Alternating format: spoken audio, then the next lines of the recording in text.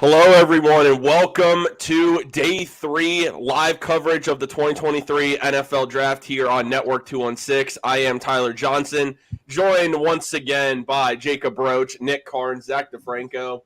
Gentlemen, how are we doing here on Day 3 of the draft, and how are we feeling this morning? It's trade-up season over here. We got the Saints trading up, the Eagles trading up. The draft we haven't even started. Yeah, what? I mean, this draft's crazy, man. I feel like there's been more trades in this draft than I can ever remember happening.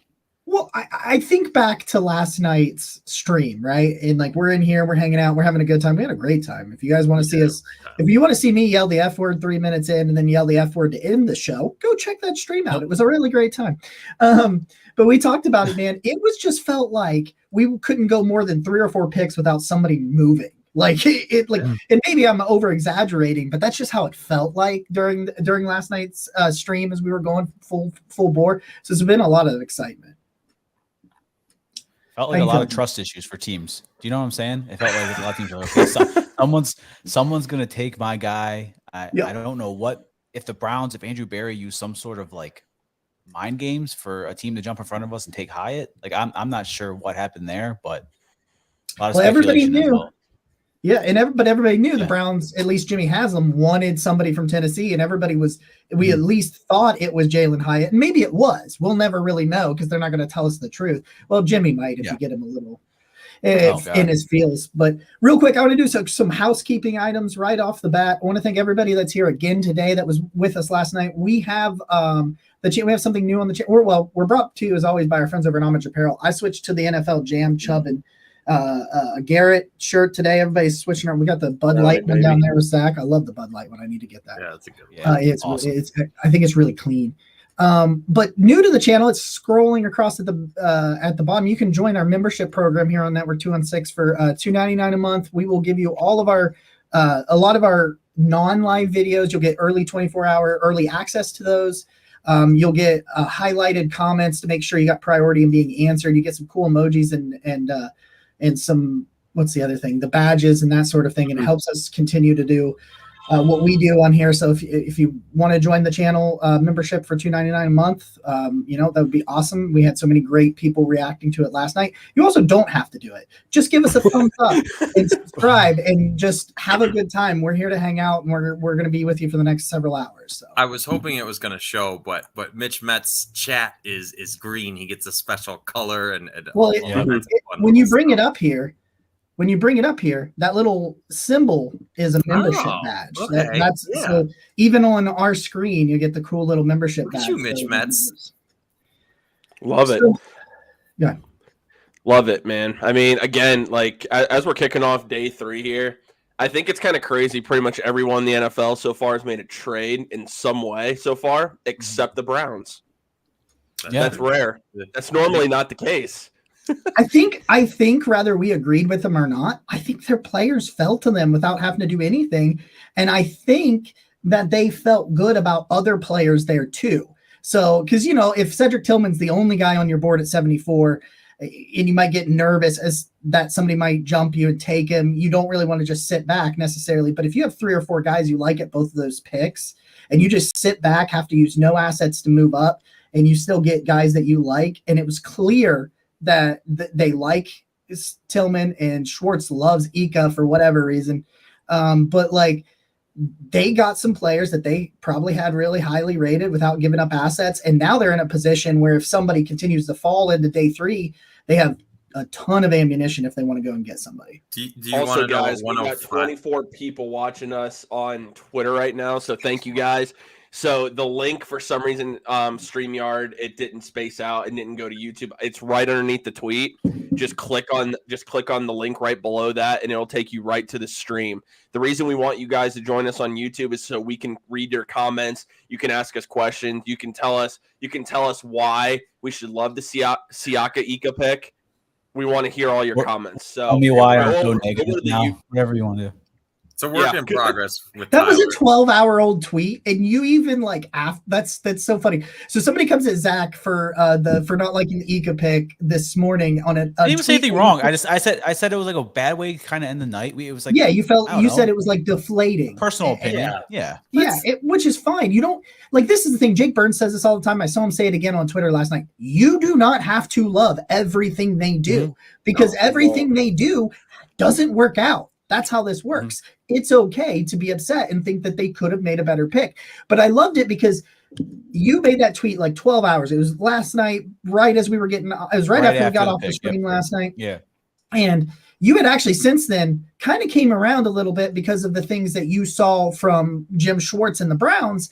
And yet this person just honed in on that negative comment. And they were like, screw you. And I'm like, Zach's one of the more optimistic people when it comes to the Browns. The on thing that Twitter, got me, so- listen, here's the thing. I don't care what people think about me for real. I really don't. Right. But the thing that got me was you're so negative now. Like, what else have I done that's been like so negative?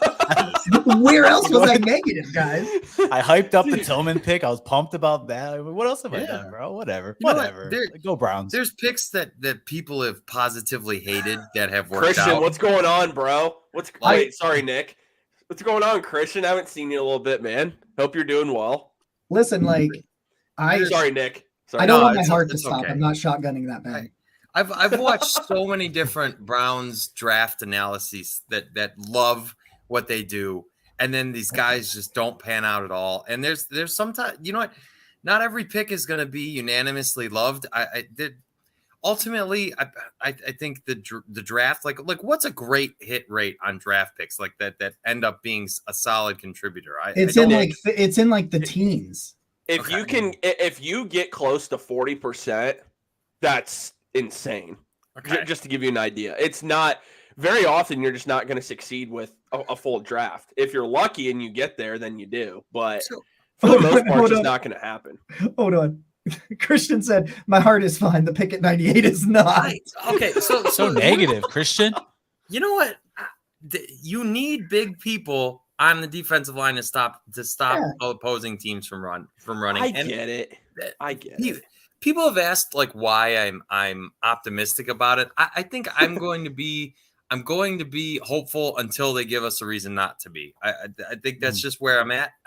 Because like you said, these draft picks, like we're looking at not a great percentage to end up being a contributor for all the guys to begin with. So if the Browns are picking them, if Jim Schwartz, who we believe in, is going to be in full support of this pick, which obviously he is, I'm gonna be optimistic unless, I mean, we'll see what happens when they get on the field. Just also, he did. A real Browns fan popped in to let no worries. He is here, so we're glad. We're glad you're awesome. here. Awesome. We're only 12 Love it. picks away. We are only 8 picks away. They are 103 is at least on my screen still going, and we're at. It's going to go 111. quick today, guys. This is not going to Yeah. be like taking 10 minutes each pick. It's going to go. So just I like wanna- we're going to see people in the chat. Just guys, it's going to move. Things are going to move quick today. I wanna address Christian saying we've got a 1 tech. Dalvin Tomlinson's a 3 tech. He that can play 1 tech. His last couple of years in Minnesota, he played way more 3 tech than he did 1 tech, and you paid him like a 3 tech.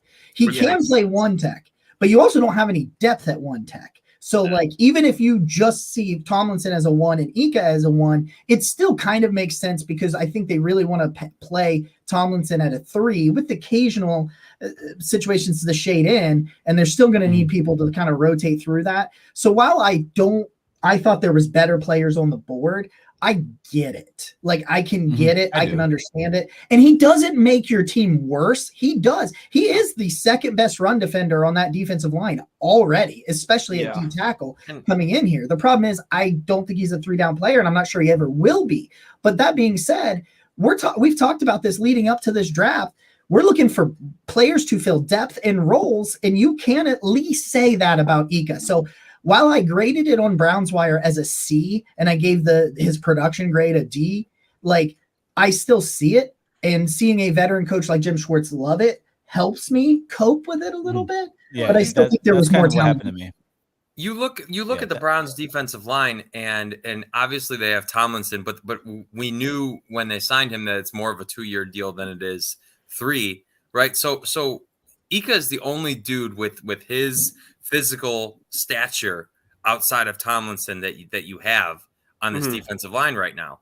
And so I think that's important, having him, for at least 4 years, right? Assuming the pick pans out like that. Like, yes, you could have went and signed Woods or and maybe the Browns still will be active in free agency and sign a cheap veteran defensive tackle. But it's an interesting first pick.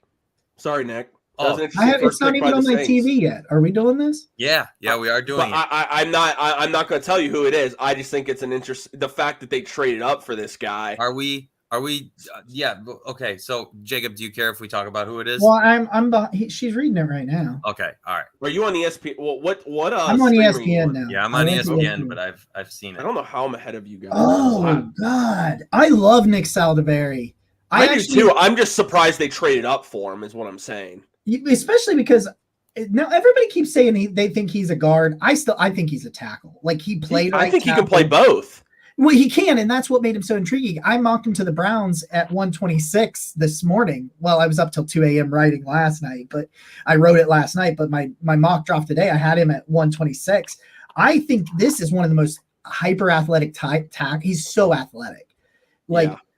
He kind of lacks the ability to play with leverage and elite strength in the run game, but man, he's a pretty good player, especially at right tackle. I think that's where he projects. Some people think he's got kind of short arms. They want to put him in there at guard, and that's fine. But let me ask you guys something as we bring it up, and we can go back. We've got 4 or 5 hours, guys. We can go back to whatever the hell we want. It's our show. But Jerry joined us on Facebook. Go Browns. Go Browns, Jerry. Good to see you here. Happy you're here, my friend. Go Browns, baby. Michael brings this up, and this is actually what I want to talk about. I want to talk about the fact that Dawand Jones is still out there.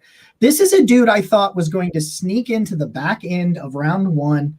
I understand there's some concerns because he's he's enormous. He's just an absolute mountain of a man. There's some concerns with his athleticism and ability to move laterally and climb to the next level.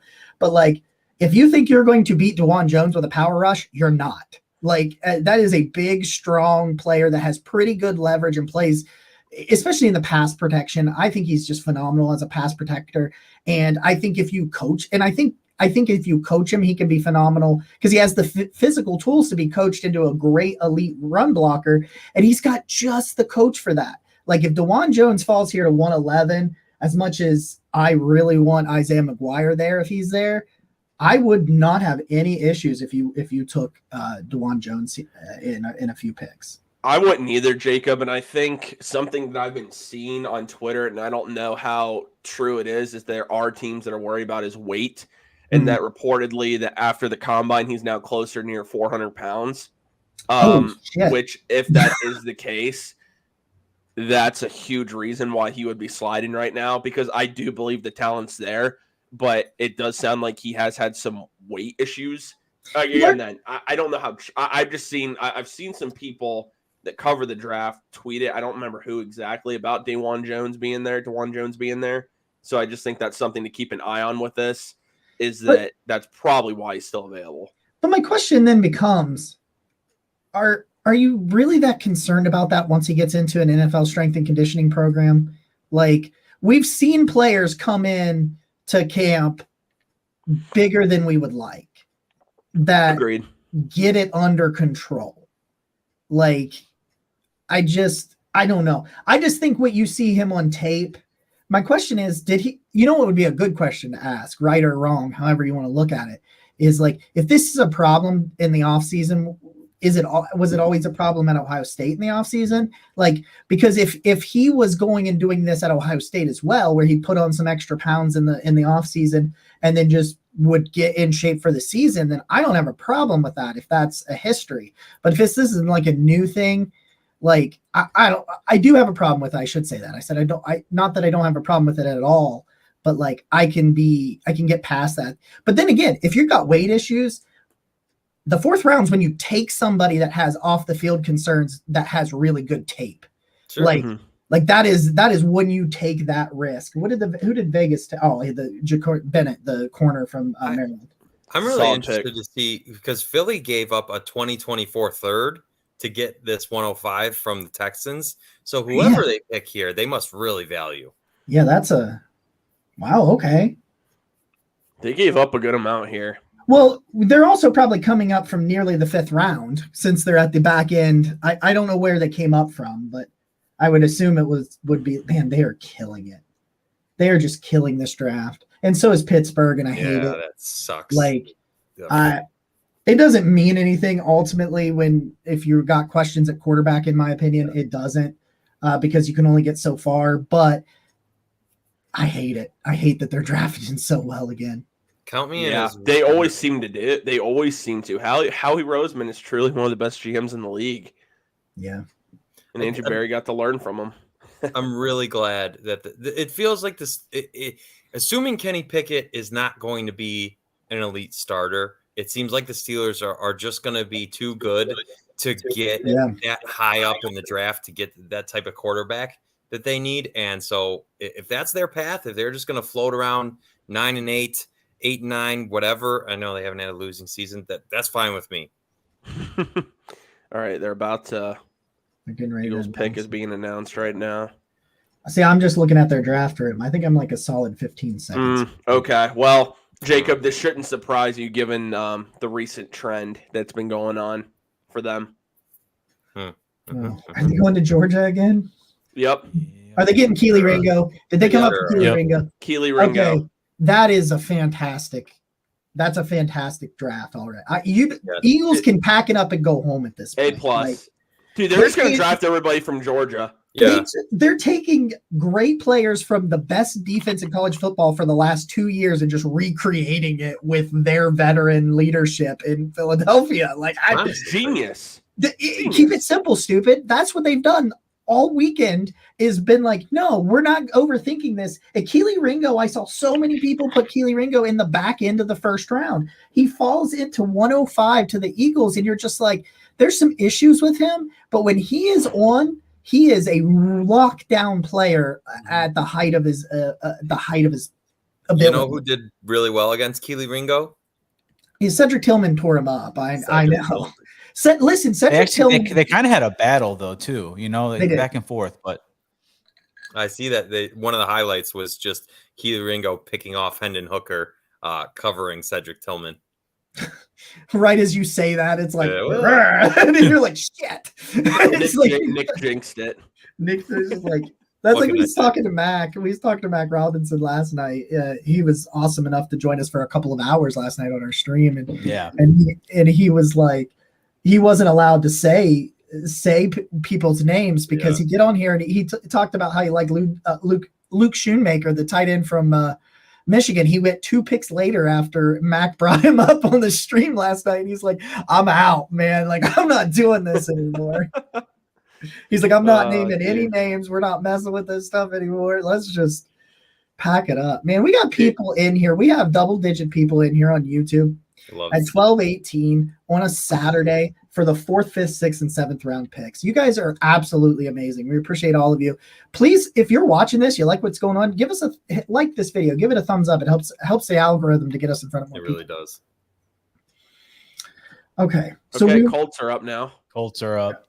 Yeah. So we're almost there. We're pick 106 is in. It's going to get read here shortly. We are picking at 111. Speaking of another team that's had a good draft, the Indianapolis Colts. Oh man, that's a good, and they just added to it. They just took a guy that I believe the Browns might have had a lot of interest in.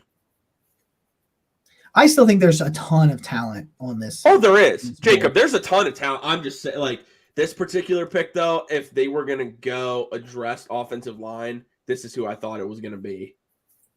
It's a very Blake Freeland. Yeah, that's a good pick.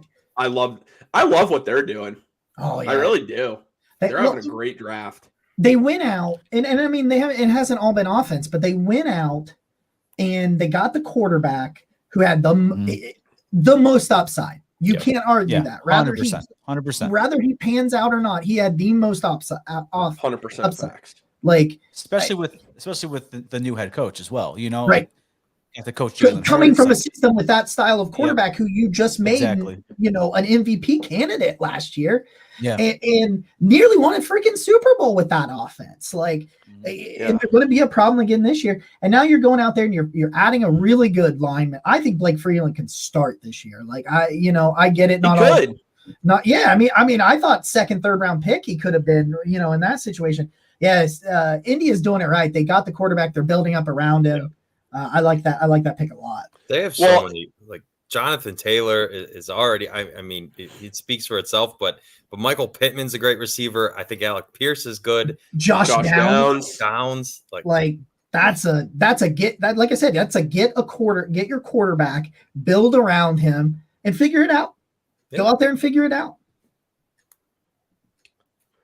Good. You can even start Gardner Minshew if you want to. I don't care. And I think that's where they will go to start the season. Makes a lot of sense. Start Gardner Minshew. He's already familiar with the scheme anyway.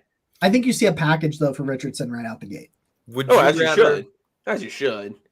Would you rather the Browns play the Colts early in the season or late? Oh, early. Because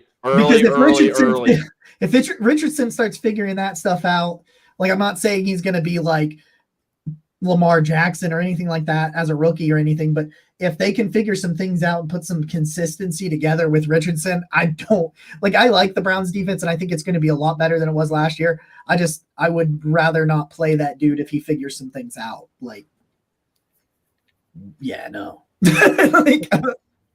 I'm just like, I keep thinking about it. I want to talk a second about Cedric Tillman though, like as some of these picks kind of start coming in. And I'll say, you know, I went back, I looked at more of this data. The reason I was disappointed was I wanted an explosive guy like Josh Downs, but you know, I went back and looked at my notes. Like that's always what I want to do. I go back, look at my notes. I look on the internet at like Corey Kinnon's notes and I listened to Connor Rogers talk about him again. People in the industry that I really respect and look up to. I went back and watched some of this Cedric Tillman stuff. And in the overarching theme, in my opinion, what I thought came up again, time and time and again, is if this dude was healthy in last year, coming off of what he did in the back half of 2021, he would have probably been a borderline round one player. And but because of that, you only have 1 year of real legitimate college production in 5 years. And I understand he didn't play a ton. Like there were some injuries here and there, nothing major, but he didn't play a ton the first 3 years. So I'm not really looking at that. But it makes me nervous sometimes with 1 year of production. But I wrote this up for Brownswire. If you want to see my grades for Brownswire, I graded both Ika and Tillman. You can go or check us out at brownswire.usatoday.com because I was up writing like 15 articles up to 2 a.m. and then got up at 9, started writing again today. So there's me and Corey, we got you covered over there if you want to check that stuff out. But in the biggest moments, you know, he goes against that Georgia defense for 154. He goes was it Alabama 154 and Georgia 200? Something like that. And he crushed them. Just crushed him. Yeah. His final game of the year, 3 touchdowns, over 100. Like he just, his final 7 games, I think if you want to see, this is the way I look at prospects. If you want to see what you'll get, if it works, go look at some of the highlights. Like I'm going to do a film room here on our YouTube channel. It'll come out Friday for our members and then Saturday for everyone else. If you want to see what he is like when he is at his best, he's mossing people. Like this is the guy that's going to go up for an underthrown ball or an overthrown ball or a 50-50 ball that's just chucked up. And he's going to go up and he's got the size, strength, and hands to get it. And people say, well, he's slow. He ran a 4.54, like at well over 6'3" and over 200 pounds. Like he's not slow. He's faster than David Bell, for example, like significantly faster than what David Bell ran. And he will make you miss because he will not let defensive backs tackle him with his arms. So yeah. While I thought there were better players on the board, I understand wholeheartedly with why they go with Tillman, and he's going to have the opportunity to really grow and learn this year, unless there's injuries. And I like the pick. I like the pick. And I think with on Cedric Tillman as well, it was highly unlikely he was even going to fall this far. And the only reason he really did is because of the injury he suffered last year. Yeah. And everyone's trying to be like, oh, he's injury prone. That was the 1 year he really suffered an injury. And it was a broken ankle. Yeah, like Yeah. and he came back from like that Corey in a record said. time. Yeah, he came back the same season he broke his ankle. Like my favorite stat from looking up stuff on Cedric Tillman is that he won 72% of his contested catches, which is a good number, I believe. Like that guy's gonna beat you if you throw the ball anywhere near him. He had 5 drops in college. That's on 109 catches, so he's going to beat you if you throw it near him, and he will catch it. So I think there's a lot of reason to get excited about it. He uses his body so well to shield defenders away. And I think Deshaun Watson is absolutely going to love him. I really do. I think he's going to become a favorite just for the different body type that he provides to this offense and the ability to, he doesn't create the most separation with his routes, but he does it with his body. And I think that's what's really important. And you have now in the red zone, imagine Amari Cooper. And again, this is just in the red zone. You can go Amari Cooper, Donovan Peoples-Jones, Elijah Moore, Cedric Tillman. So you got the size out there. You add David Njoku. You can have Jordan Akins out there. Good luck. Good luck covering that in the red zone. We are truly behind. The Browns just tweeted they're on the clock. So and we're waiting for 107 to get picked. Yeah. That's just how day 3 is. That's why we're not going to be able to do a ton of live. So do you want to know who the Colts just picked at 110? Yeah, that's what I just saw. They just Jacob. They just took Addy Obaware. Yeah, Adebawore. Yeah. Yep. The Colts draft has been nice, dude. The Colts, man, got to give credit where it's due. I'm just really, really curious what they gave up. I'm surprised they didn't draft Will Levis in the second round. Yeah. I was really surprised that Adebawore. I want to know why he's here in the 4th. Just from his film and from what he did at the Senior Bowl and Combine, a freaky level athlete at that size, at that height and size profile, and I just don't understand why he fell here. That's that's one of those questions that just I don't know. Okay, so now we're getting them. They're starting to come in a little bit quicker, so we're getting the Seahawks pick now. Now, what is the 110 pick? Is that right before the Browns? I don't remember. Yep, Browns are at 111. That's I know everybody wanted. Bradford's he's a fine offensive lineman. The guard from LSU to see. Dude, there's talent still. I mean, we're in the 4th round now, and I'd be happy with a boatload of players here. I really would. There's a couple I really have my eye on that. I mean, I've made no secret about some of those guys. If you guys have been tuning in, but I'm telling you right now, there's probably about 20 players that right now I'd be happy with if they took at 111. Just take Seriously. Tyler Scott and go pure chaos. Dude. No, take a running back here and watch people melt. I kind of think there's a chance that it is a running back. Zach Evans. Zach Evans continues to fall. That we know that they like Zach Evans. If it's not a running back now, it's a running back at 126, I think. I think so. I mean, they're going to tell me they love Jerome Ford, but I mean, you only have Chubb, Ford, and John Kelly. Well, that's my thing. Like people get so mad when you draft a running back. They're like, "We got Nick Chubb," and it's like, yes, but Nick Chubb has missed time. He's had some minor injuries where he misses time, and the only other person you have nobody else that's even proven in the NFL because you just have these guys that are guys like I like Jerome Ford, but that's a projection. He's only got 8 career carries. It's like I like him. I think he's a fine number 2, but you've got to have 3 if not 4 running backs on the roster just in case. So far, Mick weighs in that he rates the Browns draft a C. I think that's fine. I think that's fair. I think it's fair. So they take Dylan Horton, the defensive end here from TCU. I think he's terrible. That's what Houston just did at 109. Like he had 10.5 sacks last year, but outside of those plays, I was just not very impressed with him. So again, I understand he did have 4 sacks against Michigan to get to the college football playoff, but okay. The Browns pick is in according to the Browns. I won't spoil it. Yeah, I'm still waiting on TV. Listen, joining us from the Yard Dog Podcast, Mr. Coltrane. What's up, dude? Yo, what up, y'all? Hey, Coltrane, how you Hey, doing? hey, y'all, I got to ask y'all a question because you all know more about this than me. What's wrong with that Northwestern rusher? Why don't nobody want him? Why is he Well, he still just on went. the Yeah, board? The Colts He just just took him. went? He just went to the Remember? Colts. Oh, of To the course. Colts. I was Yeah, going to say, 110. man, if he's there, Brown should take him right now. I'm just getting back in on I was at OU last night, so I'm getting a rough start, but I'm here, boys. I'm here, gentlemen. How's everyone feeling, man? I feel good. Like I'm doing well. I had some caffeine this morning. I have some more in the fridge that's ready to go. And you know what? I had a Yeah. solid breakfast from courtesy of Bob, the good people at Bob Evans. So we're Nice. living Nice, all right nice. over here. I had some Captain Crunch pancakes. You can get pancake mix at the store. That's Captain Crunch. You just add water. Ooh. Oh. I smashed like 6 of those. I'm nervous all over. I don't know why I get nervous when the Browns are on the clock. I just do. I can't help it. So I'm glad we don't have to wait long into today's show to have a Browns pick to Yeah, Let's go. Come let's on, go, baby. baby. Come on.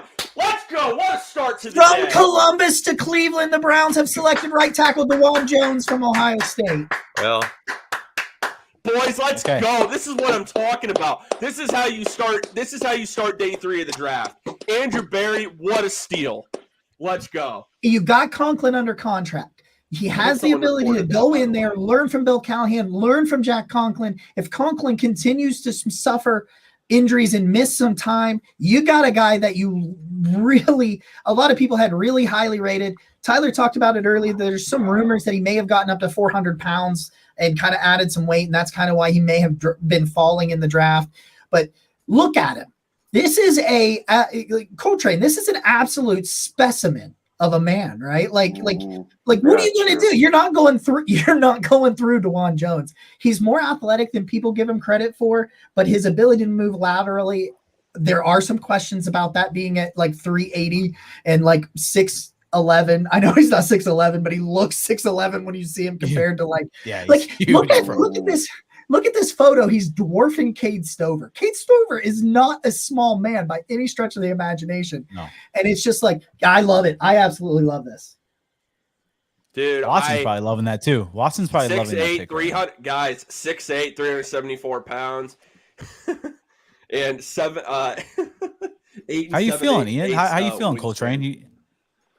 O-line depth is always a good thing, guys. I'm not gonna lie, it feels like they're catering to Mr. Watson here. This is a Watson draft so far. This is definitely a what do you Watson need? and What do you UDC want? for sure. Yep. Yeah, what do you want? What do you need? I'm a defensive guy, man, so I'm not gonna lie. I love the pick, don't get me wrong, but I would have liked that rusher from Northwestern myself, but obviously he went a pick before. But I love to see some O-line depth to back up our guys. Plus, we know these guys go down, so crazily. But I'm a linebacker. I don't know about you guys or what you talked about in the show so far. I wanted a linebacker.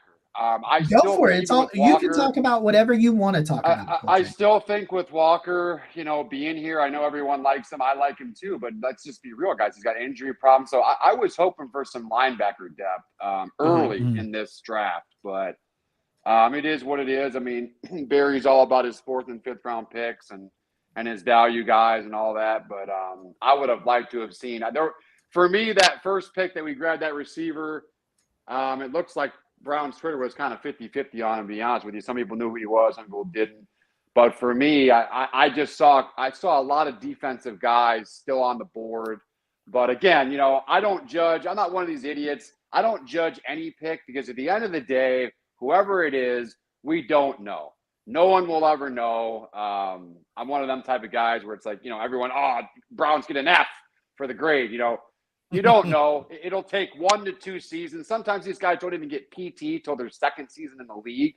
An example, Ford, obviously Schwartz, we saw enough of him, but there's even a couple guys from our draft last year that we really just had. Even Bell, we haven't really seen a full sample size yet on the field. But yeah, man, O-line depth is great. I'm happy to see it just because you just never know what will happen on our O-line. And obviously Watson needs the most protection he can get. But I wouldn't mind seeing a linebacker this next pick, guys. Am I crazy for saying that or any of you guys on the same page as me? Coltrane, I want the guy I want, and I would have been happy with him at 111. I want Jamie Robinson. I want the safety out of Florida State. He brings so much to the defense as that Swiss Army knife. Can play the slot. He can play deep. He can play close to the line of scrimmage. You have that potential Grant Delpit replacement if you draft a guy like Jamie Robinson. The other guy I really like is Isaiah McGuire, the defensive end out of Missouri. I just think he is – you need another edge rusher, and he checks all the boxes for me as far as athleticism, age profile. He's 6'4", so he's got really good size on him. I think he's like 275 pounds. He's got quickness to his game. I just think he'd be a great pick in round 4. I am really interested to see if the Browns pick up Jedrick Will's 5th-year option at this point. Because they still haven't, right? And the time frame is really short.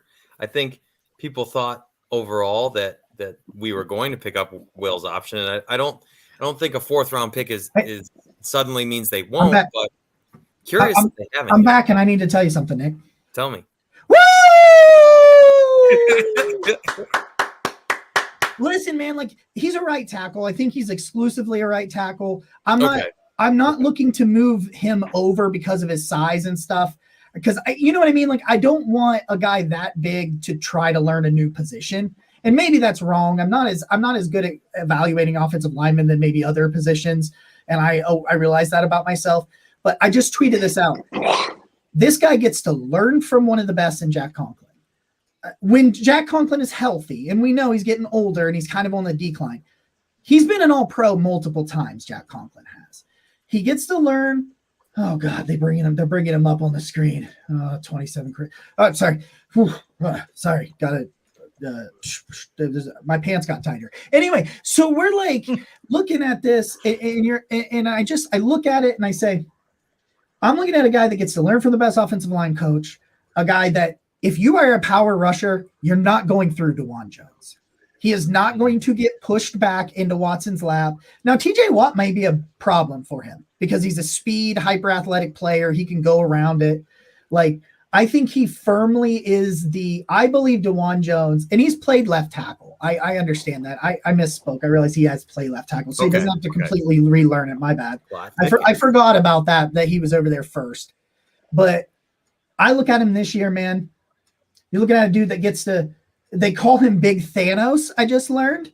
He goes by Big Thanos. So apparently he's giant. Well, he is. He's enormous. Holy man. And I think if he gets to, like, Conklin's probably going to miss some time this year. And you'll be able to play him if you don't feel comfortable with James Hudson. And I don't really feel comfortable with James Hudson. I don't know, man. I know it's a 4th-round pick. We're freaking out over a 4th-round pick. But this is a really nice future pick for the Browns. I'm watching him just knock over defensive ends. Go with Dane Brugler. Sorry, Tyler. Yeah. Sorry. I just wanted to read what Dane Brugler had to say on him. This is from the Beast, the best, by the way. My favorite draft guide has been ever since I started really focusing on the draft. He's a 2-year starter at Ohio State. Jones lined up at right tackle in Ryan Day's zone RPO based offense. Very similar to what the Browns are going to end up running this year with Watson. Although it took time for his mentality to change from I'm a basketball player to I'm a football player. He showed improvements each year in Columbus, including All-American senior season, in which he didn't allow a single sack. As a run blocker, Jones flashes the heavy hands to steer and create movement, uses natural size to cave in defenders on down blocks. As a pass blocker, he's effective when he can quick set, eliminate space to get his hands on his target before they get into his rush. But covering up inside on wide 9 NFL speed is a different animal. Overall, Jones needs continued refinement with his decision-making and reaction skills, but he has a masher in the run game. His rare size and length, improved balance, and pass pro have him on trajectory to be an NFL starter. He will be higher on NFL teams that covet size and run blocking at right tackle. He is Dane Brugler's 62nd overall player, 2nd-round grade, 6th overall offensive tackle, and Daniel Jeremiah had him ranked as the 54th overall player. So this makes you wonder right here. So are they not high on Hudson at all now? Like what is the deal with that? Is I think this is your potential Conklin replacement. Yeah, I think this is a Conklin replacement. But like what? So what is Hudson just going to be your swing line, basically swing tackle? I think so. Because here's an interesting thing that I remember Jake Burns pointing out, and then I went back and looked at it and was like, oh God, he's 100% right. Last year, Hudson was the swing tackle when we started, right? And they played a ton of 6 linemen. They brought in a ton of a third tight end that was always actually a 6th offensive lineman when they were in the red zone. And it was Hudson in the beginning, and then all of a sudden it was Chris Hubbard. And Chris Hubbard wasn't even all that effective, but all of a sudden they switched to Chris Hubbard.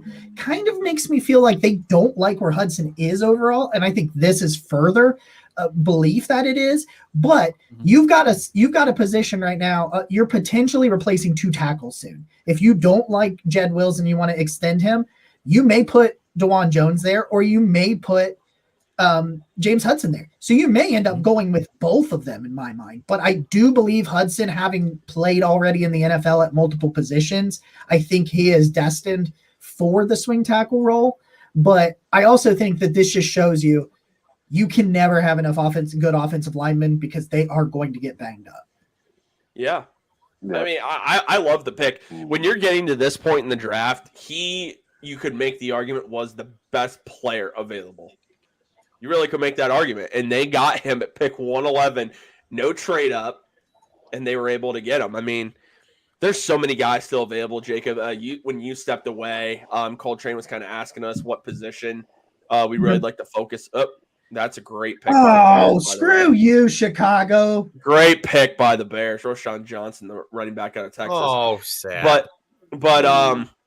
But Coltrane was asking us positions we'd like to see him focus on. I mean, Jamie Robinson's my guy. Isaiah McGuire, someone else I'd also like. What position do you want to see them focus on as we head to 126? Where are we at right now? We're at 116. Yep. So we've got about 10 picks before we come back on the board. There are some. The thing about this linebacker class is it stinks. Like it just absolutely stinks. But I agree that I think today you need to get a linebacker, even if he's just a special teamer, because you could use more quality special teamers. So I do think you need one today. I think you need a safety / slot. Like, I don't care if it's a safety that plays in the slot, a guy that's still on the board, I believe, and Jamie Robinson makes a ton of sense there.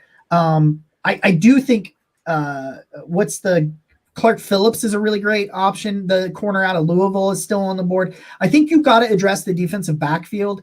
I know a lot of people want safeties, but I think the safeties stink. So I'd rather have a guy that's a slot guy and a guy like Jamie Robinson that can occasionally play deep, but is more of a box safety that plays in the slot, things like that. I want a running back so bad because there's so many good ones and we just don't have much quality depth behind we don't have any proven depth on this roster behind Nick Chubb. And it's just a loaded class. I would at 126, I absolutely love Isaiah McGuire. If he continues to stumble to 126, he's a guy I wanted at 74. So I'm all over the place, man. But like today, I think you need a running back, a linebacker, and a defensive back at least. And I would also like an edge to answer your question in way too many damn words. He was like, I just wanted like 10 words, man. You gave me like 89. Like, what are we doing here? And it's like, sorry. He's like, you could shut up. He slid back to, he's like, I gotta prop my feet up and wait for him to shut up. Like, it was like, this is what we're doing. This is what we're doing. Coltrane, I don't know if you weren't with us last night. I don't know if you saw any towards the tail end of it, but oh my God, we were so slap happy going all over the place, man. Like by the end can we backtrack real quick? Because I'm catching up with you guys from yesterday. I was at a theater play for my friend, so I was actually just watching on my phone in the dark. I couldn't really listen to you guys like that. But how are we all? All four of you. How are we all feeling about yesterday? Or were we ecstatic? Did we leave kind of huff? What was everyone's kind of opinions on the two guys we grabbed yesterday? I just real quick before we answer that. This question is how many 4th round picks do we have? 2. They'll be back on the board at 126. I just wanted to answer that before we dive into that. I would just say we were very optimistic and happy about Cedric Tillman. I think we all were. And then once you got to 98 with Ika, I think a lot of us were just disappointed in the pick just because of his film. But the more you see how happy Jim Schwartz is, and that's your new defensive coordinator, obviously you're going to put trust in him. he got someone he wanted as a one tech. So, and in the Jim Schwartz Yeah. defense, like you can see how he can produce defensive tackles. So I've slowly talked myself into it a little bit more. But yeah, it definitely wasn't the best way to end the night at 12:30 in the morning and then have to head right to bed. But Yeah. Well, So- are we all in agreement? Do you think you guys could have got him? Don't you think we could have got him later on? I do, you guys- yeah. are you- I think we could have absolutely. gotten. I think we could have gotten him today. So I'll say this: I was not expecting Cedric Tillman. I think a lot of us weren't. And Coltrane, the Giants traded up right before the Browns to take Jalen Hyatt, and I still stand by this. I think Jalen Hyatt was the Browns' pick. Yeah, That's who Haslam Yeah. wanted at least. Yeah. I think so too. So the Browns got Cedric Tillman. I truly do like this pick. I think he adds a different dimension to the passing game, which you always want Yeah. that. You don't want a bunch of guys that have the same skill set. You want that diversity, especially for the offense. So I liked that pick. Siaki Ika, I was it kind of took the wind out of my sails. Like, as far as when I saw that pick, I'm like, really? This is who we took? But the more that I've seen Jordan Reed really likes him from ESPN. Bleacher Report scouting department really loves yeah, Ika. they loved him. Okay. They're like Jim Schwartz. I saw the video of Jim Schwartz. You know what? I'm going to trust that my defensive coordinator is going to be able to make this guy a really good football player, because again, that's why you bring in the coaches that you do, because you believe in not only your head coach developing talent, you believe in your coordinators being able to do that. So I'm going to trust Jim Schwartz with this one, even if it's not the guy I would have taken. I'm going to trust the process that they're going of all the coaches on the Browns staff, Schwartz is probably the most proven. And so how am I going to argue with his pedigree? He's had success everywhere he's gone. Defense, especially defensive line, defensive tackles have been super productive in his scheme. So if this is a guy that Schwartz is prioritizing, then sign me up. Because, it's like a lot of the obviously Kevin Stefanski was a rookie coach when he was hired, and now they brought in experience with Ventrone and Schwartz. And it's like, when you have a track record like that, I think I'm regardless of because I know the relative athletic score was not great. All right. But if you're playing, he's 6'8", 300. If you're playing sorry, the we're one talking technique, about do you someone else. need it's like does your 40 time really matter as much if you're playing the one technique? I'm legitimately asking. I don't think so. I mean, So by the way, there's been a lot of feedback on so far, but DeJuan Jones is really good and should not have fallen this far. He had a blown block rate of 1%. That was the third lowest in the entire Big Ten. I don't think he allowed a single sack last year. Yeah, I don't think he did. I want to point out this statement from Michael saying he's a left tackle. He's too big and long and strong to play right tackle. His best season in college was at right tackle last year. But maybe he does end up being a left tackle and replaces Jed. But you're in a position. Jake Burns tweeted this. He's like, they continue to add contingency plans at both left tackle and right tackle. You got Conklin's injury history. You got DeJuan Jones can play there. Hudson can play there. And you also don't know what's going to happen with Jed Wilson. They're still on the fence about it. Like, everybody's telling us that they like him, but they still haven't picked up that option, which makes it really interesting. But you look at all these contingent and going back, Coltrane, to answer your question about yesterday, it feels like I was disappointed because I thought at both positions there were better players on the board. I agree. You start to look at this grand overall scheme and you say Cedric Tillman's probably a replacement for Amari Cooper or DPJ. And you get to put him as your fourth or fifth option this year, which is great for the kid. He can learn. A lot of people I love Connor Rogers and Trevor Sikkema's podcast, the NFL Stock Exchange. He had Cedric Tillman as his fourth best wide receiver in this class. He loved his film. And in the biggest moments for Cedric Tillman down the line against Georgia, against Alabama, he goes for 175, 200 yards, he gets 8 touchdowns in the final 7 games. And it's like, he showed up to be a big time player. He's not he's a 4.5 40 guy. So he's not slow like people want to call him. He's just not elite on the speed. And he makes stuff happen in the open field. So the more you think about it, the more it made sense. I just didn't think he was on the radar like Tyler talked about. I thought he would go earlier. And with Ika, Egud makes the run defense better. Like, there's no argument about that, but he offers you nothing as a pass rusher right now in my mind. Right. So I think you could have got him today and gotten somebody else there. But then once you look at the 4th round pick of getting Dawand Jones, you start putting it all together. I'm very pleased right now overall that I think that you have addressed some needs. Real quick on Dawand Jones. He in 2022 ranked first in PFF pass blocking efficiency at 99.4. That's among 132 Power 5 qualifiers at his position. I was gonna say shout out to Zach because Zach tweeted out his Dawand Jones grades: 85 run block grade, 78.3 pass block, but 90.8 zone, which seems to line up with what the Browns do pretty well. Yeah. I do, man. Like, I'm riding off to the side as I did last night with Dawand Jones, and I'm going to be doing the grades for Browns Wire on this pick. This is a B+ for me. Like, I have some questions about why he was here, but considering his talent, just looking at the talent standpoint, if there's no off the field issues, like he's not getting arrested or something, barring that, I don't think you could have got a more talented player.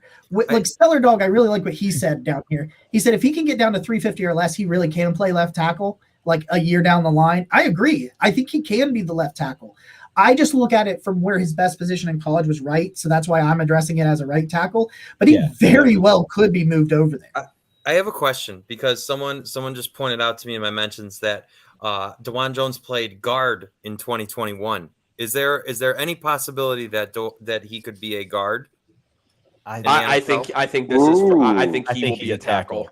Okay. I think he's a tackle. Could he be a guard? Like, could he do what Chris Hubbard did in 2020, where Chris Hubbard played at left tackle, and right guard? Yeah, he could. But in terms of like, once he is a starter, I don't think he'd ever be a starter at guard. It could happen because he can play the position, but like he may be Chris Hubbard this year, like what Chris Hubbard was in 2020. In 2020, where as soon as alignment went down, that wasn't a center, Chris Hubbard went into the game.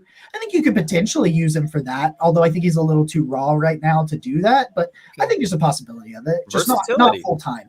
Just sign me up for versatility because especially with the offensive line, those injuries have been rough in recent years. The Browns have had to shuffle guys, and we've seen that. So if you got a guy that in a pinch can maybe give you that type of play, that all the better, all the more value. Yeah, man. And we're coming up again where the Browns are about to pick again here in the 4th round. Oh, I'll be real. I would love to Jamie trade Robinson's up. still there. Like, not even from 26. I would love to trade up from the 5th round and get back into the 4th. There's so much talent available. Go get these guys while they're there. Tyler Scott. Bro, if they took Tyler Scott, I want the chaos. People would melt for real. Like, let's just be real. Twitter would burn to the ground. Absolutely burn to the ground if they did that. And honestly, would I be here for the chaos? Of course I would. Yeah. Let's go. That'd be fun. Like, what else do you want?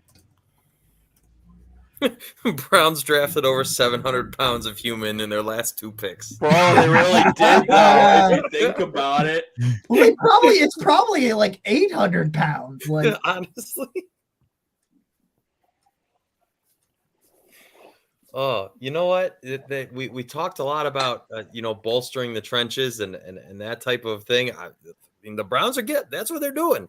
So I love that. I love it. I think especially and we're going to see what Baltimore's offense is like. But Pittsburgh wants to run the ball, and Baltimore in the past has always wanted to run the ball. Cincinnati not so much. But sign me up. It's stop the run. Protect the quarterback. Deshaun got beat up last year in his 6 games, and they obviously need to fix that. It was the most clear in Pittsburgh. We got to fix that. I like this. Can I ask you something? Product. Can I ask you something, Tyler? Yeah. Because I think you'll know the answer. Who was my first draft crush this year? JL Skinner. He's on the board. That he is, my friend. That he is. A torn pec, so probably not starting the year. But he did tear it long enough ago that I've heard he will likely be able to like practice in camp. though he might be like one of those guys that kind of practices and it takes, like the first month to get to 100%. I'm not really sure about, those overall like timelines for him when it comes to the torn pec. But if you're looking for a dude that wants to come down and hit somebody in the mouth from his deep safety spot and can play in the box, JL Skinner is really intriguing from Boise State. He was my favorite. I text Tyler. I text everybody, but like me and Tyler had a conversation with it right away. And I'm like, listen, I've already fallen in love with somebody. And I sent him this clip of JL Skinner because we were getting ready to record something. I don't know what we were recording, but we was getting ready to record something. And I sent it to him and he hops on and he was just like, oh my God. Like, I just remember that. I remember that conversation. He was, I was truly, He's got a nasty streak. I still do. I really like him a lot. Hey, Jamie Robinson's my guy, but you're not going to see me upset if we get JL Skinner. You're not. Like, it's just that's where I'm at right now. I also just think right now I'd go get a safety. Get JL Skinner, get Jamie Robinson, go get Antonio Johnson, go get one of these guys that's considered a top 5 safety in this class. Get it done. Get it out of the way. I know you still need an edge, but I'd go get that safety now while you can, because once those 3 are gone, there's a large drop off in talent at that position. I'm just sipping the Kool-Aid here, but Jack Duffin just tweeted out about DeJuan Jones. He was 31st on PFF's big board. That's technically a first round pick. He's a first round talent. Like there's got to be something. And Tyler talked about the weight, and I think the weight probably did scare teams. I do think, and if he has added weight since the combine, that's probably scaring them too. Sure. But like in terms of talent, strictly on talent, I don't know how it plays out. Like injuries, weight, all of that stuff. I have no idea how it ultimately plays out in the NFL. But in terms of raw talent, DeJuan Jones should not have been available in the 4th round. That is the kind of player that he is. And this is a situation where the Browns are like, this guy fell.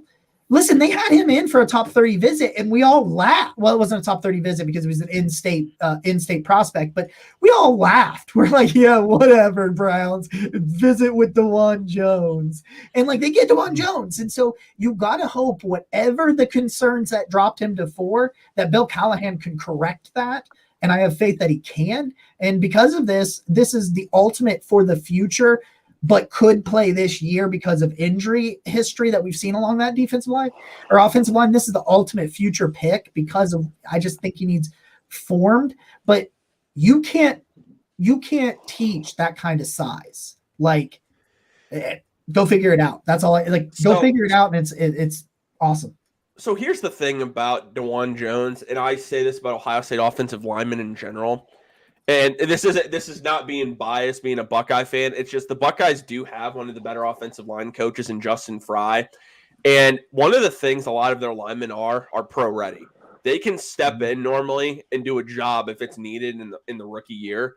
DeJuan Jones could do that, and when you have Jack Conklin's injury history the way it is, I'm really not worried that if he goes down due to injury, we'll knock on wood because we still don't want to see that.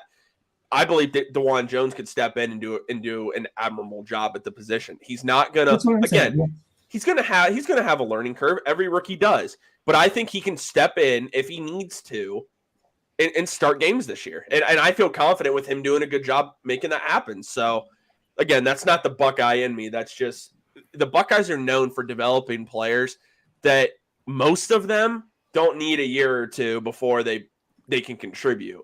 There's talent, just like Georgia, just like Alabama. They're ready to go now, and I think DeJuan Jones is ready to contribute now. So that being said then, Tyler, do you feel like the Browns will pick up Jedrick Wills' 5th-year option?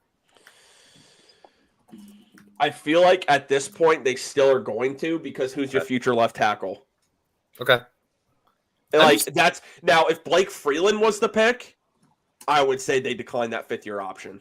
Okay. Really? Wow. All right. Because Blake Freeland's a left tackle. Got it. So that's kind of where I am with it, at least. Mitch asks, what are we going to do with all these wide receivers? Aren't we around 14 now? 15, I think. It's unfortunate. A lot of those guys are going to get cut. Practice squad. Mitch, you need guys for training camp. You do. I mean, that's all I'll say on that. You need guys for training camp, man, and it is what it is. It's unfortunate that that's how it has to be, but it is what it is, unfortunately. By the way, guys, perfect time. We got 30 of you guys joined us on a Saturday afternoon. You guys are awesome for one. You're also Browns addicts fans, like man. we are to the draft. So what we ask, if you guys have not done it already, please drop a like on today's live stream. Help that YouTube algorithm grow so that it brings the broadcast out to areas outside of Cleveland, outside of Columbus. Help that reach grow for us. Also, subscribe to the channel if you're brand new. That's completely free, and it really helps the channel obviously grow immensely in that regard. But we also have a brand new membership option that Jacob can explain to you guys a little bit more in detail here. Also, Nick, you were in our Browns. I was listening. Hold on. I was kind of listening. There's we always do on Browns Wire like reactions to picks and signings and stuff. And your tweet was right there, smack dab in the middle for the Cedric Tillman pick last night. You love to see that. It was a great tweet. Thank you. Yeah, man, like $2.99 a month if you want to join the membership over here at the YouTube channel. We will give you 24-hour early access to all of our non-live, not all of, but most of our non-live videos. My film rooms will start next week, Friday for members, Saturday for everybody else. You get some exclusive badges to show your support, some cool four cool emojis. We've got 2 more in the works that we'll be uploading soon. Priority replies on comments and shout outs during the show. And it just helps us continue to make great content. It's $2.99 a month to support this channel. And we would greatly appreciate it. I admit I'm fully sipping the Kool-Aid on Dawand Jones, but I just came across an analysis from, is it Lance Zierlein? I Lance Zierlein's fantastic. Also, Brandon joining us on Twitter. Let's go, dogs. Yes, sir. Absolutely. Dog check, baby. Dog check. But his projection for Dawand Jones was round 1 to 2, and his NFL comparison is Trent Brown, which feels. I mean, I understand I'm sipping the Kool-Aid, but that feels pretty good. Sign me up, and real quick, I'm going to be DMing our next guest to join us Ooh. to talk about this pick. All right. So, give me 1 second on that. I don't know why I acted like I was doing an introduction there because he's not even in. He's not even in the green room yet. Yeah, he's not in the green room yet. So, my bad for jumping the gun there a little bit. Yeah. Hey, I will say this though, as a whole, gentlemen, for Andrew Berry, very hats off to him for staying in his lane today and yesterday. I was surprised, no trade backs. I would have loved to have seen a trade up, but I got to give it to Berry. They're getting. I think you mentioned it earlier, Tyler. They're getting their guys and they're sticking with their pick and where they're at. So it's nice to see the pick come up and you not see that trade back, and then you got another 20 spots to wait. So I love to see it, man. These are obviously the guys that they've had on their board for a while, and they're sticking to their guns, and it's awesome to see that they're just sticking right where they're at. I like to see that. I'm not a big guy. I'm a big fan of trading back, especially if you can get a talent like Jones. I mean, unreal. I'm drinking the punch with you guys. I mean, I'll be honest, just listening to you fellas, this guy seems awesome. You know, I love a good old lineman that can step up. But man, this is great news, and this is a true Berry value pick. You know, this is just the epitome of Berry style is always value. But like I said again, and I'll just end with that. Hats off to Berry for just sticking where we're at and picking the player what he wants. It's nice to see that. Absolutely. Now, everyone, we are joined by Kyle Linderman. He is an NFL draft analyst for Rotoballer. Kyle, how you doing, man? Dude, we're feeling good, man. The Browns are getting some beef. We got some guys in the trenches. We got an off ramp from Jack Conklin. I'm happy. Hey, we got somebody tweeted this out. They've drafted over 700 pounds worth of man the last 2 picks. Yeah, and I love Andrew Berry as a GM. You know, I was talking to someone the other day. They're like, man, he gets $1.50 on the dollar for every trade that he does. It's like incredible. He's great with contracts. I think maybe, and I was talking to Jacob about this last night. Last couple of years, I think maybe the Browns kind of got too much into analytics, especially when you play in the AFC North. You just need physical guys. You need guys in the trenches. Mm-hmm. Just kind of felt like they got away from that the last couple of years. So it was nice to see the Siaka Ika pick. Like, I don't care about that guy's 40. He's just going to plug the middle. So what were your thoughts on why Dawand Jones maybe fell this far? Well, I think because he's so heavy that some of those guys, when you're that size, you kind of have foot problems, almost kind of like an old like NBA center would back in the day. Yeah. and he doesn't necessarily bend well. So I think teams are worried about, like, can he actually pass protect? You know, you're going to have these kind of smaller, fast edge rushers. You know, those guys going to fly by him. He does have like a ridiculous wingspan, though. So I want to say he had the biggest wingspan at the combine. So, like, man, he's going to be able to get his hands out on guys. So, I mean, I love the pick. I just felt like really good value. But yeah, I think that's probably what teams are worried about. Like, can this guy pass protect? Yeah. I mean, so we've gotten your thoughts on DeJuan Jones. We want to get your thoughts on the other two Browns picks from yesterday. So they take Cedric Tillman at 74, and we were talking last night. We did not hate that pick by any means. We were just a little bit surprised because he's the oldest prospect Andrew Berry's taken in the third round. Like, Andrew Berry's never taken a player that was 23 years old that early in the draft. So that was interesting. We thought he was great value at 74 and didn't even think he would be there. But then at pick 98, we have a lot of mixed opinions on Siaka Ika, the defensive tackle out of Baylor. So what were your thoughts on those two selections? Well, I think Tillman, if he'd have came out last year, it was a really deep wide receiver class, but he probably would have went like early round 2. I think I was kind of hearing the Chiefs were interested in him. I was surprised that the Chiefs went with Rashee Rice. I thought they would go Tillman. You know, we're talking about a guy that in 2021, he put up 352 yards on Alabama and Georgia. I mean, he torched both of them. He had a foot injury this year, so he didn't play as much. You know, he probably should have went pro, but he came back because, like, these guys want to play for Josh Heupel, and he was close with Hendon Hooker. So, like, those guys all came back because they thought they could win the SEC. And to their credit, they came close.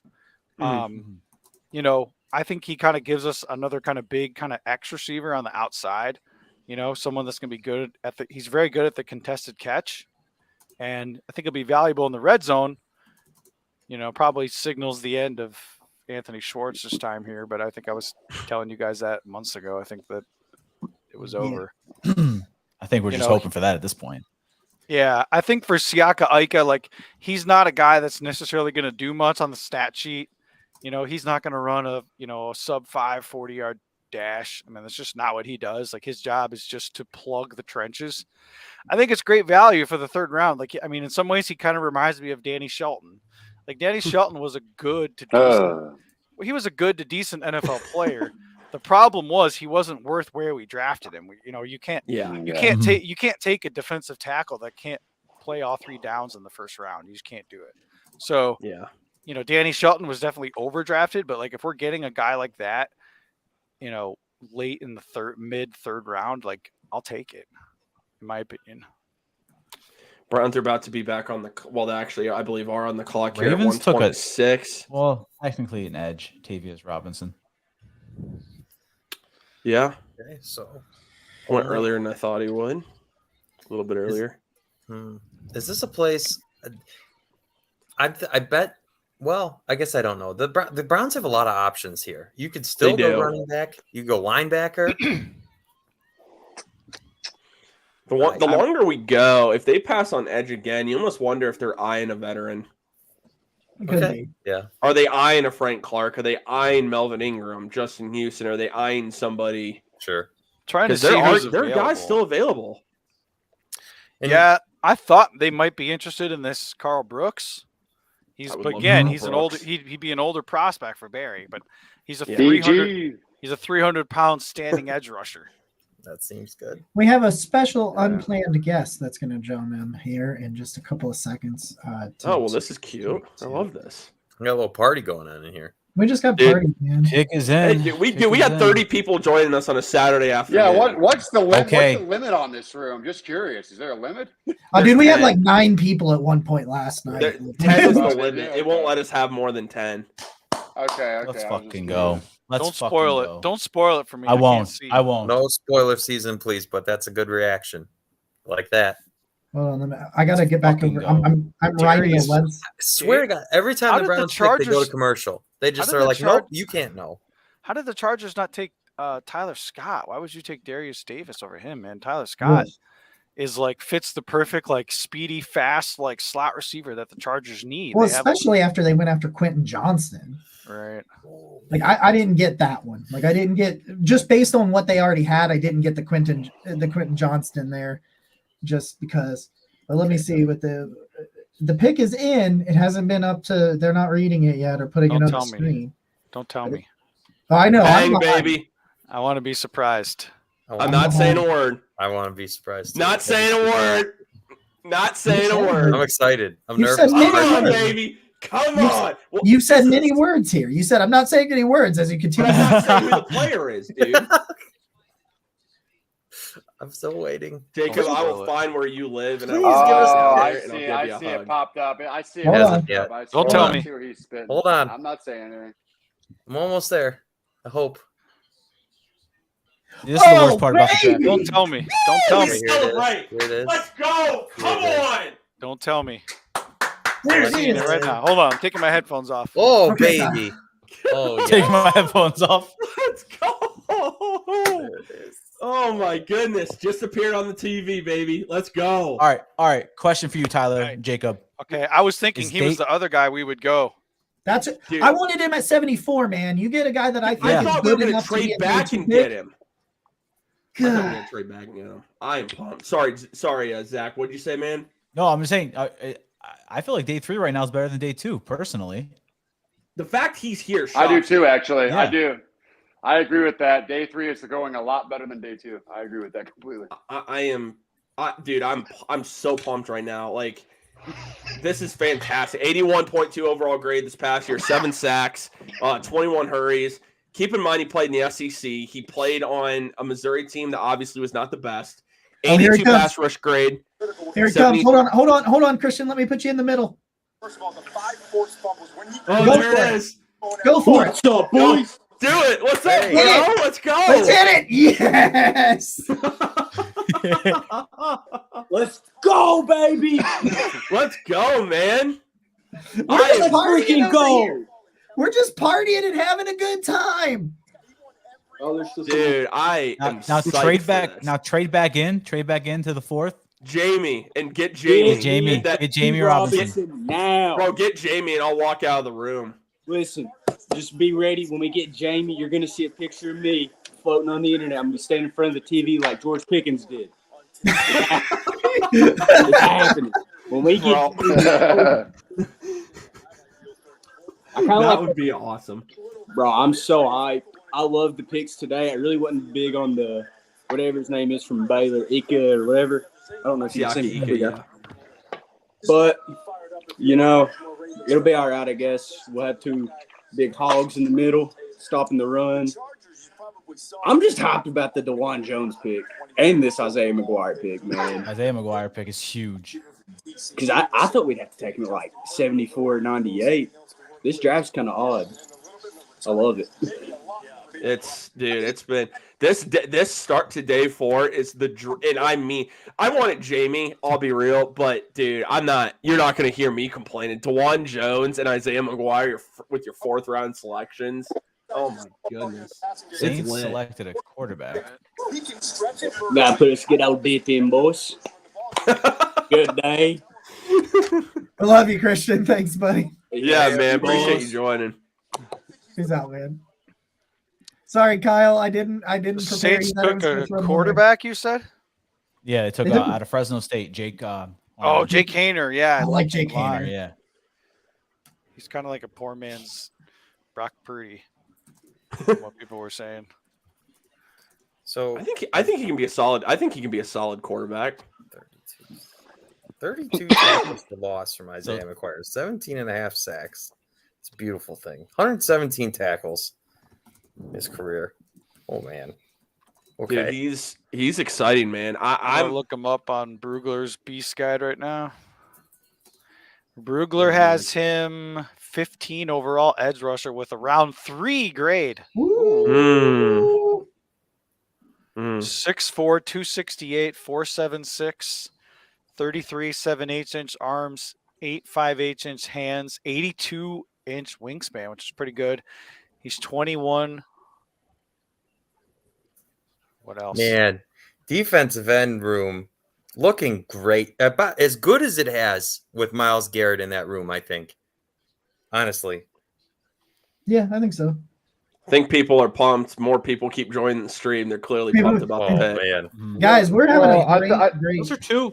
Those are two solid steals in my opinion to start the day. You know, I mean, DeJuan Yeah. Jones, he was ranked way higher than he went, and then Isaiah McGuire, like people said, like you could have got him at 74 or 98, and people would have been happy. Mhm. So Yeah, I think the thing to look Yeah. at is I feel like we get caught up in sacks and stuff. I'm looking, he had looks like 35 total pressures in 2022 and 37 in 2021. So it this looks is like exciting, man. So Hey, I'm one of those people, man. You can't go wrong with having enough rushers. To me, D end is like a cornerback position. You just can't have enough in your closet. We all know Schwartz loves to rush. So Hey, for me, breaking news from McGuire pick- Adam Schefter, real quick. The Lions are trading DeAndre Swift to the Eagles. oh my god. Wow. I knew it. well, Wow. Another Georgia kid. What do you know? man. Eagles loading up. Eagles I loading do. up. But anyways, like I said, I don't think you can go wrong with getting enough rushers. And obviously, Jim Schwartz is having his way today. I love the pick just because guys get hurt, man. I mean, even that guy, even the rushers that we picked up in free agency, they can get hurt. They can go down anytime. So you're going to need this Yeah. guy to be able to step up. So I'm happy with it. Exactly. So now 3 of the 4 picks have been linemen, right? Yeah. Also, Jordan Reed says he's Wow. a good player and one of his favorites in the round 3-4 range for Isaiah McGuire. Wow. Oh, nice. It's been a day, Yeah, gentlemen. Philly- it's been Philly a day, is- and we've only made 2 picks today. It's been awesome. Dude, I know my body needs to be ready. I caught so much crap on Twitter like 2 weeks ago. I was saying, I don't know if you guys play in like any dynasty leagues or whatever, but I was saying, like, Yep, right here. I was Yep. basically saying, go get DeAndre Swift, go get him. And everyone was ripping me. They're like, nah, he's done. I'm like, dude. I he's so tried to go talented. get him. The guy wouldn't trade him to me. He still just wanted to keep him. He did not want to trade him. I tried. Wow. Yeah. By the way, Isaiah McGuire's RAS scored 9.53. RAS score. Was DeAndre on a contract year? Like, why were they trying to get rid of him like trash? They I don't- drafted like, Jahmyr I'm Gibbs. confused. Yeah. Well, I know He that, is but on they a still contract had year Swift. too. Yeah. Is he? Is he? Is that what? Yeah, it he's was? on the I final was- year of his rookie deal. Yeah. Yeah, everybody does that nowadays, guys. With the running back, you just don't need a heavy, high-priced running back anymore. It's crazy. These guys are getting tossed like trash. What did they but give they're, up? They're highly talented. They're highly Mhm. talented. It's a good deal. Good deal for the Eagles. Let me see. I don't think they gave up that much. Dude, I love what the Eagles did, man. Don't get me started. I've been jealous of what they've been doing in this draft, especially that other D tackle. Bro, they the drafted Rams just picked took up. Stetson Bennett. No. Oh, I was literally just about to say, was he going to go undrafted? No. I didn't even think he'd get drafted. Wow. Wow. I kept telling people that Stetson was more capable than they thought. I'm Dude. pretty sure he was Wow. favored on DraftKings to go undrafted. Yeah. I'm sure. So glad I didn't bet wouldn't on put it that. wrong. Woof. Dude, if you bet him, I think to go in round 4, it was like plus 1,000 or something yesterday. So, Really? Okay. Yeah. I mean, I should have bet on him. Yeah, hey, by the way, if you guys want offensive rookie of the year, if you bet Evan Hall, he's plus 10,000 to 1. I love it Wow. because, like, if you're just looking for like a random make a bunch of money, you can just Yeah. throw it on there. And hope you hit. Like, bet $1. Wow. Let me, Dude, I can't believe they took Stetson Bennett. Like, I am in shock over that. Can I talk a little bit more about Isaiah McGuire? I was writing up, finishing my Please. piece. I was finishing my piece for from Brown. I always say Dog Pound Daily because I was there for so long. For Brown's Wire, and grading on DeJuan Jones, which I grade an A. I don't think because of it. Like, I get it. It doesn't mean he's going to be a superstar or anything, but I just think it was of great value there. But anyway. Isaiah McGuire, like, this dude, you've said it with the relative athletic score, you know, that like it's in a 9.5, it's really good, it's up there, it's where you want to be.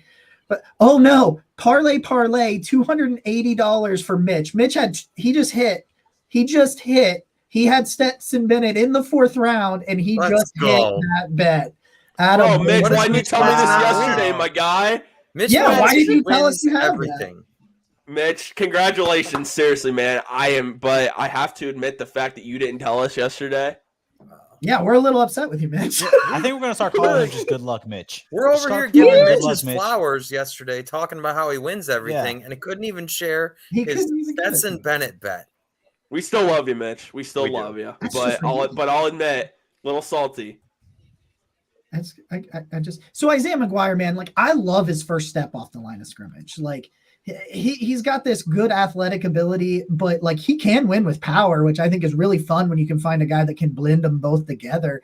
But like I just think he gets off the line in such a way, he puts so much stress on an offensive lineman in the sense that you can't be slow into your pass sets against McGuire and win.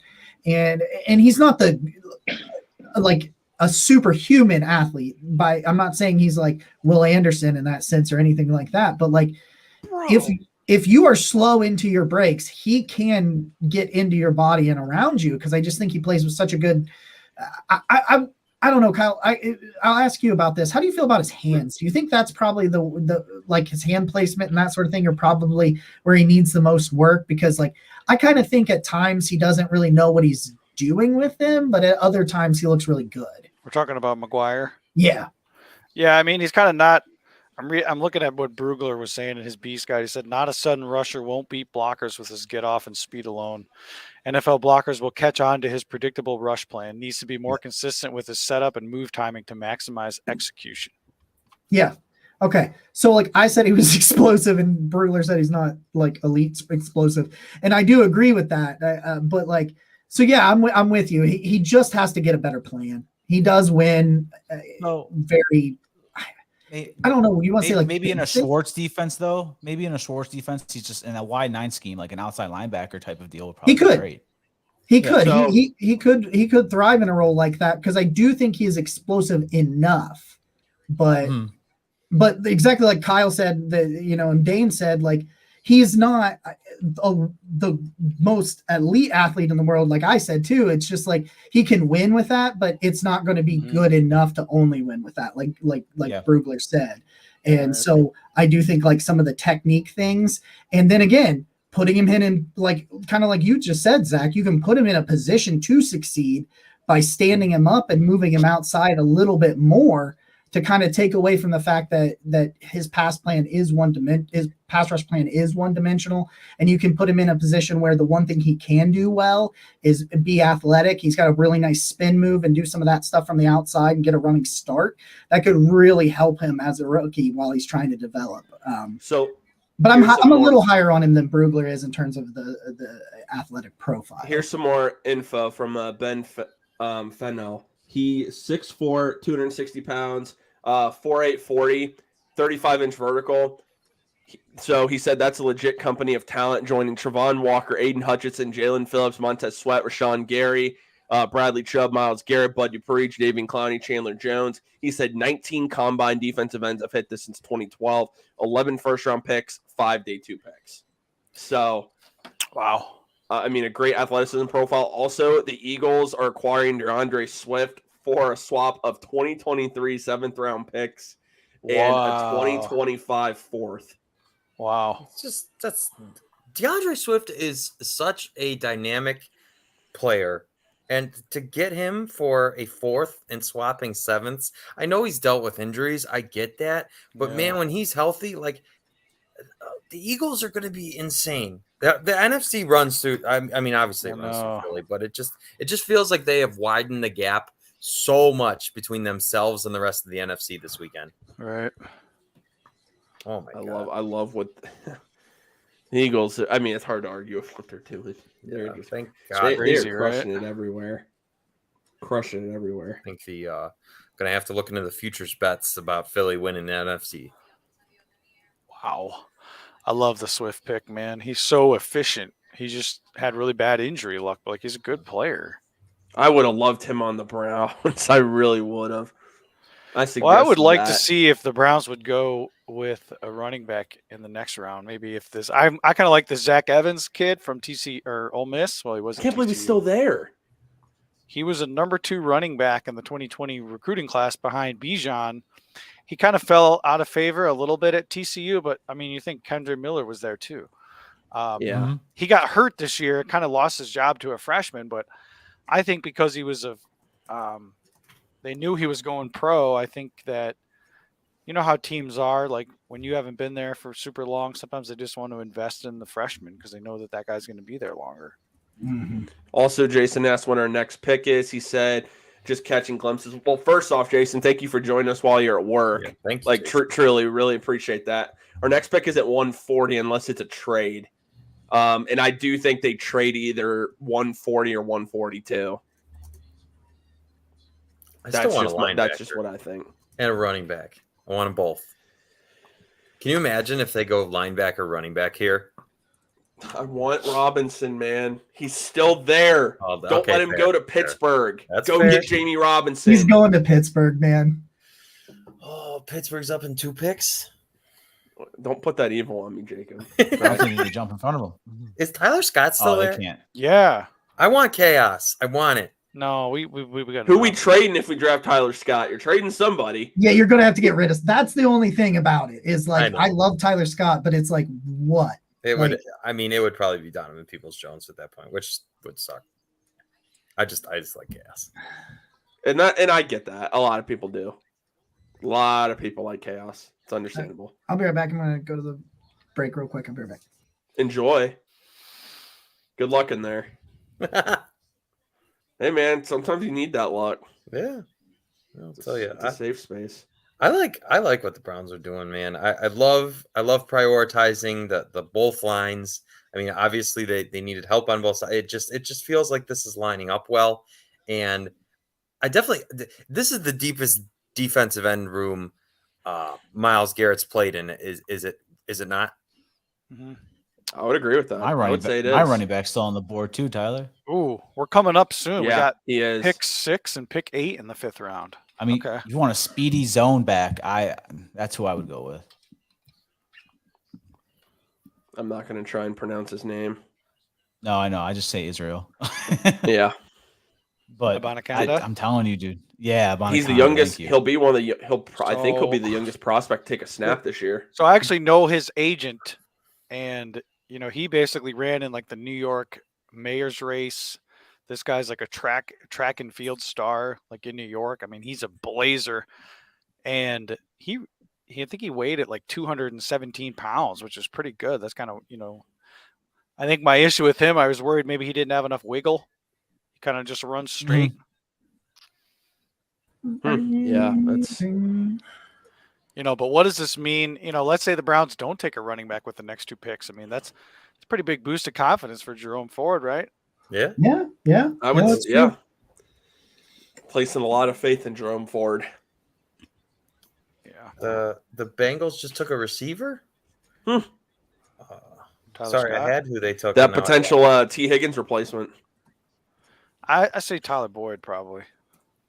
Oh, I'm more. I just want to rattle some feathers. Watch Bengals fans freak out. Okay, so here it is. Why is Tyler Scott still available? I don't know. Yeah, 'cause- Small. Is that really it? Because other than that, I don't understand it. Teams overthink. Yeah, I think they did with DeJuan Jones too, but we'll see. Yeah, We'll see what happens there. He's a great off ramp in case they need to move on from Conklin. I mean, I know they just signed him to an extension, but eventually. I think Conklin plays 2 more years. Like I think that's it. Like he'll play this year, and depending on how healthy he is, he'll probably come back in 24. But he's gonna miss. I just think he's gonna miss time, and that's part of why that pick intrigues me so much, because you've got a player, at least in my mind, that you should feel comfortable taking over at that spot at some point in the future. You know, Charlie And- Jones. oh, Charlie Jones just went. Charlie Jones. To the Bengals. Purdue, yeah, Wow. yeah. But you got a guy that you feel comfortable enough with starting down the road. That could likely give you some really important snaps this year, especially if Conklin gets hurt down the stretch, and you end up going that direction. So that's just why I think it's just one of those picks where it just makes so much sense on so many different levels. Conklin's deal is more 2 years than it is 3, correct? Yeah, they always do that. The last year is almost always the last year or two. After 2 years, they almost always build up. That's what Barry's done. There's always an out of some sort after 2 years, and it comes with some dead money, like it did with Austin Hooper and John Johnson. But it also usually clears up 8 or 9. Well, that makes a ton of sense then, because if your questions about DeJuan Jones are weight and like that kind of thing, you've got a year to help him, get his process, his system, and the whole thing acclimated, and then if Jack Conklin, if the Browns do move on from Conklin, you've got an option there. Man, someone accidentally Pittsburgh just shared made who their pick. Yeah, that's unfortunate. More Steelers good picks. Someone that I think is going to torture us. Like literally, I really like him at least, but we'll see. We'll see. Steelers are having a great draft, man. Yeah, I know. They always do. It seems like They'll make a couple picks here and there that you're just kind of like, whatever. But then overall you'll just be like, you dicks. I'm still waiting to see who it is. okay. Not gonna say anything more. But I'm just telling you right now, like it's a bummer. Also, where was this said? Stellar Dog says Callahan did not want DeJuan Jones. It was an AB pick. Callahan said he's too much like Will's lazy. Callahan's never I called don't- Wills lazy. I never. Yeah, I don't know. I just didn't know He because might I didn't. think that, but I would never see him saying it publicly. Yeah, that would be. He definitely could think it. Like, I'm not saying that, but They've got I'm looking at Alex Highsmith and Lamar Woodley right now, so they're about to announce who those. if he did say that, please link it in there. I'll go check it out. Yeah, please link that if he did say that because I just want to read it. Bro, That's Nick Herbig. That's For who? Steelers. Pittsburgh. Steelers. They got the other guy from Wisconsin too. Yeah. Keanu Benton, yeah. 2 of my favorites in this class. Like, dicks. Dude, it figures, man. It freaking figures they took him. I'm so tired of the Steelers having a good defense. I'm so tired of it. They'll have a good defense until for the rest of our lives. I just assume that. I just always assume they have a good defense. It's like, is your defense good enough to hold them down in points to where you can just score a little bit more than them? That's like how it always feels because they're just always going to have a good defense, especially as long as Tomlin remains there and the way that he coaches up some of these guys. Like, it's always going to be a problem. But they're still waiting for Kenny Pickett to throw 2 touchdowns in a game. So, well, that's what I'm saying. Like, can you counteract that with a good enough defense from your end and their offense not being as good as their defense? Man, taking. Can't believe the Rams took Stetson that high. I'm still shocked by that one. I am shocked they took. You got Stetson. so many needs. Like they were doing good, just like loading up the trenches, and then they regressed. Bro, that Steelers draft: Broderick Jones, Joey Porter Jr., Keanu Benton, Darnell Washington, Nick Herbig. Oh my goodness, man! Painful. Nothing but straight pain. Because they totally needed more players to play on defense. They could have just forfeited their picks. That would have really benefited us. Yeah. All right, the Bears are about to make a pick. Dude, get Justin Fields some more help. Oh, nice pick. I won't spoil it. That's what I'm saying. I like nice it. pick. Yep.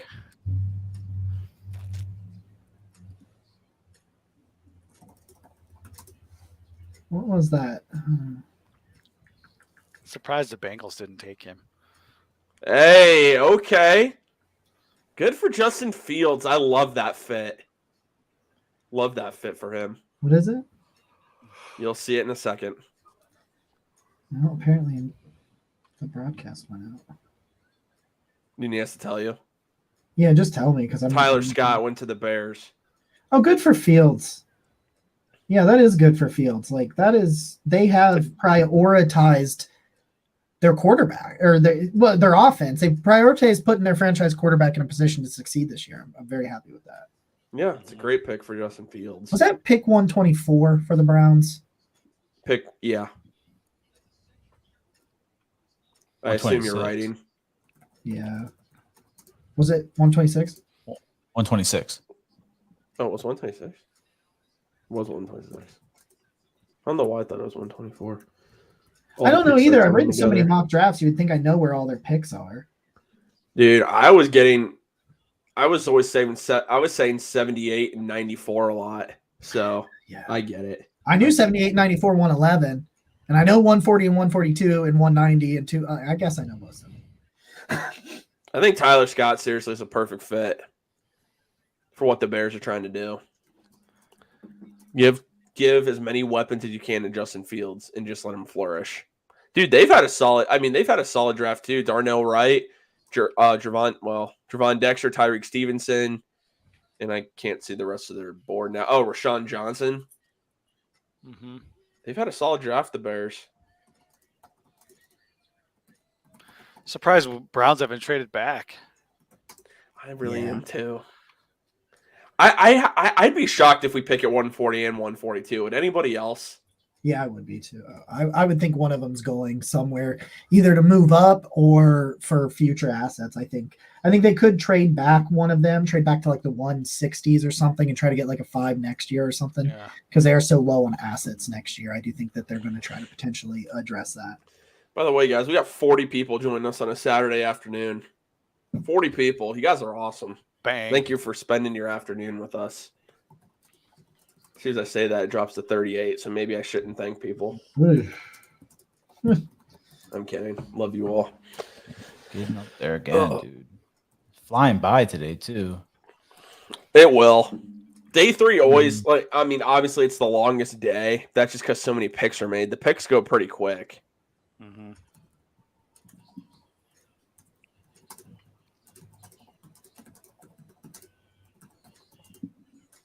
Jacob typing away over there. Yeah, you know. Gots to. Gotta pay the bills. That'll be me later. Oh, man. Oh, that dude's at Banff National Park, huh? I'm surprised the Vikings haven't taken a quarterback. They were so limited in draft capital from that T.J. Hawkinson trade, and they gave us their 4th this year for to move up last year. Remember? Yeah. Yeah, true. Also, Justin from North Carolina, what's up?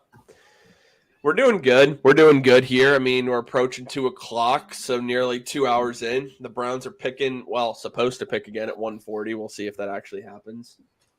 It's been a good start to the day so far, Justin. If you're just joining us, the Browns took DeJuan Jones, the right tackle out of Ohio State, at pick 111. He fell to them, miraculously fell that far. Still can't believe it. Who is considered by some to be a first-round pick, early second-round pick. And then at 126 took Isaiah McGuire, defensive end out of Missouri. So it's been a great start to the day, and there's a lot of talent still available right now as we're starting to. I think we are into round 5 as we are into the 5th round. Someone remind me why Houston had to forfeit their pick in the 5th round? Because of the Deshaun Watson.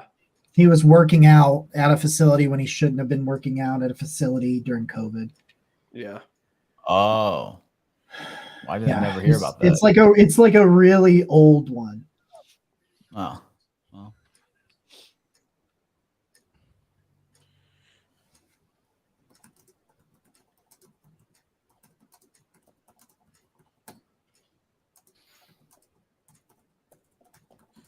Somebody is now yelling at me that DeJuan Jones is a left tackle.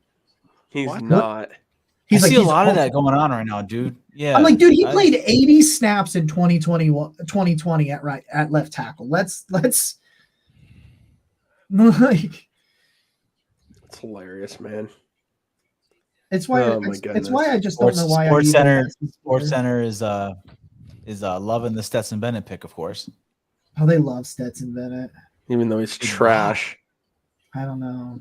He's not that good. Like, I don't know.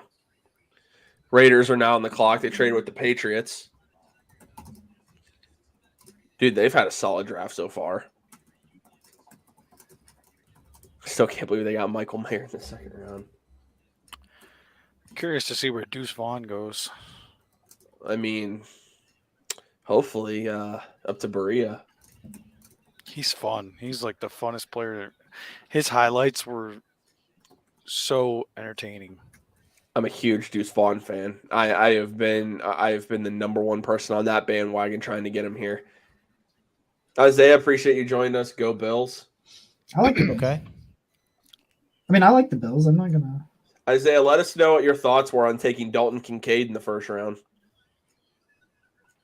It's a little bit of a surprise given the money that they're paying Dalton Schultz. I mean, not Dalton Schultz. Wow, Dawson Knox.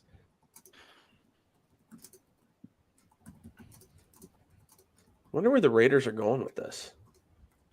Would they be targeting a QB? Possibly. I know they met with DTR a lot. I kind of wondered if he was going to be a Browns pick. Justin, how do you feel about guys that are fans of the other teams? Let us know your thoughts on your team's draft. Really curious to see what you guys think. Let us know what you think about the Lions draft. Isaiah says I wasn't too surprised, but I'm happy we snag him at least. Dalton Kincaid, some argue was the best tight end in the draft. I think it was Michael Mayer. Some say Dalton Kincaid. I love Michael. Also, the Mayer. argument, by the way, that I'm now getting on Twitter about DeJuan Jones being a left tackle is that he played left tackle in high school. Okay, cool. Oh, come on. I just don't know why people like. What did he play in college? That's what he plays now. Yeah, I'm like, you're banking on high school snaps instead of what he did the last 2 years in college. Also, and there's a chance they give him some snaps over there so he can be a swing tackle, and maybe he ends up being better than Wills, and they go with him there. But to assume that happens over him being what he is just seems silly to me. I would agree. And again, you have the opportunity, especially rookie minicamp's a good opportunity to kind of experiment with that. See if he can play both sides of the line. And I think he can, but like, I mean, I'm looking at it and saying that this is a dude that was a right tackle, a very good right tackle. Why would you make him not a tackle? Mitchell asks, where's Pickensburg with the trash talk? That dude's blocked, so I couldn't tell you. Same.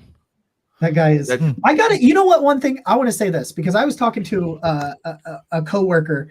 I think it was on Wednesday. It was this week, I believe. So I was talking to a coworker about it, and he's a Bengals fan. And his dad actually writes for The Athletic on the Bengals, writes about the Bengals for The Athletic. And so we're having a conversation about this, and I said, "Have you ever heard of this Pickensburg guy?" And he just. You could tell from the second it got out of my mouth that he knew exactly who I was talking about. Because lately there's been a Bengals fan trying to be Pickensburg. I've seen him now doing it. And my favorite is he goes, 0 rings, 0 rings. I'm like, the Bengals also have 0 rings. Anyway, but like I will give Pickensburg credit. That dude is consistent and relentless. Oh, He's Aiden always O'Connell. on top of it. He's always ready. Yeah, McDaniel's got his prototypical quarterback. Who's the guy from The Athletic? Is it Daner? It's his last name's Morrison. Oh, okay. I don't know. I think that's what he said. Oh, I know his last name's Morrison, but I'm pretty sure it's The Athletic that he writes. He just does the Bengals. I don't know but that's just what he told me. So I don't know what his first name is. I can't remember. His dad. I know what his name is. I know his name. I just don't know his dad's first name. We're approaching up where the Browns will be back on the clock. Well, should be back on the clock. I'll say that. Either way, I think they will be because they're not going to trade 140 and 142. Maybe they will. What do I know? I'm just a dude here talking on Twitter. On not Twitter. Wow. We are on Twitter. I meant on Are. YouTube, but whatever. We're know also what I mean. on Twitter. We are on. This is true. We are on Twitter. We are on Twitter. Did I tell you guys about the mock draft contest I was in? No, You did not. I You was- shared that with us. So I was in the Huddle Report, their mock draft challenge. I had to submit a full 3-round mock, and then round 1 was scored. And I finished ahead of Peter Schrager, Albert Breer, and Benjamin Albright. So the next Hell time, yeah. next time Wow, someone- man! Congratulations. Thanks. I mean, I finished like slightly above average, but it was kind of cool, like first time doing it. I missed on like 5 picks by 1 spot. I had like Witherspoon going 6, he went 5.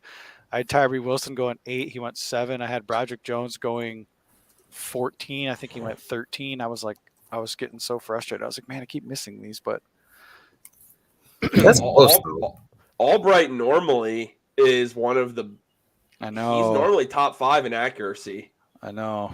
So that's quite an accomplishment there. Isaiah asks everyone, who do we want to see drafted? I mean, would. Jamie Robinson. Yeah, Jamie Robinson. I like a couple of running backs here. I actually am a little bit higher on Ivan Pace Jr., the tackle or the linebacker from I'm there. Cincinnati. With you. They're with you. A little bit high. I mean, he's a little undersized, but he has like some upside as a pass rusher and that sort of thing. Because he's a really good blitzer. Cincinnati utilized him there, and I think he could be a really quality special team player. There's some guy. Deuce Vaughn would be fun. Commanders just traded up, by the way. There's a lot of running backs that are there. I wouldn't mind a couple of tight ends. We're getting into Zach Kuntz territory, maybe Payne Durham, that sort of thing. I think there's some really good quality role players that could turn into something down the line. Still on the board. How the rest of you guys feel? Jamie Besides Robinson Jacob and and- myself. Sorry, I'm I catching definitely up. still I definitely still want to see Jamie Robinson and then Israel out of Pittsburgh running back because he's just been the guy I've been having my eyes on. Atabata Conde or whatever. Mhm. Yeah, I like he's really great. Adabataconda. What? Yeah. That's a fun name. You have to put it in front of me. Yeah. I can pronounce it if I see it written. I can't do it if I'm just thinking. If I'm just thinking, don't think too hard. Yeah. You don't want to hurt yourself, man. If you think too hard, you'll strain something. What is it, two? I've been there. Also, Justin weighs in on the Lions. He said, as unpredictable as it was initially, we were dumbfounded by a few of our picks. After we let it digest, I'm feeling pretty good. And he said, Packers handed us Brian Branch, so I'm happy. Yeah. The fact you guys got Brian Branch where you did is a steal. Oh yeah. The Lions, I mean, a different approach, but still solid. Here's the funny part. If they'd have taken Branch at 12 and they would have taken Jahmyr Gibbs at 34, like everyone would be gushing over the Lions draft. So like what difference does it make? Exactly, man. It's funny. It's been a crazy draft so far. It really has. I'm pretty happy with where the Browns are at right now. I think overall we all agreed that they really needed to continue bolstering the trenches. And I was just listening to an interview the other day about I mean, obviously Myles Garrett's one of the Browns' best players, and so if you have tough injury luck or something, like they're going to be a rough spot. But at least you're insulating yourself and you're getting more guys, because literally without Myles Garrett last year, we saw what happened with the pass rush. It was non-existent. And I at least feel like the Browns could be respectable at this point if he had to miss time. And so that's a way better spot to be in than they were last year. I agree. I absolutely agree with that, Nick. We're approaching. Coming in Browns are so supposed to hot. Like I'm not even done grading Isaiah McGuire, and they're gonna get him back on the board, and I'm just gonna have to start all over again. Come on, Jacob. You gotta be quicker. I know. These are 4-page articles. Like let's. Like you're live right now and you're writing. I mean, honestly, I feel like you're slacking. Like if you could do a third thing at once, that would be good. I am doing a third thing at worst, actually, because I'm working on my D&D character. Our first session is tonight. Jeez, man, I gotta pick his backstory. But do you want to know his backstory? you can hit me with it. Anybody want to know my D&D? So, like, my dude is an occultist. So he was learning from this dude about a wizard about magic and stuff, and then he discovered that his master was actually the leader of a really nasty cult. And So he used a spirit sword to stab me. He thought he stabbed me in the heart, and he sliced me up. But it turns out I survived, and I'm coming for his ass. I love it. Wow. I think LeBron James just put out a tweet about what I saw assume is Memphis. That's good for him. Oop, sorry about that. Oh, phone call. Yeah, my bad. What's your Well, source? Sources. Sources say I will have chicken for lunch. That's not a bad. I'm having popcorn chicken bowls for dinner. So Like people got so mad at me when everybody, like when free agency started, like everybody had sources, and I just started tweeting about what my sources said I was going to have for lunch. People did not get behind that. oh man, it's awesome. Thank you, MC. MC Lawrence, thank you very much, our friend. Thank you, man. We're trying to make that's our goal here. That's what we're trying to do. We're trying to be entertaining for you. The fact that you guys find me entertaining for 12 hours over the course of a weekend, you know what? Get a round of applause. How my wife even puts up with me for that long blows my mind. Yeah, my wife was ecstatic. There you go, Jacob. Lots of people do. McDonald. I do. Thank you. I do. Oh man. Browns are about to be on the clock. Actually, they might already be on the clock here. Oh, God, seriously, I'm not even. Just power through, Jacob. Power through, man. You got this. Gotta be quicker than that. I'm just like, it's a lot.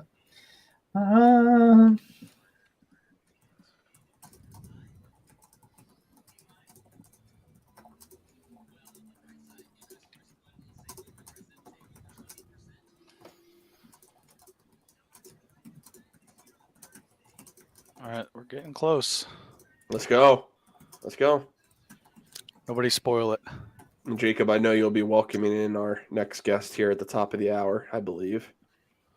Yeah, I'll get to him here in a second. I'm probably gonna pop off after 142. Hey, that's completely what I'm fine, man. gonna We have to just do as appreciate well. you joining us on a Saturday afternoon. For real. Yep. I mean, I'm watching the draft anyway, so Browns Hey, are on but the clock. We will not spoil it for anyone.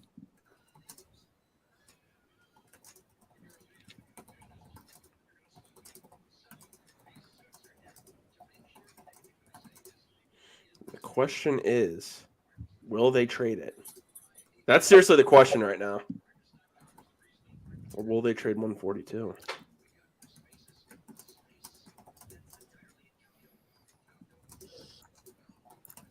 Okay, sorry about that. You're good, What do man. your Just sources in time say? for us to be on the clock. who's typing like a fiend over there? Oh, that's gotta be Jacob. I'm trying to finish. We're on the clock. Well, yeah, we are on the clock. Were we always picking at 140? Mm-hmm. Correct. Yeah. Okay, so that's just their pick. I should probably know that, but curious to see where they go now. Tyler. Let's Oh, go, Tyler. did it happen? Let's go, Tyler.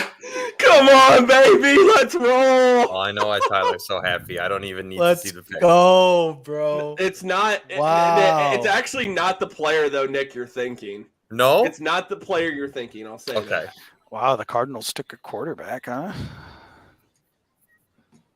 The Cardinals just confuse me. I'm If not. Tyler, we've been talking about Well, I don't this know dude if for a Kyler's gonna be while, healthy. bro. It's got to be Deuce. Oh, It's gotta man. be. Dude, Zach, for months. It's got to be Deuce. Hold on, put my headset down. Wow. We're not going to spoil it, I promise. Wow. I think I have no idea, but I'm assuming. Waiting. Could be. Is it JL Skinner? Maybe. Uh-huh. And Zach, this makes a lot of sense too, given where the run that we've seen lately.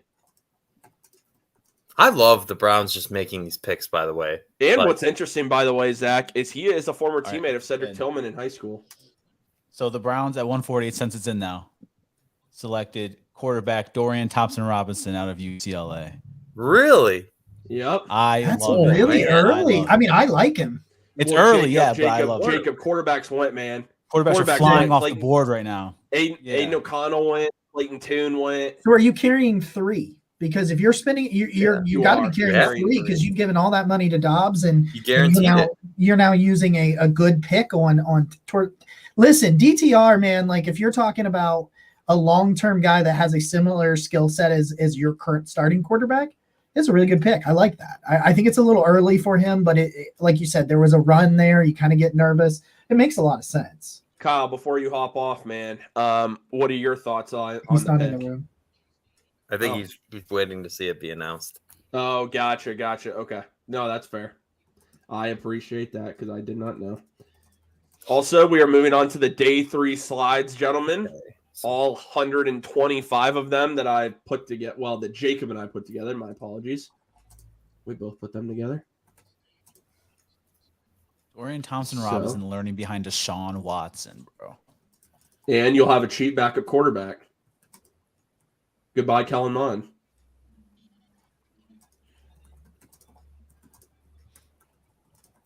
I love it, man. I freaking love this pick. Now, again, I would have gone a different route because well, actually, if they pick at 142, he's still there. He's still there. It's crazy that it genuinely feels like the Browns are really building depth that we have really never seen them have. Like I like this. I like taking a court, like you're I knew that was coming. okay. Do you like it? Did you? What are your thoughts, Yeah. Kyle? I'm not as much of a fan, but I knew he was a Barry guy. Got tons of experience. I mean, I feel like a backup quarterback's worth its weight in gold. I mean, how expensive it is to sign one. So, yeah, if they like him, they feel like he fits the system. I guess I don't hate it. I mean, Yeah. again, like I the said, run I on. thought- Go ahead. Oh, sorry, Jacob. I was going to say, Kyle, the run on quarterbacks, I kind of had a feeling this might have been coming when you see Aiden O'Connell go off really quick. Clayton Tune, Stetson Bennett was already gone. If they wanted a QB, I think this was going to be the spot just because they were starting to fly off the board. And if you didn't take them here, you probably weren't going to be able to get them. Sorry, Jacob. What do you have to say, my man? I think it was. I was just going to say that. Like, I think it was a little early that they went for him there, but it's just we heard so much smoke about DTR in Cleveland, and of course I drafted him in a ton of mocks in the 7th. I don't know. It does shock me. Oh, good Lord. Yeah, and Also, the Vikings just traded up. They might be targeting a QB too. But it's interesting, like, to go in the 4th round. But Kyle really said it best. He's a backup quarterback is worth their weight in gold. And if this is a guy that you think could win a game, if like Watson goes down with an ankle or something for 2 games or whatever, and you think he can go 1-1, you think he can go 2-2, things like that with the talent around him. I mean, he's got some really fun tape. But I always projected him as like a spot starter. I thought just a guy that like could be a bridge quarterback sometimes, like, one of those guys, and one of those guys that you're like, man, if my quarterback goes down for 3 or 4 games, I'm going to be okay. I just thought it was a little early, but it makes a ton of sense. And I think he's a pretty good player, as good of a quarterback as you can get here. And he just matches the skill set of your starting quarterback.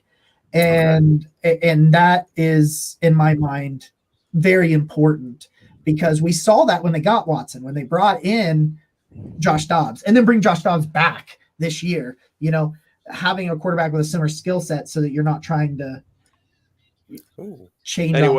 Anyway, Kyle, as you're about to head out, man, please let everyone know where they can find you at.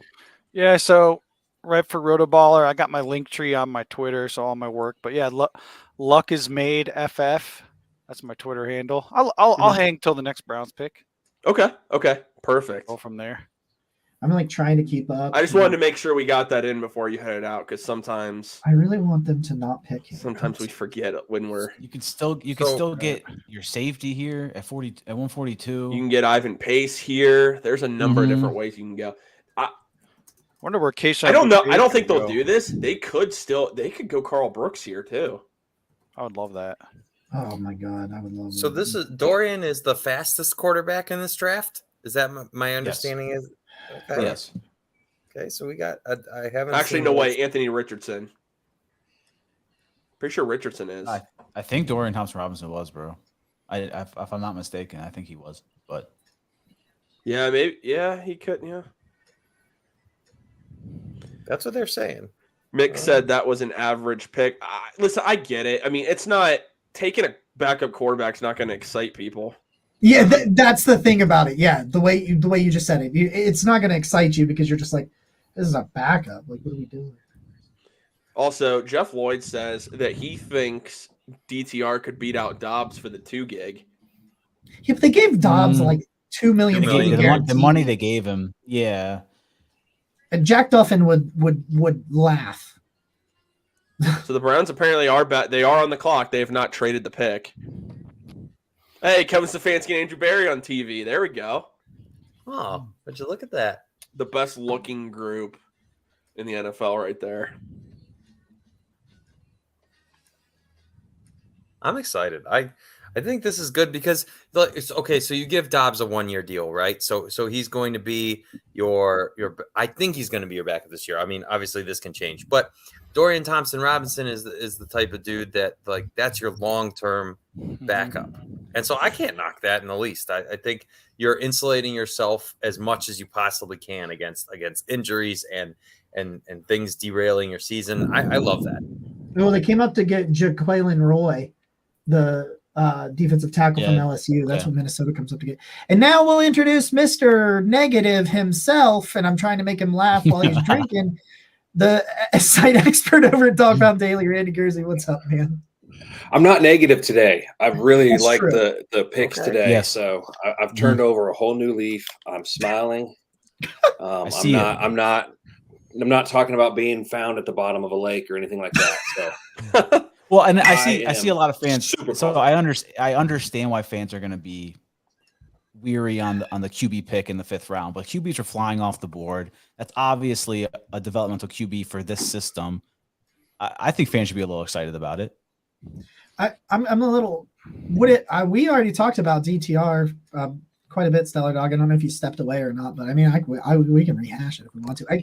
Randy, what do you think about DTR? Let's ask that until the next pick comes up. I like it a lot. It is a little bit higher than you would think he would go, but he was one of the guys that I talked about quarterbacks that I thought they could draft to develop. I've always said I would draft a quarterback every year. I mean, they're so valuable, and if you find one that looks like they have anything to offer, somebody's going to overpay for them once they get desperate. So I don't ever see a problem with drafting a quarterback. 5th round, you got 2 5th-round picks here. I don't have a problem with it. Like you were just saying, they're starting to come off the board a bit. You saw Clayton Tune just go. Personally, I like Dorian Thompson Robinson a lot more than him. I think when you get if you have to ever turn over to the offense to a younger quarterback, they're going to have issues with reading the defense. There's certain things that they're not going to be ready to do, but what young quarterbacks can do is take off and run with the ball when things break down, and that's where he shines. So I love the pick. So does everybody know? Because I know. I do. We are double dipping, and Kyle walked away because he likes to wait till it gets announced. Yeah, and that's fair. That's fair. Back to Northwestern and cornerback Cam Mitchell at pick 142. So Greg Newsom's happy. maybe. Bro, that dude I mean, supports Northwestern. I gotta pull up some numbers on my notes on him. Nickel Yeah, corner, correct? I don't know a lot about him. If I'm being No, he is not. He's an outside corner. Okay. Yeah, Good. let me. That's interesting. So Cameron Mitchell was ranked the 111th best player according to Pro Football Focus. He had a 76 run defense grade this past year, 66.7 coverage grade, 69.3 overall grade. Now keep in mind Northwestern was that entire team was really bad. He's 5'11", 191 pounds. He's going to be 22 years old when the season starts. So they're going on the younger side of things. 4.47. He has good speed at the at the outside corner position.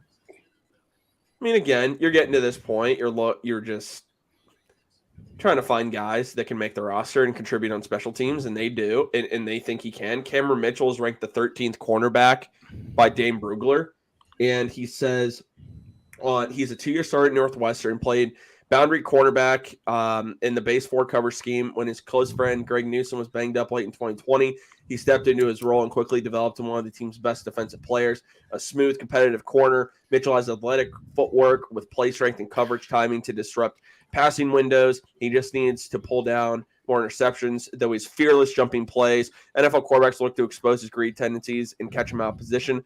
Overall, Mitchell needs to continue and develop his eye discipline to better match up with NFL receivers, but his athleticism, aggressiveness, and smarts give him the scheme versatility that NFL teams desire. He will be ready to compete for NFL starting reps as a rookie. He is ranked as a 3rd-round prospect, 85th overall, according to Dane Brugler. And I know Kyle's getting ready to hop off. So, Kyle, if you want to kind of share some thoughts on that before you. You know what? didn't get into him as much, so I really don't know. Neither did I. I kind of scouted more offensive guys, so I can't really give enough for sure. I would be making it up if I said something.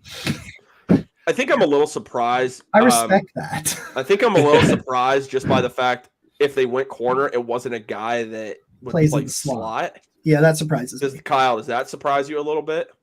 Probably. I mean, that was kind of why I liked Kaylee Ringo, because I was like, man, I felt like he's kind of a bigger corner. He could tackle well. Maybe he projects better as a free safety, but.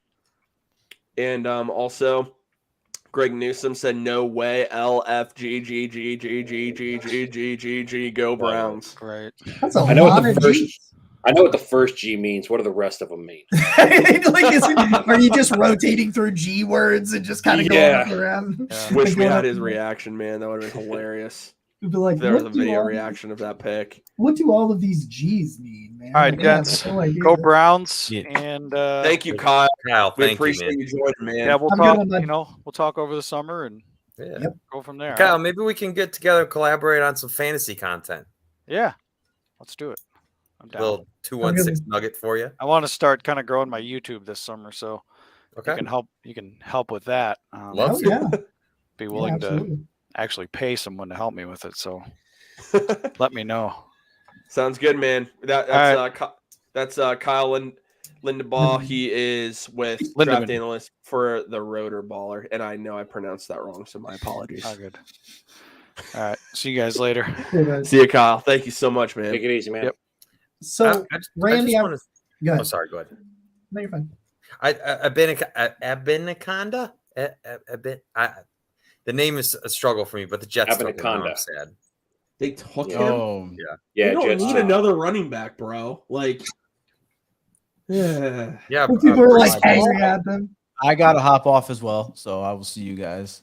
Yeah, but Anytime, Yes. Zach. Appreciate you Yeah, joining, you guys bro. have a good they've rest got of your day. Brees Hall, James Robinson, and now And Michael Carter. Oh my God! Patriots. Yeah, Patriots just took Antonio Maffi. That's somebody who I actually really like. UCLA guard. The guy's oh yeah, he's massive. I think I was just showing you videos of him the other day. yeah. Jacob and I told you this dude is just an absolute bully in the run game. So Yeah, Straight he up was- from 190, he was please. mean.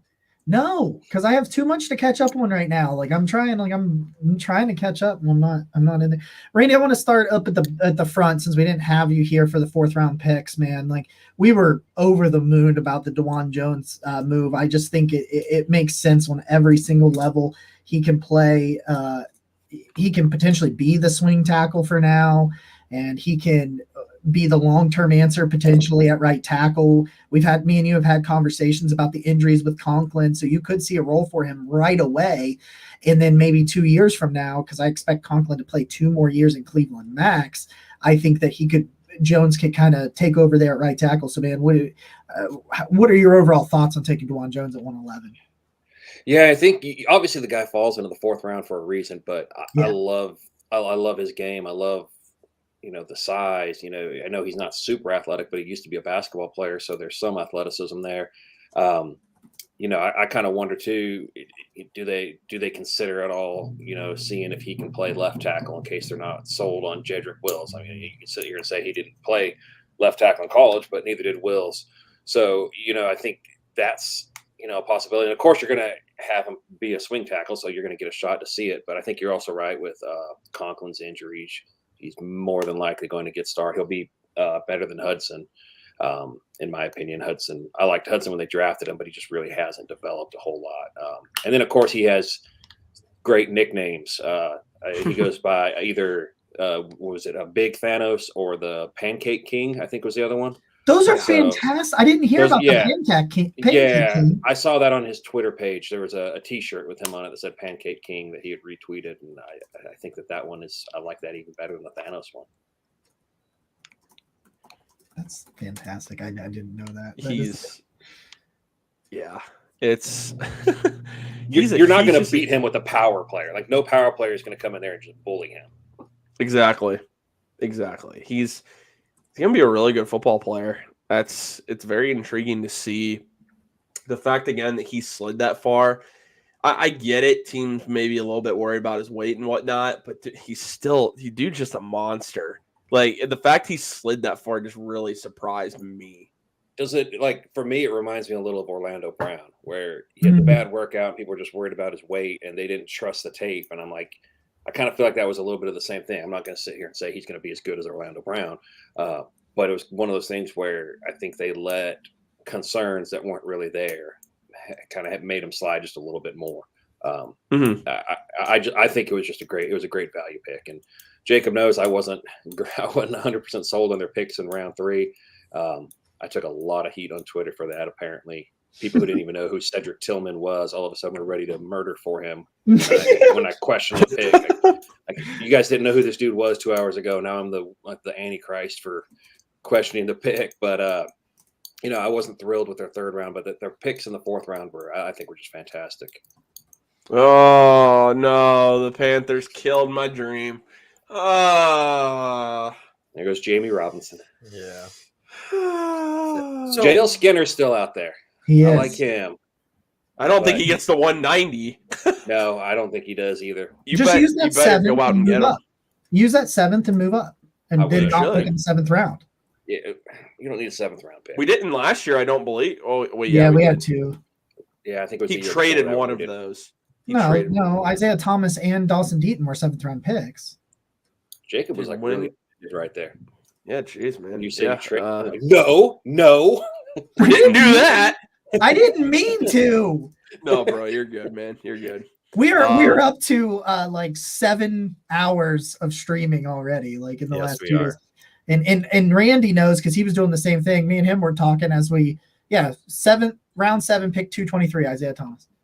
Anyway, boom, roasted. Anyway. I don't know, man. I was right until 1:30 in the morning talking with Randy and everything, and then I got up. I wrote 2 articles this morning before the draft even started. So I'm just a little bit hostile, I guess. I don't know. A little on edge. Yeah, for whatever reason. I'm trying to work through this. Get some caffeine. Okay, that's fine. I'm just trying to find stuff out about Cameron Mitchell. I don't know a whole lot about him. I mean, he's not. Go ahead. I was going to say I was kind of along the same lines what everyone else was saying. I didn't really look at him a lot because most of the corners that I really paid attention to were guys that kind of stuck out as slot corners. I wasn't really looking at another boundary corner, but apparently they got a plan. Maybe they'll just rotate players in the slot. Maybe they finally convinced Greg Newsome to do it. Who knows? Maybe they move one. Remember last year? Now, granted, this is later because last year the Emerson thing came in the 3rd round, and then they made the decision the next day to move on from Troy Hill.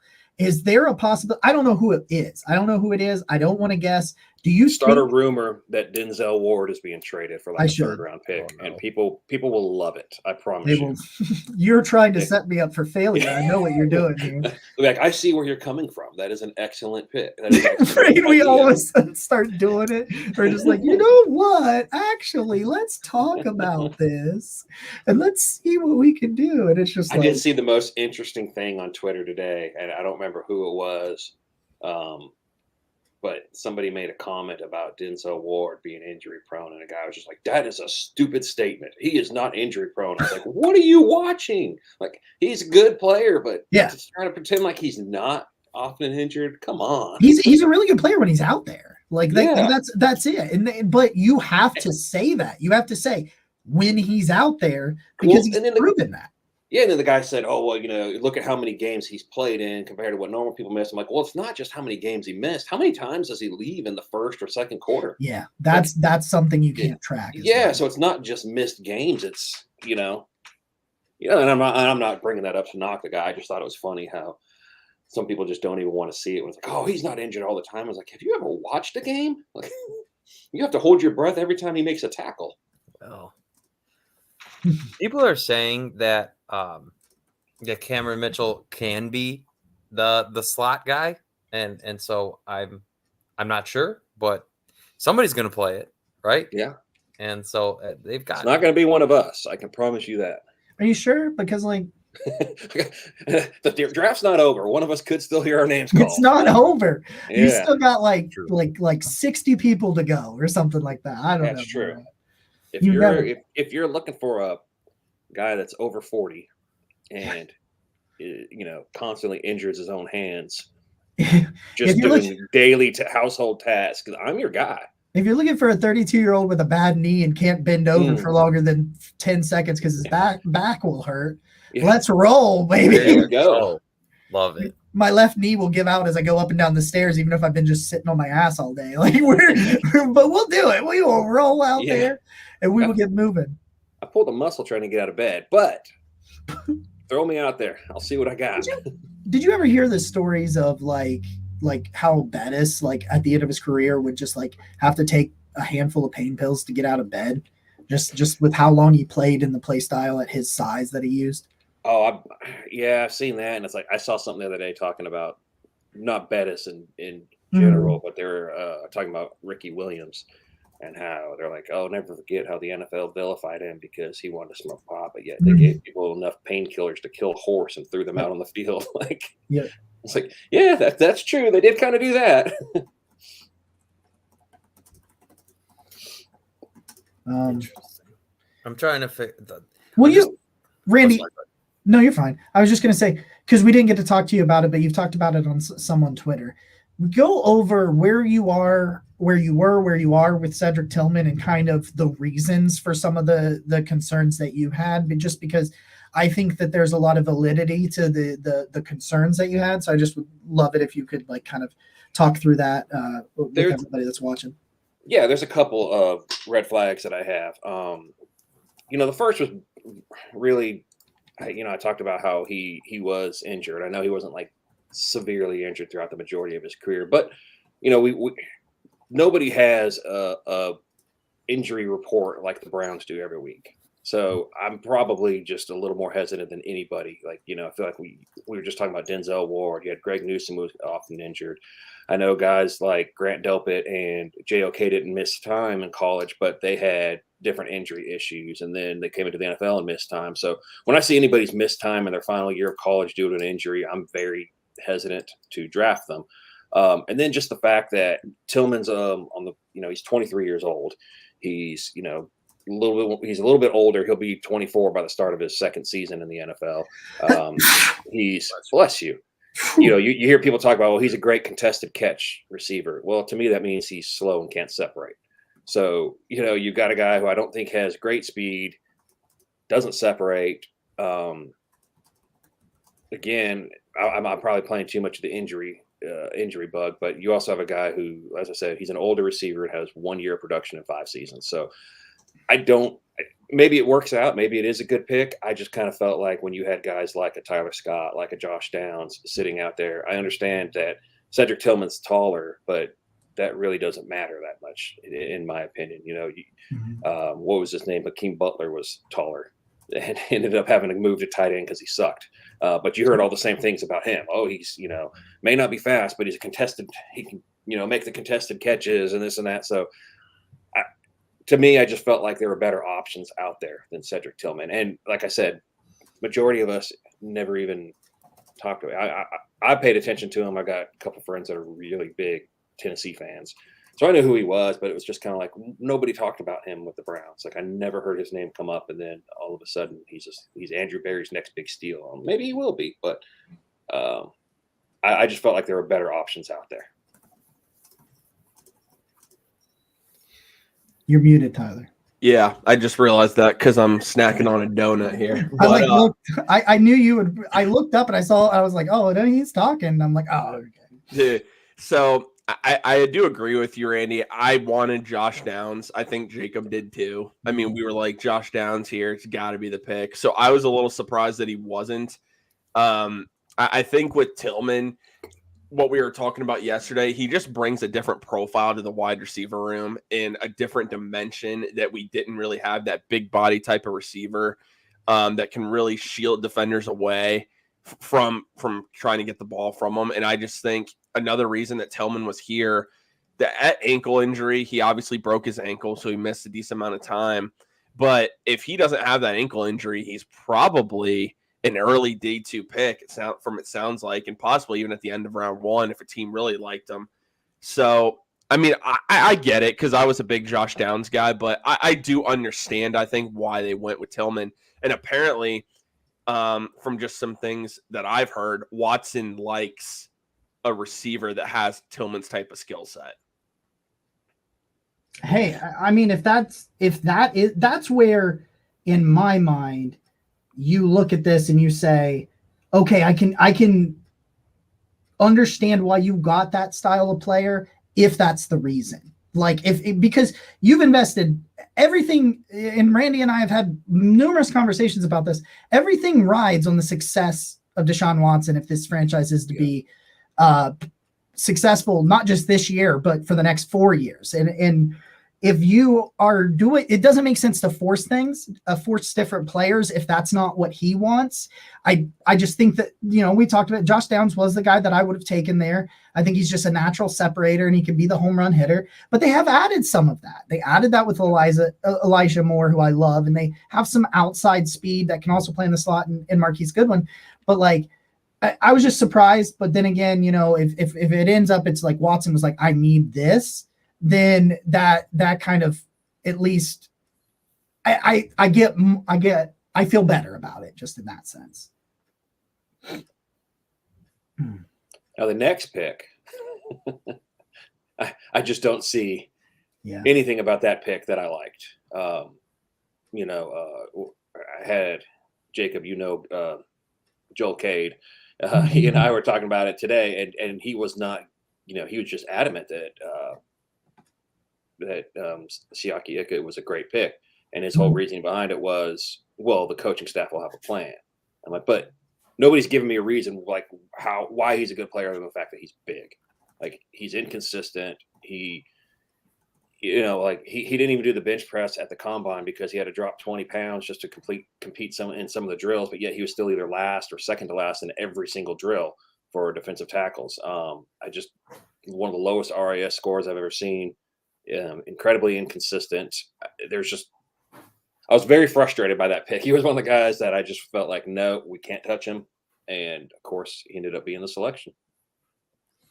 It's tough when you know that Schwartz is the guy that's influencing that pick, which I think makes a lot of sense given what you said with his relative athletic score, because it doesn't seem like a typical Andrew Berry selection, right? So I just find myself, I definitely see your point, Randy, and there are definitely some reasons to be unsure about this selection, but I can't argue against Schwartz' pedigree and what he sees. So that's where I'm going with it. I have to put my faith there. Otherwise it's like, I mean, Schwartz has been good at this for a reason, right? Right. You're not wrong. Yeah. And that's where I said this over and over again, they didn't get worse with it, which is kind of what I look at. It's like, okay, they didn't get worse. It does address a need I just think you could address more needs with a different player, even a different defensive tackle. I think like I had to take Keandre Coburn over him. Like, I was just say, I feel like the value you got for him, you could have gotten much later in the draft. Yeah, and I think that's where my problem is. Yep.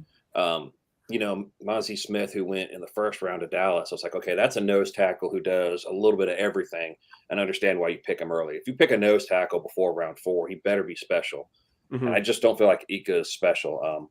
I usually don't do pro comps, but I gave him one. I said my pro comp for him is Vita Vea if he was wearing cement shoes. yes. So, you You know, he's know, really I big. saw that. That was We hilarious, actually by the way. we actually He's read that on massive. the Okay, he's massive, but he just and it's funny is you'll see people share on Twitter like, "Oh, he's a big man that can move like this," and I'm like, "But he's not moving. Like he literally is taking one step to the left. He's just big." Sean Clifford just went to the Packers. Didn't even think he'd get drafted, so that's interesting. I was really hoping. It's completely off topic, but I was just really hoping that you know, once the Packers finally traded Aaron Rodgers, they're going to just start stockpiling receivers with their first couple picks. They would've been- stockpiled at tight end. Yeah, I just was like, oh, come on, just get out there and in round 1, round 2, just start bringing in the talented receivers that he never got. But they let me down. They didn't do it. Hey, they did. They took 2 tight ends already, trying to adopt that Patriots philosophy. Yeah, and it's weird because, like, you know, Matt LaFleur is like, I feel like he's a really good offensive mind. And if you look throughout his history, it's like he's been on some of the greatest offenses. He was the, like, you know, quarterback coach when, what was his name? Everett Golson or whatever from Notre Dame. You know, he was the quarterback coach when RG3 got Rookie of the Year. He was quarterback coach when Matt Ryan got NFL MVP. So it's like I thought he would go in there and just try to build this great offense, and all he's done is draft defensive players and now tight ends. And like, this very shocking. Like not the philosophy I thought he was going to have. Yeah. And I think a big reason just between going to the Cameron Mitchell pick is he's going to play, it sounds like, a decent amount of special teams. It sounds like he played that for Northwestern last year. So Well, just see, something to keep and in that's mind something I wanted to see with some of these guys. Like, yeah, I do. Stellar, hold on. I gotta say this. Put Stellar Dog's comment up here because it's my favorite quote. But yeah, so in the video too, when Schwartz was talking to Ika, he did say, "You are no longer a dump truck. That was You're a hilarious. Ferrari." That's the greatest line I've heard all weekend. Like, Fantastic. what does it mean though? Like, I don't. What does that mean? I don't need to understand it. It's I like don't a need to Ferrari understand SUV, really. You know, it's Yeah, it's a right. new- 'Cause it's he's a whole still new line. huge. I just don't get it. I did see that comment. And I just thought it was fantastic. I mean, he's excited. That really sold me. I think is just to see a guy that's led so many good defenses, just that hyped up about this defensive tackle. I was like, okay, fine. I don't know. I don't always have to get it. All the measurables don't always have to make sense. If you're good on the field, I don't care. I think, like, when it comes down to it, Nick, you kind of, like, Schwartz is good with it. And we talked about this earlier, but I'm going to trust my coaches that they can develop the talent. If Jim Schwartz likes this guy, and Jim Schwartz has coached some really good defensive lines, be my guest. You know what? I'll even though it's not my favorite pick, I'll be on board with it until like if it busts, it busts. But I mean, yeah. Jim Schwartz seemed really pumped about it. Like it was the guy he wanted. This is who Jim Schwartz wants for his defense. Who am I to question Jim Schwartz, who has a Super Bowl ring as a defensive coordinator? So that's the way I look at it. I'm just wondering now when the Browns are picking again. This has been fun. I love having all these selections. This just got brought up again, man. The Cedric Tillman being high school teammates with DTR is just one of those things that, like, it's interesting if you ever come to a point where you have to play the two, right? Like this year or 2 years down the line or something like that. It just is one of those things where they're going to be together on the scout team in camp. You know, DTR and Cedric Tillman are probably going to get a lot of reps in camp together as well to try to rekindle that thing. Like, do you remember, like, this can matter if you're thrust into the situation? Because do you remember how in sync Rashard Higgins and Baker were at first? And and a lot of that was because on scout team in practice and stuff, they were the players playing together when Tyrod Taylor was the quarterback and Jarvis Landry was this, they were starting with that. So they were throwing together a lot. And you look at it and you're like, okay, that could matter if you're thrust into a position where Tillman is higher on the depth chart because of injury and DTR is as well. Yeah. Or it could just make the preseason a lot of fun. Oh, yeah. God. Last year's preseason was a ton of fun. Can we talk about that? Josh Dobbs, Jaguars game. Well, I was sitting there saying, like, if we were excited about the athleticism Josh Dobbs had, like, we're going to go crazy over DTR. Like, and we get the Hall of Fame game this year, right? Yeah. All right. Yeah, so you're going to get a lot of, like, in the Hall of Fame game, you're going to get a lot of DTR. Guys, here's an interesting stat. Sean Clifford is now the 11th quarterback drafted this year, and that's tying the mark set in 1995 for the most quarterbacks selected in the first 5 rounds in the common draft era. By the Packers. Yuck. I wonder if one more will go. This is really Max Dugan. No. Don't you put that evil juju out there. We don't need a Jared Max Hall's Dugan. still out there. That's probably about the only one left that's draftable. I do like Hall. Speaking of positions that have been drafted, how about positions that haven't? So the Browns have not selected a linebacker or safety yet. Does that surprise you guys?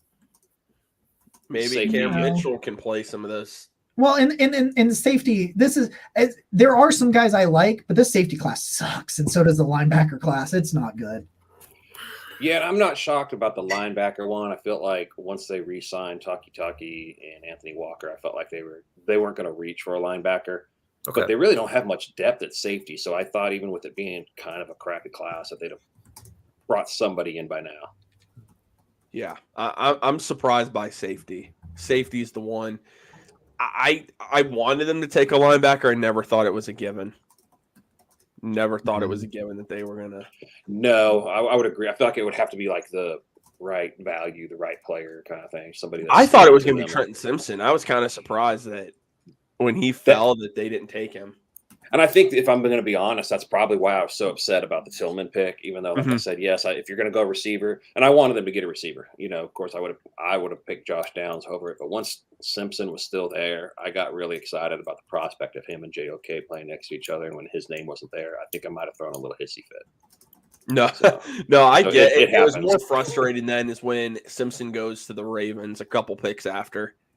And what is it with Jacob? Like, you and I have been talking about all these players that we like. And now when you look at either the Ravens or the Steelers, every one of them's there. They're on one of those two teams. I know. The Steelers draft this year is frustratingly good.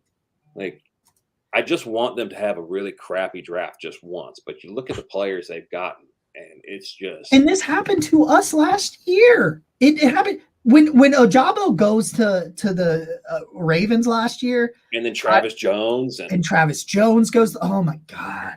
Like, I know, Every year. they're not Joey Porter Jr., Broderick Jones, they're not on the radar.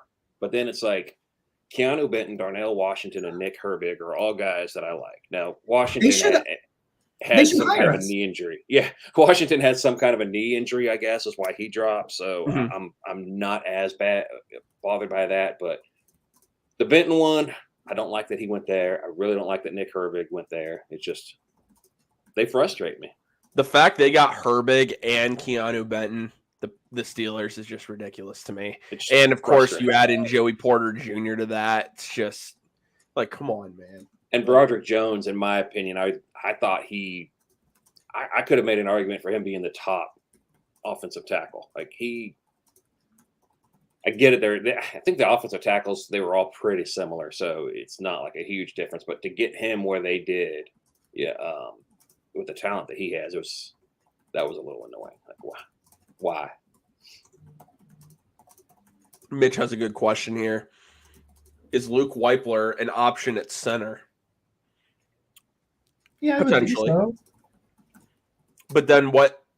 Like, are you getting rid of Nick Harris or you would have to Dawson Deaton? I think you would have to make sure, like, if he can play guard as well. Because Mhm. if I'm not mistaken, I think Nick Harris is going into his 4th year. Correct. Yeah, this so, is his last yeah, year so- potentially. So it doesn't. I don't think it's a problem bringing someone in that can eventually replace him as the backup center.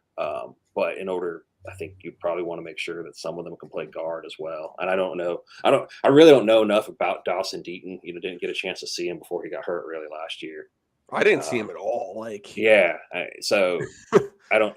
I think that I think that for him, you kind of pretend he's not there when you're making the picks and see what happens in camp. But I think and I mean, Harris played a little guard, so maybe as long as they're comfortable, one of them being a backup guard, I'd be fine with it. yeah. Yeah, and Harris worries me at that. Sorry, I just finished that article, so I can come over here for just a little bit more. I think I've thought going into it they would take a guard center combo. The guy I loved a lot was Juice Scruggs. He ends up going way higher than I thought. He's good, but man, I did not see him going that high. That's insanely early. And we talked to Corey Kennan when he jumped on with us last night. He said the same thing. He's like, I like him a lot, but do I like him there? I was like, I don't know. But like, I think a guard center makes so much sense because we don't know what Wyatt Teller's future is after 2023 with that contract and his play and injury. His injury history isn't trending in the right direction. Neither is his play the last couple of years. And a lot of that probably has to do with injury. So, and right now, I don't know if Nick Harris can be do you want to trust Nick Harris or Dawson Deaton as your backup at center, both coming off ACL tears? Like, and you got Michael Dunn, who is quality depth that can play center and guard. But other than that, what do you feel good about on the interior outside of the the 3 starters? Just Michael Dunn. So like, if you're going to talk about a guy, because at this point you're either going to trade up into the late 5th round to get a guy if you were, or it's going to be a 6th round pick. Those guys often go to the practice squad. They often get picked, go to the practice squad. If Whippler's there in the 6th and they feel he can play guard, yeah, I'd be totally fine with that.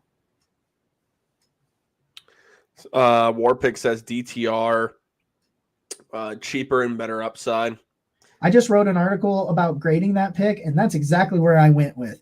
Balancing out a massive quarterback contract with a rookie quarterback backup is the blueprint that New England did forever. Yeah. And I know Brady was on cheaper, more team-friendly deals for really almost the entirety of his career up there. But, I'm trying to think of all of them. Like, you had Hoyer in there, you had Brissett and Garoppolo, and there, Jared Stidham. You had all these guys that, like, you don't really necessarily know who they are because they never got to play because Tom Brady's Tom Brady. But that was what they did. They had a franchise quarterback on a larger contract because that's what you do when you have a franchise quarterback. And they're like, let's get a rookie who's going to be paid next to nothing that has upside because at minimum, his rushing ability will keep you in games, like a minimum. Like, I think he's a good enough runner. It's just like when we were talking about like Anthony Richardson. At minimum, he is a great runner, and he's going to be even as a rookie, I think he can play, and his rush ability can be productive, even as a rookie. But, and I think Dorian Thompson-Robinson's in that same boat that it's like he can at least keep you in games with his rushing ability, and his passing ability is good enough. And you add in the cheap contract, and you're like, okay, yeah, I see what you're doing here, and it makes a lot of sense. Basically, what you want him to be is Josh Dobbs. Yeah, something like that. For cheaper. You want him to be Josh Dobbs for a cheaper price. And I think Josh. Good. I think Josh Dobbs will probably be, a little bit more of an accurate passer, but DTR is going to be much more dangerous with the run.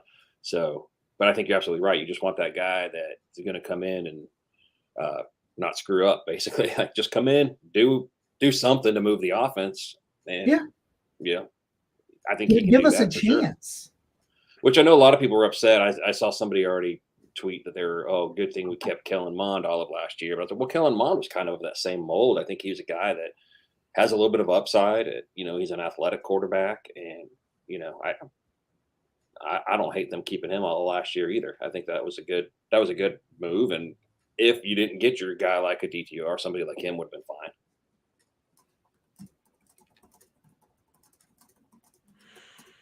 Browns are at pick 190, so we're about 30. We're at 157 now. Wait, really? No, I'm saying that's what's up on the clock. Oh, I was gonna say, No, man, I wish we trade, but then there'd be No, like Baltimore. Baltimore's up at 157, so Yeah, they wouldn't. we got time till the next pick. They wouldn't trade with us. Oh man.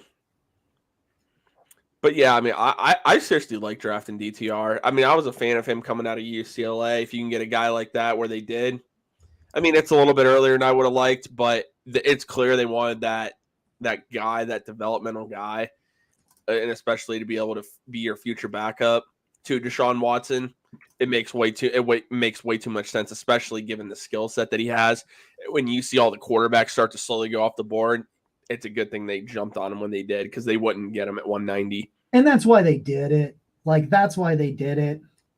Like, I can't believe this. I just can't believe these numbers when you look at it. Like, I'm looking at some of the things that I wrote down in about DeJuan Jones. He allowed 5 hurries and 400 snaps. Like, come on, dude. Like, you gotta look at that and say, like, at the very least, he should be average at the next level, because his physical tools are stupid. And that's why I like the pick so much, because, I think we're all guilty of it. I'm sitting here upset about Ika because of his testing and everything, but sometimes we'll watch that testing and let it, we'll worry about that more than we should. And so I think people looked at DeJuan Jones and saw a guy who ran a really high 5.3, 5.4, whatever it was, a 40-yard dash. He wasn't overly athletic, but it's like, but you watch him play, he can just shut people down. Like, you're not getting around him. And again, it's the fact that it's just finding value. Like, and that's really what they did with that pick. The fact no one thought he would be there. Absolutely nobody. Right. I'm surprised Antonio Johnson is still on the board. Safety out of Texas A&M. It's got to be something. There's got to be something, some red flag that we don't see, because his versatility is really nice. He's not a great athlete, so it wouldn't have surprised me that as he would slip into the third, but I really thought third or fourth that he would go off the board. I just think his versatility is really nice. I'm not sure. I don't know what's going on, but I got ESPN on over on the side here, and there was some dollar store Spider-Man dancing around, and it just really threw me off. Just caught your attention. You're like, what? Yeah, they got some guy dressed in a very terrible Spider-Man costume on the draft stage dancing around. I was like, I don't know what's happening right now, but I don't think I like it. Like I was watching a minor league baseball game or something. I love it. You know what? If they can get Keaton Mitchell at 190,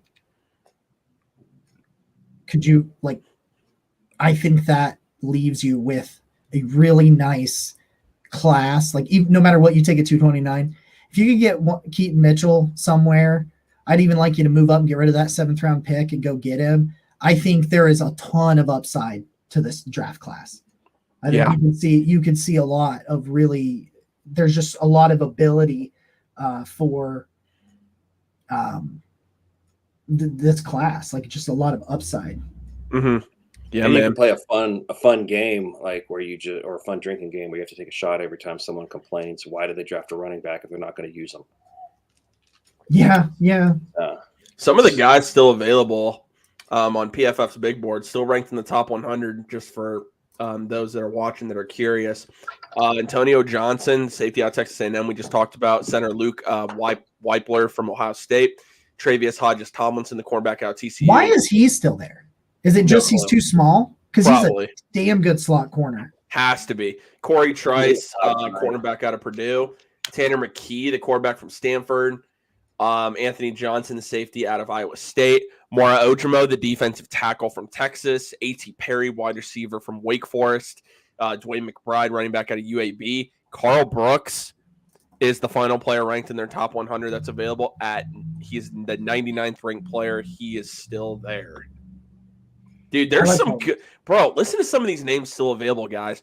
So, Sean Tucker is still available. J.L. Skinner, Andrew Voorhees on the guard out of USC. Eli Ricks from Alabama, Andre Carter II, Ivan Pace Jr., Chase Brown, Deuce Vaughn. Ronnie Hickman's still available. Trey Palmer, Parker Washington, Keaton Mitchell, Zach Evans. I mean, there is a lot of talent available. Owen Popoe, the linebacker out of Auburn. Henry To'oTo'o, who some people like. There's a lot of talent, guys. A lot of talent still available. Yeah, I really like Dwayne McBride.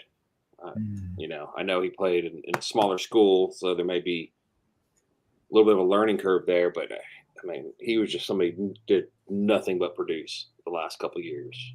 Mm-hmm.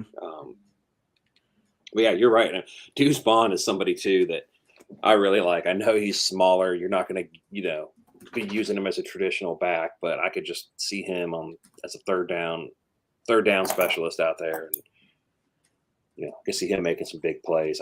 I like him a lot too. But that 5 foot, what is he, 5'5"? I mean, he's tiny. He's tiny. He's, so I think he's a small guy. Scares some people off. Yeah. Isn't that about how big Devontae Turpin is? It was like the Cowboys return man that was the USFL. Oh yeah. Yeah, that sounds familiar, actually. Yeah, he's about that size, I think. And I mean, as a return man, that guy, he's electric. He didn't have any touchdowns as a rookie last year, but I think he made the Pro Bowl because he special teamer. He came special teams Pro Bowl. I think he came really, really close to breaking a couple of them. So sometimes those smaller guys can be on special teams. They can be a lot of fun. And Dwayne McBride's 5'10", 209 pounds. He's only going to be 22 years old when the season starts. He was the most dominant running back in college football over the past 3 seasons. He ran for 3,500 yards on 484 carries.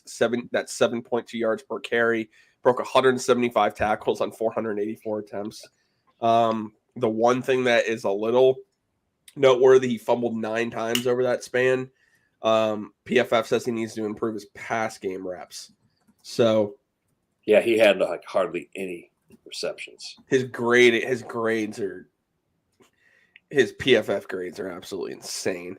94.1 overall grade, 93.5 rush grade, 92.1 zone grade, elusive rating of 150.8, gap grade of 84.9, and 4.6 yards after contact. Yeah, I don't think that he's, like you said, you got the issues with the fumble. He's not going to offer you a whole lot in the run or in the pass game, but you just want to bring a guy out there to run the ball, between 5 to 10 times to spell Nick Chubb. I don't know that you're going to have a better option than that. Just continue that bruising style there. And I mean, you don't really need, it'd be nice to get somebody that is an all around back, but I think you can get away with it because of the fact that your own forward can do that. So you've already got somebody that can kind of help out in the passing game if needed.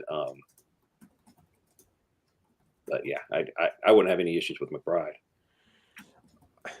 I wonder if there's something Zach Evans has some questions or what. I don't know why he's still available. Really don't know. But there's a lot of guys that are still available that I don't really understand. So what do I know? It always happens like this, though, man. Like you're always going to go back and just see a ton of people that just, the NFL. We just don't know what the NFL knows. We don't know what we don't. We don't get that info. Yeah, we don't know what some of the medical stuff is. We don't know any of that stuff, and you when you don't know that stuff, it's crazy how some of it can be kept so quiet. Like, I don't know if you guys heard anything about the medical issues with Darnell Washington, but I didn't until like, last night I started hearing it. I'm like, how, obviously these teams all knew about it. It's like, how is that did that never get leaked? So it is interesting. You wonder, especially with guys like Antonio Johnson, like what is there going on that we just maybe don't know about? Yeah. Clearly something just doesn't add up to me. It really, like, how he is still there. It just doesn't make any sense. Now, JL Skinner, I get it. I get JL Skinner, the injury. Yeah. But Antonio Johnson, that makes there's nothing that makes sense to me as far as him being available. Jacob typing away over there like a maniac. I was a little shocked that Stetson Bennett went as high as he did. Oh my God. Do you want to Like, do that was that? hilarious. So How a buddy about of mine had texted and he's like said something about, I can't remember what he said, but it's like, how do you pick a guy who's almost 30 to groom him? I was like, dude, he's already retirement age. Like, he drafted a dude that's gonna just about retirement age. And I think Corey had tweeted that they got rid of one prick to replace him with another, and I said that was a very unfair statement about John Wolford. I did see that. Like, what has John Wolford done to you, Corey? Come on. Oh man. Well, John Wolford, man, like he's just got a lot going on. I had to take a brief break there. But have I missed anything spicy? No. I don't think No. so. Okay. We're just More so just talking about guys that are sliding down the board that maybe we didn't think about. Also, Nick, who's a? Oh, no, go ahead. Sorry. Also, Randy, one Nick's of bad. our members picked Stetson Bennett to go in the 4th round on himself, over $200. Nice. So, yeah. I was shocked he went when he did. I don't understand. Of all guys that you could have drafted, they could have had Hendon Hooker. I don't understand why you take Stetson Bennett. I thought he was going undrafted. I kind of thought so too, because you could say all you want about the record when he was there, which he did. He did do a good job. I mean, he did nothing but win, and he definitely can make some great throws. But to me, it's not only just his size, but the age. And I'm like, teams typically you draft a quarterback that's a little older like that. I mean, how many times does it really work out? Yeah, it doesn't. It's like, he was at Georgia for like 16 years. So it seemed like every time I turned around, he was talking about, oh, he's got another year of eligibility. I'm like, how does he have so many years? Yeah, I don't know how he did that. eligibility? I don't know. Also, I know there he you even go, left Georgia for a Jackson. while. There you go, Jacksonville. Someone finally took him. Who? Antonio Johnson to Jacksonville. Oh, okay. Yeah, I like Antonio Johnson. I like that. I like that pick. I feel Yeah, like Stetson Bennett Jacksonville's- started at Georgia in 2017 and then left Wow. and came back in 2019. So Dude, he'll be that's- 26 this year. He's already 25, right? Like he's Yeah, he'll be he's 26 in 21, October. 26. Also, Mitch, to The answer gas- your question, the gas that was mask guy. Laramie Tunsil. Yeah, Now he's the Oh, the highest gas paid, mask. Yeah, that was Laramie. highest paid tackle. he was still in the in the. He still went in the first round though, didn't he? Yeah, he Mhm. went like 12 to in tennis or league. But they thought he was going like top Like- 3, top 5. Yeah, he was the top tackle on the board. At least for a lot of people he was. And then it just kind of turned into a nightmare. the one that really fell was Lyle Collins, who Yeah, Oh, didn't even get drafted because being part of a murder investigation will kind of mess things up for you. yeah, so. sometimes. There was that one that was interesting. Yeah, that one was not something I saw coming. I think if I had to guess if where the Browns will go next, I really think they're going to add a running back. They better, or I have to go on the dog chug and put mayo in my coffee. Do you really? Yeah. That's a bet? Yeah, Okay. I was watching. I really don't want them to draft a running back now. No. I know. Yeah, now you shouldn't have said that. Now I don't want us to take a running back. Yeah, But, Jacob like, Roach Levis over here. It's we either definitely me- need safeties. We need linebackers. We don't need running backs. We have Jerome Ford and hate Demetric you. Felton. We're fine. I hate you so much. I really like Jerome Ford. I know people. Yeah, I do obviously- too. We haven't seen him, truly produce, and I understand that, but Yeah. I think he really came along as a special teamer last year, which I mean doesn't mean he's going to be a good running back, but I'm more prone to believe that he's going to be a good player than not. I can't think of a whole obviously there's running backs every year that come in and don't end up producing, but I can think of so many more stories of guys who are drafted all over the NFL draft at the running back position that just come in and are just fine in the NFL. Which is why you'll always hear me say I would never ever ever pay a running back because you can. They're just so replaceable. But I think last year, with the one issue I had with the coaching staff was that they didn't play Jerome Ford down like in the final week or two. It was like you knew there's nothing left to play for. Kareem Hunt had completely lost a step, and they kind of knew by then they weren't bringing him back. It's like I'd like to have seen Ford at least get a handful of carries in those games. But speaking of running backs, the Bengals just took Chase Brown, running back out of Illinois. I don't know anything about Chase Brown, but I know there were some questions about Mixon. Pretty good athlete. Okay. Just like his brother. I mean, he produced very well at Illinois, 81.2 overall grade, 1,600 yards this year, 10 touchdowns. He also had 27 catches, 240 yards, average 5 yards per attempt, 81.6 rush grade, 79.3 zone grade, 73.4 gap grade. Solid addition for them. We're seeing a lot of people talk about Cam Mitchell as a safety build, that maybe he gets moved as a safety build. Here's a little he was 85th on Dane Brugler's big board, which obviously is a big deal in my mind, because I do really respect him. He's really good. He's the best, and you got him at 142 when Dane's got him in the 80s. But I'm seeing a lot of feels like a special teams pick. He did play 89 snaps at special teams last year. Cleveland TA. I just need to say this. Another quarterback just went. Jaron Hall, BYU, to the Vikings. So we have quarterbacks quarterback flying record. off the board. Jeez, oh man. I think that's a record for quarterback selection, Jacob. I'm sorry to cut you off. We're still in the 5th, right? Yeah. Yeah, because we were tied at the record with 11. Now Jaron Hall, record setter. There we are. Sorry, Jacob. Please continue with what you were saying about Cam Mitchell. That's what I'm seeing. A lot of people say things like he's a slot corner that plays on the outside a lot, and in that they think that the build could result in a safety build, special teams. It's just kind of the things as I scroll through Twitter and see what other people, how they're reacting to the Cam Mitchell pick. I'm surprised by it, but at the same time, they've taken a corner every year. It made a ton of sense to continue to add to that with the injuries that they have at the position. They're at least acknowledging that by making sure they invest in the fact that a player, they have somebody else there that they like. Just more players. It's smart. You need to be doing that. I'm good with the pick personally.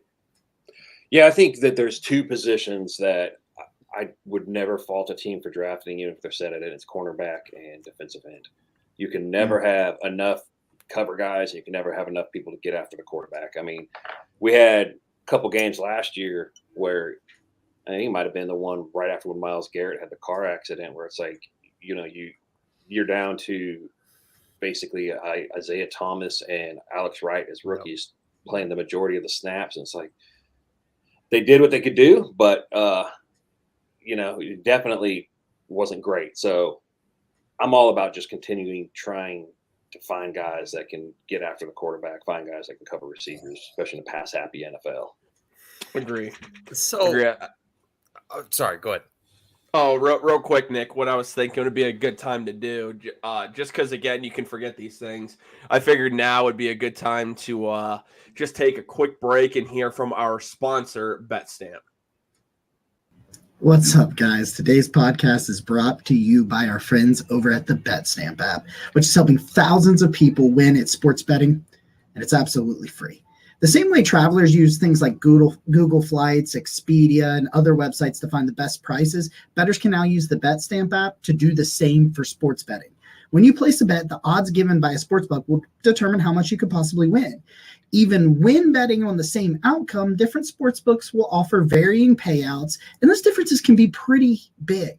Thankfully, BetStamp allows you to easily line shop for the most profitable odds across all the major sports books. You can click on any matchup and instantly see all the different odds from game lines, player props, and even futures bets. Line shopping is the simplest way to find an edge in sports betting and maximizes your chances of winning long term. On average, BetStamp users win an extra $1,000 a year just by line shopping. for example, March Madness is tipping off. You want to make sure you're going to have all the tools needed to cash in on your predictions. The tournament is filled with exciting upsides, and BetStamp will connect you with the best possible odds for every pick you make. You can find the BetStamp app in the Apple iOS Store, Google Play Store, or through your browser at www.betstamp.app. To access all these benefits, sign up using our promo code Network216, all one word, no space between network and 216, and start your journey to successfully sports betting today. If you forget to use the code upon sign up, you can always enter our code in your BetStamp account settings afterwards. So go check it out. And let's make some money. So I mean no knock by saying this, but a friend of ours, Grant Pushcart, tweeted out that Nick, I saw it, man. I just sent it to you guys. Yeah, that's why I reacted. So Grant tweeted, yes, I personally think Watson will be gone after his 5-year contract. If he signs an extension, great. I'm all for it. Just think he won't. So if he doesn't, you have your next QB in Thompson Robinson. So there's been reaction to that. Deshaun Watson quote tweets it with the cap. That is a beautiful thing to see. Deshaun's telling you that he wants to be here long term. I know it's coming at the expense of Grant, but I'm psyched to hear that, because that's a great sign that Deshaun's seeing that and putting it, just killing that immediately. Bro, that's brutal. It's like, I mean, Grant's in for a rough day. That's brutal, man. That reminds me of my Deshaun Watson tweet that people found older. Hey, Grant, you know what? We've all been there, my friend. Sometimes it's just your day to get cooked, and that's how today's gonna go, friend.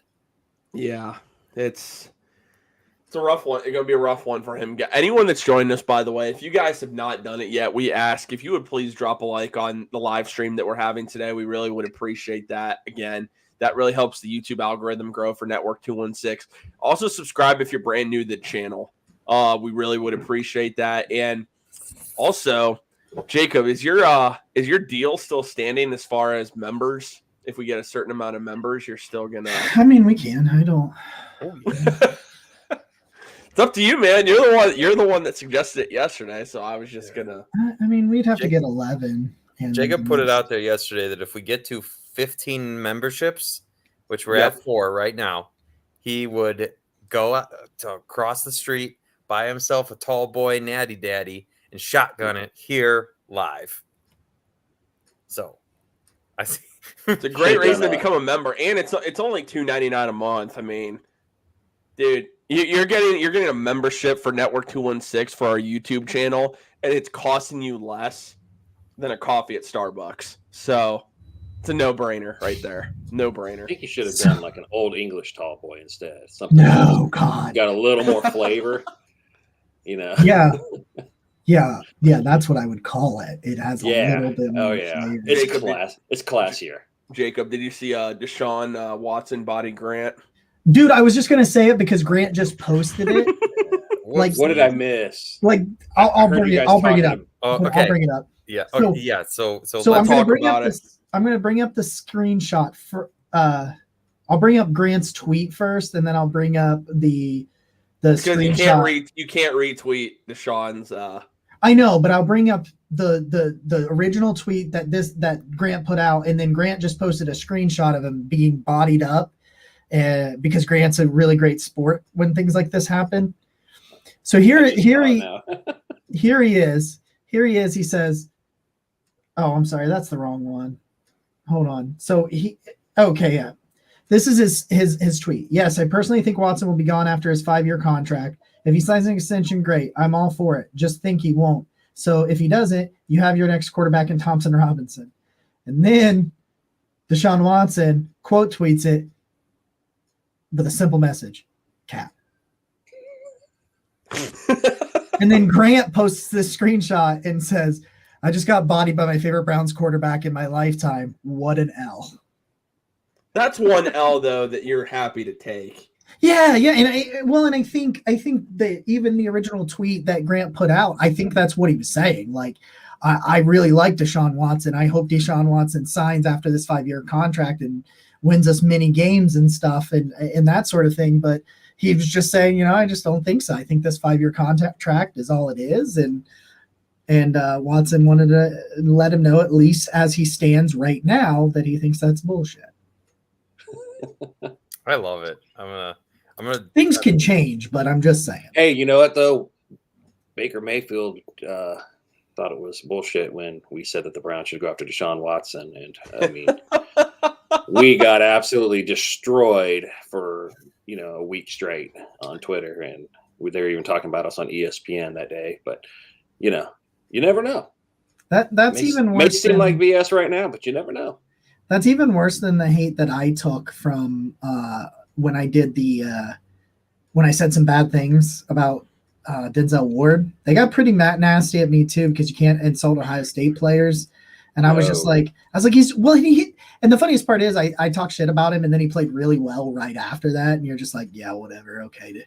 But I said some things about him just kind of struggling because he was, and people were like, I remember one comment that stuck out. He was like, I'm just saying, he's a really, really good kid who's working really hard, just trying to do his best, and you're just shitting on him. I'm like, that's not what I'm not saying he's not he's just been bad. If I'm bad at my job, my boss doesn't go, well, he's working hard and doing his best. My boss is like, fix it, right?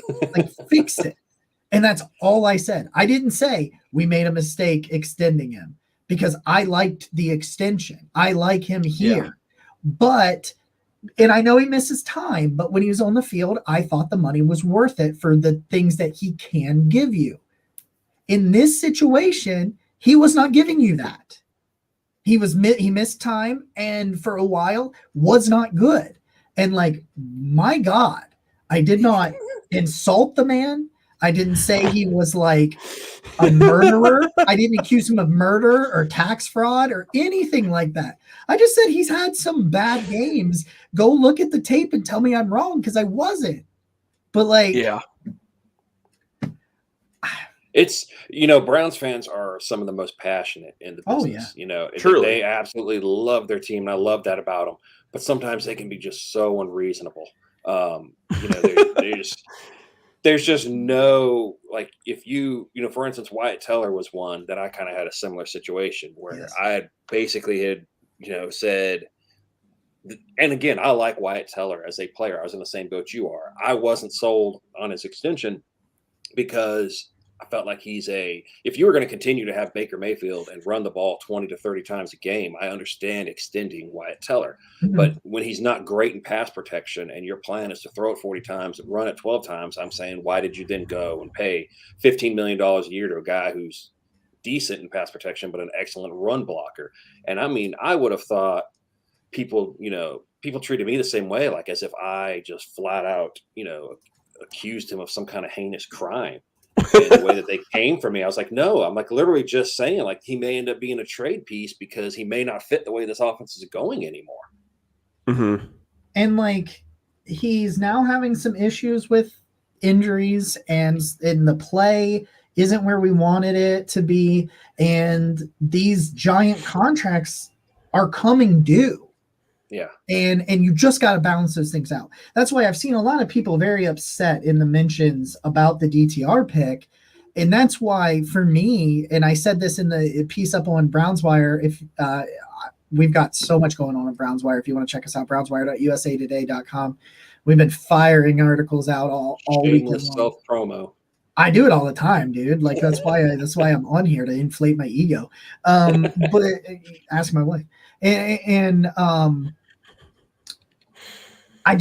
you've got to balance these things out. You've got to find a way to continue to be, because what you don't want to do is all of this money start coming due and you just can't do anything because you're handicapped by it. You've got to be able to figure that out. So what do? You've got to turn for you've got to draft for depth, and you've got to draft for the future. And we've talked about this for months. I've been making draft videos since November, which is just crazy that it's all coming to a conclusion and switching over to more rookies, but I'll be doing their film rooms starting this week on the channel. But it's just you look at all of this is going to start coming due. How do you continue to produce while this is coming due? You balance those contracts out with good quality depth players, and that's just what I think they're doing right now. And we want to welcome in contributor for Cleveland.com, Lance Reisland. Lance, how you doing, man? Gentlemen, how are you? Thanks for having me. Anytime, dude. We're on like the 7th hour of streaming the last like 12 hours or so. So like we're just going through all the feelings, and we're just glad that you're able to take a new face is nice, right? New face is nice to see, right? They don't want to hear me talk anymore. They want somebody else, to get on here and just with a less annoying voice. So we're glad that you're here to come on here and take us through. I can add some gibberish to you. I can add some info for you. I love it. So let's start off with day 3, and then we can address what the Browns have done today. So for day 2, the Browns went out first and got Cedric Tillman. What were your thoughts on adding him to the wide receiver room? He, like we talked about, Lance, he adds a different profile at the receiver position. Well, actually, I was a little surprised. They have DTR. They have Donovan Peoples-Jones. I'm sorry, and they have Amari Cooper. So the size was a little, in terms of what he will be this year. But then you don't know if they're going to pay DPJ coming back next year. How long does Amari Cooper have? So he's that outside threat. Then you start doing your homework on him. I didn't really do a ton of homework on him because he's 23 years old. And, the Browns have those guardrails that, I kind of look past them. Plus the fact I think I was looking at more in terms of like the Elijah Moore, that sudden guy in the slot, undersized, the ability to get easy yards. I've been saying it since the season. The Browns have to get easy yards, and those easy yards, as a former offense coordinator, come on, getting the ball out quick in space. But then you watch him and you see his ability to jump, his length, his arms. He's long, he's tall, he's heavy. He's got a really good vertical leap. So that kind of tells you right away he can be a help in the red zone. He can play. He hasn't played. Tennessee is interesting. So he hasn't played in the slot, and he really has only played on one side when I start doing the breakdown. So, but brings a lot of talent. Was really, really good in 2021. Got hurt this past year. Everybody's kind of questioning his speed. There's football speed. He seems to have a lot of knowledge in terms of spacing. So much of this offense in college right now is based on spacing and not really route running. So I think he has a great presence in terms of where is leverage coming from, what coverage is he seeing, and he's talented. He's a big, tall guy. It was just kind of shocking just because they already have that body type, I thought. So it was I was a little bit taken back, but then you do your homework. He's a pretty good player. Yeah. I mean, I think, again, he does add a different, just type of dimension to the wide receiver room, especially his ability to shield the defender when separating to receive the ball, because obviously he's not the quickest guy off the line of scrimmage, but I think he also is a guy, from what sounds like, he slid this far because of that ankle injury. If it wasn't for that ankle injury, he probably could go early day 2, it sounds like. And he also, it's at Tennessee, he was their number 1 wide receiver before he got injured, and then Jalen Hyatt took over. Well, one of the things I look for in a receiver, for me personally, just trying to break them down, because everybody has their own kind of checklist and what thing, but I'm looking for guys who have the three characteristics. The first phase is, can they get off the line of scrimmage? Now, he's not real sudden, but he's got a pretty good burst, and he's big and he's strong, so he can use his hands to get off. And then where I think he's the best is contested catches and catches, because, like you said, that ability to shield people off. He's got long arms. He's got a tremendous catch radius. He's got really big, soft hands. He's got 10-plus hands, 32-plus arms. So he's really long, gives you that big catch radius. And then he's okay after catch. He's not great after catch. So you take two of those 3 where I think he's really, really good.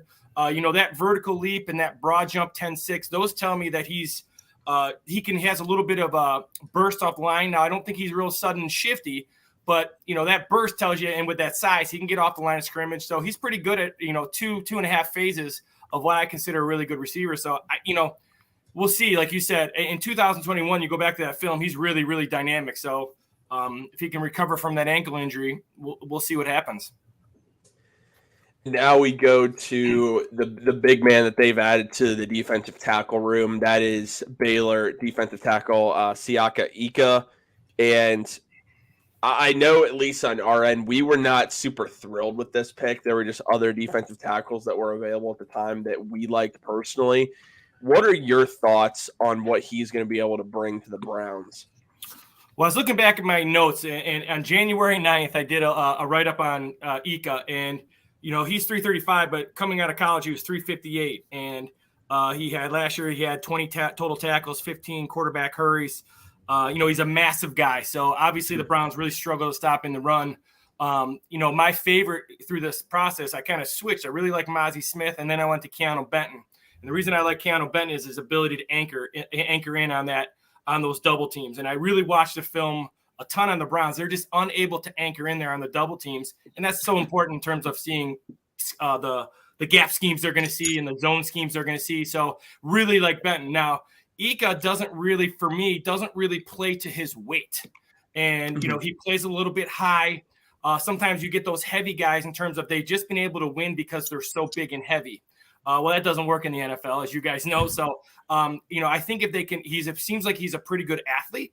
So maybe if they can get his pad level down, for me, he plays way too high. People get into his chest, and even though he's really, really heavy, the thing about a Schwartz defense, everybody talks about the wide nine. Well, what the wide nine tells me is that those tackles, our defensive tackles, are now exposed to double teams because that defensive end is not going to attack that tight tackle at all. He'll be wide of him. He'll be outside of his cylinder. So those guys really get a running start and really gallop start on those double teams. So he's a big guy. He has really good feet. He's almost a guy, when I look at defensive tackles, I really like boring guys. I don't like guys who make tons of plays. And people are always like, well, that's stupid. Well, there's only so many Aaron Donalds in the world or the Kansas City Kid. I like guys who are big and heavy and anchor. And he's not a guy who anchors. He tries to play a little bit lighter than he really is. He does have good feet. He does have good lateral movement. He does have good punch. You watch all that, but he plays too high and he doesn't really try to just anchor in there. So we'll see what happens. I know he's a pretty good talent. He's got some, he's a pretty good bender. He does some things, and he's a big guy. They said 335. I had him when I looked at him, he was pushing 360. So if he plays 360 and can be heavy, maybe he's a rotational guy. We'll see. I'm with you guys on that one though. That was. I wasn't real. I kind of slid on him over the last 2 months just because of his pad level. Why do you think Jim Schwartz was so intrigued with him? Well, Schwartz is a matchup guy, right? So he likes these wide threes, wide fives, and wide nines. So he likes a matchup. So he's not really. When you look at the Woods defense, Ika would be outside eye of that guard, and he would be handling that guard. And I actually think he's a better fit in the traditional 4-3. Where they're covering those guards and covering those tackles and tight ends. This wide style is great, but it's basically you're pass rushing to stop the run. And he does have some of that twitch, and he does have some get off, and he has some traits that are probably intriguing to, obviously those NFL guys. They think they can, and a lot of them, that's why they're NFL coaches. They think they can get the most out of these guys. He does have some movement skills at his size that are pretty dynamic. You just don't see it carry over to the film. Especially last year, you just didn't see it carry over in terms of not getting moved. He gets moved a lot for a big guy. Yeah, that's the biggest thing I think that worries me is even the thing that he's pretty good at times. I saw shades of Andrew Billings in Cleveland when I watched him on the tape, like a guy that absolutely should be able to anchor, and at times he does. And he had like 30 quarterback pressures the last couple of years combined, which is nice because kind of as you talked about, seems to be like a good athlete if you can figure it out, if you can put it together with him. And so that it's really, I think you could have gotten him today. Yeah, I just don't. Here's the thing: you always wonder, like, what is, especially after the third or fourth round, are you looking fit? Are you looking best player? Are you looking ceiling? And there is, you as a coach, you look at this guy and you see him. He's probably dynamic in the weight room. He's probably dynamic in drills. So you look at him and he gets you excited because he's a guy. You're like, man, that ceiling. Where is that ceiling going to end? I think he tries to play. Almost cute in a way. He's almost trying to be a finesse Aaron Donald, use his hands, use his feet, where he should be 360, be low, and don't be moved. And so that's kind of what I see in him. He tries to do too much in terms of penetration, and I like all that, and that's probably why Schwartz likes him because he likes those matchups. But Yeah, I think he's a guy you could have got today, but he does have, in terms of traits, in terms of ceiling, it seems like he has a pretty high ceiling. Well, lots of guys don't get to that ceiling. Ceilings are great on paper, but you need to see those ceilings, on the field. So, this one's up for grabs for sure. All right, let's move to today then. Let's move to today and the pick that made me scream with joy and run out of the room. All of us, I think. And DeJuan Jones, I would love it. I love the DeJuan Jones pick, man. Like, because I like before. So I was doing some mocks during the season towards the end of the year, and like, because I started doing all my draft stuff usually in late October. So I did a draft pick before Conklin signed his extension, and I took DeJuan Jones at 42 to be the right tackle of the future for Cleveland. And then they re-signed Conklin literally the day I released that video. I was like, they like 3 hours later re-signed. I was like, well, that's just fantastic. And, but then again, he falls into the fourth. I understand the concerns with mobility and size because he is just an absolute mountain of a person. And there's rumors that he gained weight after the combine, and that's kind of why he fell. People don't know if he'll be able to keep that under control and be consistent enough.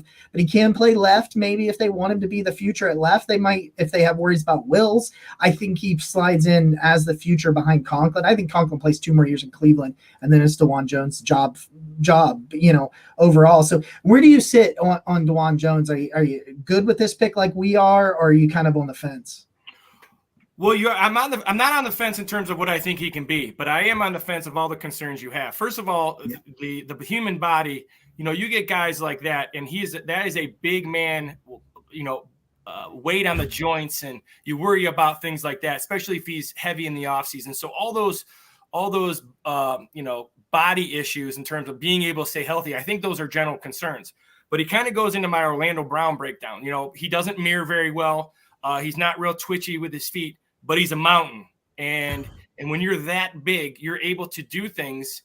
So he can invite, everybody talks about the long arm. He can do things differently than every other tackle besides Orlando Brown. Those two can do things differently. The long arm is the long arm technique is the go-to technique in the NFL. If you watch Orlando Brown, he can invite that long arm, and then he's just so big he doesn't move, and then he can get rid of that and snatch it. So there's things that DeJuan Jones can do. He can torque on those outside run. He can literally take a wide 5 and torque him inside because he's so big. So he can make up for some of his limitations, similar to Brown, with just being massive. And everybody in the NFL is big, but this guy is like next level big. So absolutely love the pick in terms of what he could be. But he's really going to have to watch his weight. He's going to have to watch his fitness. He's going to have to become a true professional, because when you're that big, it's easy to add weight, and it's easy to become almost immobile. And he's at that point where, you're pushing 400 pounds. You got to make sure that everything is working right, biomechanically, right? So you want to make sure those joints are not, that's the thing you worry about. These guys are so big, it's how much pounding can you take pounds per square inch when you're 400 pounds are constantly hitting the ground. So physically, I worry potential as a player if he's healthy, 17 games availability. I think he could be a steal. He's really, really talented and good with his hands. And, what the Browns are going to a little bit more offensively, I believe, moving forward with Watson, he could be a steal. But, you worry about – my only worry would be health. My only worry would be about what is your focus. If he truly, who knows what's going on, right? All the rumors, things like that. But if he's not, attention to detail has to be on point with this guy in terms of his weight, his fitness, his diet, what he does, because he's that big. So, my concern, I'm not on the fence in terms of what he can be. If he stays healthy, it's like the Brown. If he could stay healthy, he'll be fantastic. He's got to stay healthy, and he's got to keep his weight down. So, there are a lot of, like, PFF, I believe, had him as like the 31st ranked prospect overall. Dane Brugler had him as a second-round pick. Really liked DeJuan Jones. A lot of people had him as a late first, early second pick. Why do you believe he slid to the 4th round? Well, I think it's everything we were discussing. I think it comes down to what is this guy going to be moving forward as he becomes a grown man? And we all know as we get older, it's not even football wise. Now he's got money. Now you want to make sure that you're eating right. And, you have to make all those good decisions. And physically, he's at a point in his life where he's got to be, he can never have an off season. He can never have an off season where he gets to 430. He can get 400 plus right now. So I would say his concerns would just be his size is probably why he was considered a top, tackle. His size is also probably why people consider him a possibility of not being successful for the long term, because that size and will he take care of himself, and all those kind of concerns that come with being that big. You're that big because you like to eat, and you're that big because whatever it may be, but he's got to really harness and be on point at all times. And if you added weight after the combine, this is your livelihood. So that would be a red flag to me. Now, it doesn't mean you can't correct that, but if he's added a bunch of weight since the combine, that's a red flag, because NFL is a long season. When you get done, you're not talking about a guy who's going to put on 10, 20 pounds. You're talking about a guy who's going to put on 40, 50 pounds, and then he's immobile. So it's a very fine line, but everything that made him successful and made him a first round pick is probably the same stuff that kind of, pushed him back a little bit, because the concerns are, is he going to be available for 17 weeks and over the course of, 5 to 10 years? Yeah. Do you see DeJuan Jones that he is the replacement for Jack Conklin when that day does come? Yeah, I think if he can stay healthy, Conklin to me is I really like Conklin. There's almost, it's like a tailback. There's only so much tread on the tires, right? So I feel like he's kind of, he's been playing. He plays at a very, being out there at practice every day. He's very, he didn't practice a lot this year, but he's a very physical guy. If you watch him playing games, he likes to double and get to the second level. He's a very nasty guy. He's very hard on his body. So yeah, if this guy can stay healthy, I think he's a steal. I think he's a guy that he's a guy that you look. If he keeps his weight down, continues to progress. My favorite part of practice every day is down with. I think Callahan does an amazing job. As a guy, I've been involved in football my whole life. The attention to detail those guys have down there with Callahan. That's why I think he can be successful, is because Callahan will make him be successful. One thing that does give me some hope with some of those concerns are the playing over 700 snaps the 2 years that he was a starter. So we know that he can. Like you said, it's we know that it's there, but will it? But for me, I wanted to look at the actual snap numbers, 790 in 2021 and 763 this past season. So that's encouraging in a sense that he's not taking large amounts of reps off, and that he's playing a high amount of reps, just from the sense that it's okay, those are the things I'm concerned about. I can see him being able to deal with it just because he has. And I think that goes a long way for me personally. Yeah, I think he's just going to have to, there's a learning curve for everybody. So right now he's a guy that even at Ohio State, even in the Big Ten, even in the playoffs, he's a guy that can rely on his height and his length and his weight to get away with bad habits. Not that he has bad habits, but when you're that big, you can get away with not kicking properly. You can get away with, maybe not taking the proper step or gaining as much depth as you should on a step. Now he's going to have to do that. So yeah, he's played a bunch of snaps, and like everybody else, he's going to have a learning curve. I think Conklin will be a fantastic teacher. Conklin's at the point in his career where he doesn't practice a lot. He's at the point in his career where he doesn't, those veterans don't practice a ton, especially as they get into camp. They have days off. And so this guy's going to get a lot of work, and he's going to get better every day. Again, he's right down the line for me. He's a guy that I think could be completely a stud, or a guy that just struggles with his weight and struggles staying healthy because of that weight. So hopefully it's the former and not the latter. Well, it sounds like from what you're saying, Lance, that DeJuan came into a great situation where he has a year to really, sit behind and learn and develop, and there's not a ton of pressure on him immediately. Yeah, and when you go to Browns practice, the thing that is so impressive with those guys is that how detailed that offensive line is. They if you watch the Browns over the years, they've had guys come in, Forbes, for example, and these guys that come in that aren't, you don't know, and they have some success. That's because of the way they work and practice, in my opinion, is that they're all on the same page. They know exactly what they're seeing. They know the fronts. They know the blitzes. They know what they're seeing when they're seeing it. And so now he gets to learn. He doesn't have the pressure to be the starter. He's also going to have a quarterback, that can move a little bit. That's super helpful for our guy in terms of that Watson's going to get him out of some trouble early on if he gets beat because of Watson's feet. So again, that mobile quarterback really helps a tackle, especially a young tackle. But yeah, he's a guy that he's got tons of skill. He doesn't have to be the guy early on. So I think this is a great choice for the Browns. And moving on here, the second pick on day 3 is another guy that a lot of us really loved. I think he was a good value, being able to get him at 126. What were your thoughts on the drafting of Isaiah McGuire? A lot of people were connecting him with the Browns, especially given obviously the fact that he was within the age guardrails and the athletic profile that he possesses. So this is a great question. I loved his film, and I wasn't really huge on him until I started. You learn from other people such as you guys. So I think you guys do a great job. And for me, there's so many guys out there. You're trying to pick and choose who you're watching, and you try to do educated breakdowns on guys. So I started breaking this guy down.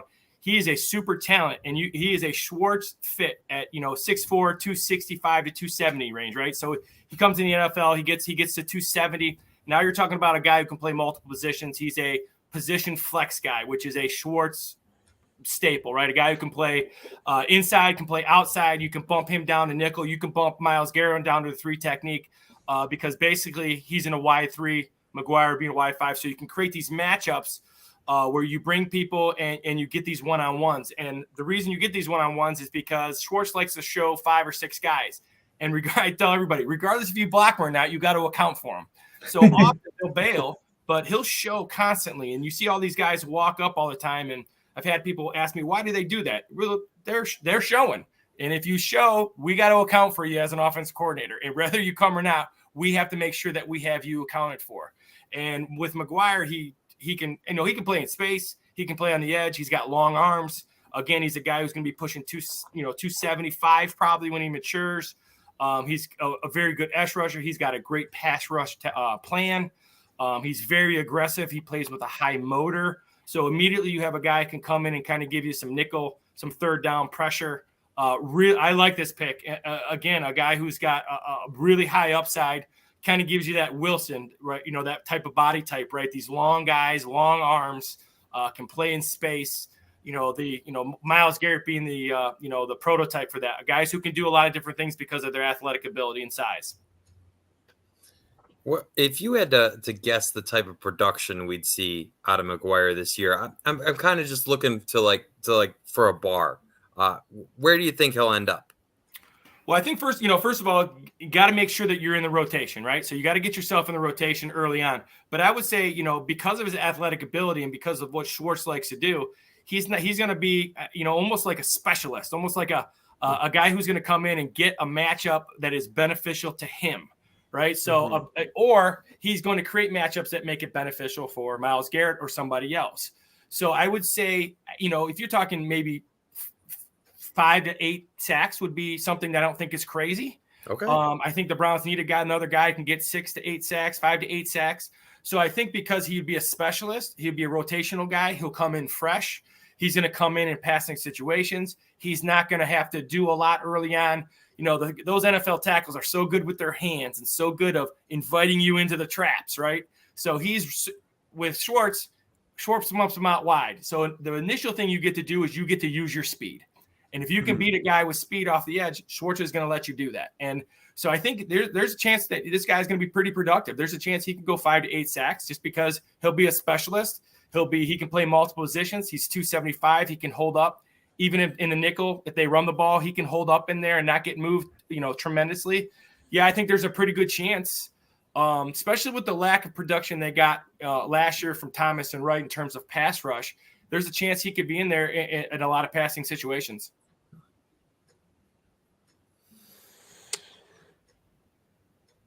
Me? Already me? Yeah. Oh, okay. I thought you had something. That's why I was quiet. No, I was reading something. But Browns like these. Browns definitely have a style. Obviously everybody has a style, but these defensive ends, they all kind of, the Miles Murphy. Myles Garrett kind of created the athletic, blueprint of what you want in a defensive end, and these guys. these guys can win when they're not right. And that's often what you're going to see in the NFL with there's no longer, reading everything the way you should because of RPOs and because of sucker. But, they're doing things. You got to win, and whatever at all costs. So a guy like McGuire can do that. And he's only going to get better. Young kid. They love these guys that can set the edge too. And I think that's really underrated what McGuire can do against the run. Just in that sense that he can he makes an impact. He had a 9.8% run stop rate last year, which I'm totally good with something like that, opposite Myles Garrett and that thing. I just think that you're looking at a player, like you said, I think they're really going to find a way to utilize his explosiveness. I think his first step is really nice. And I think he just has that spin move. That's just when it's right, when that spin move's right, it's a lot of fun off the edge. But I think them looking at these guys that have the ability to put all of it together, like McGuire can, like kind of something that you've highlighted on where he can be this 3-down player. They really needed with Okoronkwo on the other side, they really needed somebody that can play some of those snaps where Okoronkwo is like a 500 snap guy. Like that's what he has been in primarily, even though he could play the run and that sort of thing. I think that trying to find these guys that can win in different ways in both facets of the game just seems to be, like you kind of highlighted, their type, in just a sense that this guy can do everything at least relatively well. Well, talk about setting the edge. There's where weight comes in. You gotta have some weight, because there's a lot of times last year where the Browns, the Browns, they talk about some guys inside that struggled with, anchoring in there or setting the edge if they're outside. Well, there's your weight. You got to have a little bit behind you to kind of be able to set that edge. This is what this guy gives you, and plus the fact, the wide 9 to me is more about it's an alignment, but it's putting those guys. They're setting the edge by alignment, so they're going to. Whether you are getting reached or not getting reached, they're setting the edge because they're going to be a little bit wider. Because even when you watch their first and second downs, they're not always covering that tight end or that tackle. So they're going to set the edge by alignment and then their size. This is a really defensive friendly or player friendly defense that Schwartz has. Everybody talks about what does he do? It's very simple. It's not if you guys do incredible work. What he allows these guys to do, what he allowed the Eagles to do and the Titans to do, they understand where they're going. They understand it's a very simple scheme. They get to play extremely fast. So when you get lined up and play fast, and I was just asked earlier today, what does football fast mean, Coach? And I said football fast to me is when you're able to recognize what your job is and then go, you can be faster than your 40. Yeah. And so if I understand what I'm doing and where I'm supposed to be and how I'm supposed to do it, and I get to play with my hair on fire, my 40 time or my 10 time goes away because I'm not thinking. And my dad, who I learned football from, always told me, if your brain is thinking, your feet aren't moving. And Schwartz has always been able to get his guys. If you watch his defenses, they're not. I watched a million snaps now in the last 3 months, like everybody else has. They're not. You don't go, oh my gosh, scheme wise, that. What you see is guys playing extremely fast with their hair on fire. And that's what you see. So guys like McGuire fit in because he's not going to have to learn a ton. He's going to have to learn a lot. It's the NFL, but he doesn't have to do tons and tons of things. He's going to get lined up. He's going to know where he's going, and he's going to play forward. And there's a lot to be said about that. Not overcoaching it and let these athletes play a little bit. And Lance, the next guy to kind of dive into here a little bit, this pick had some people – so I was good with it. I think a lot of us were okay with it, but kind of the reaction amongst Browns fans, some like it. Some are like, well, why would you draft this position when you have some other needs that still could be addressed? The Browns taking UCLA quarterback Dorian Thompson-Robinson. What were your thoughts on that selection?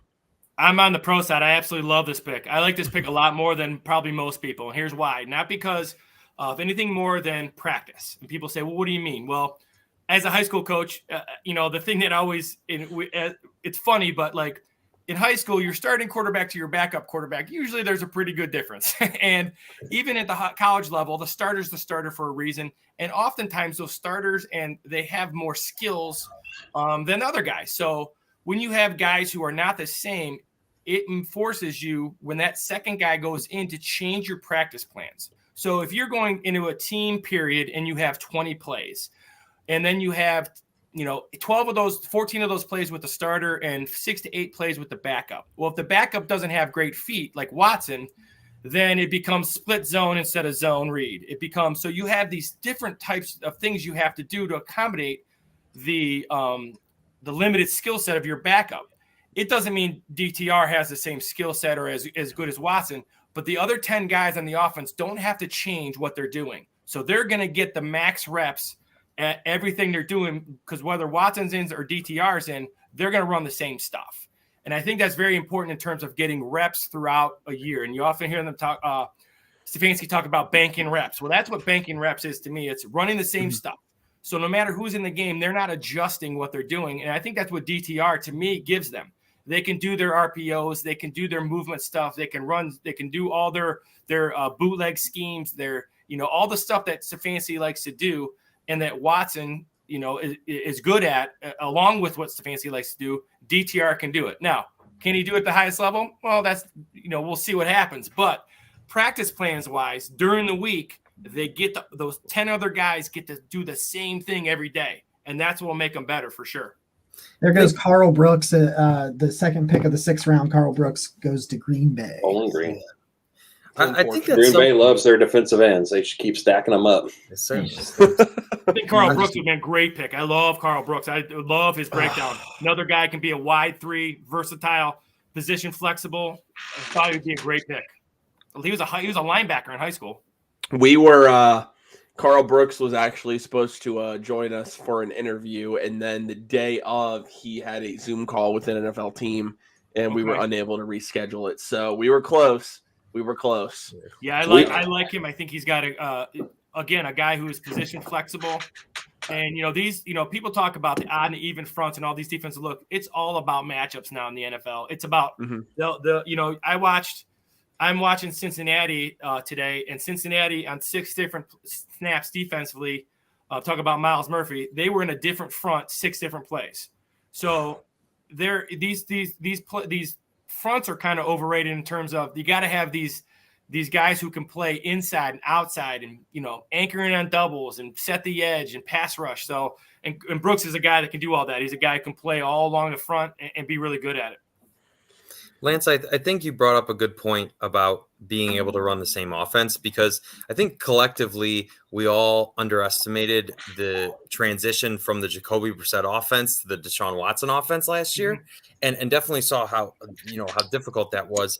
So I'm really glad it seems like the Browns have a plan, because even Josh Dobbs, right, who they guaranteed $2 million to, and would assume is going to be we'll see who's quarterback too, but I think he'll be on the roster next year. It's like all those guys now fit the same mold. So it's nice to see the Browns really starting to bring that plan and that offense all on the same page. Yeah, bring it up here. So you're talking same routes. You're talking same blocking schemes up front. You're talking, they've done it. They do a lot. They've done some really cool stuff in terms of the zone read but they do run options, and they do run pass options, and they do run pass options. They do a lot of really cool stuff with Watson's ability, and they'll go empty, and they do all these things. And when you have the same quarterback, regardless of the talent level, but when the skill set is similar, now the other 10 guys don't have to change. The receivers don't have to change their routes because they don't have, a quarterback can't get it to them, or the running backs, they're not changing the blocking scheme.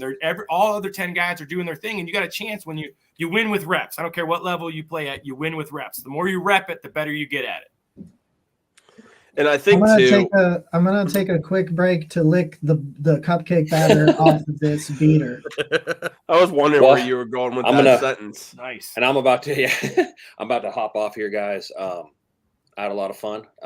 Hey, thank you, Randy. Appreciate you joining us, Randy. I was going to leave earlier, but Lance, I was actually really enjoying listening to your breakdown. So I appreciate it. You guys do. I enjoy all your guys' work. It's great to meet all you guys for sure. Absolutely. It was fantastic. I was actually just sitting here listening and soaking it in. That's why I didn't have much to say, but I appreciate it, guys. Real quick, you want to just plug where everyone can find your work?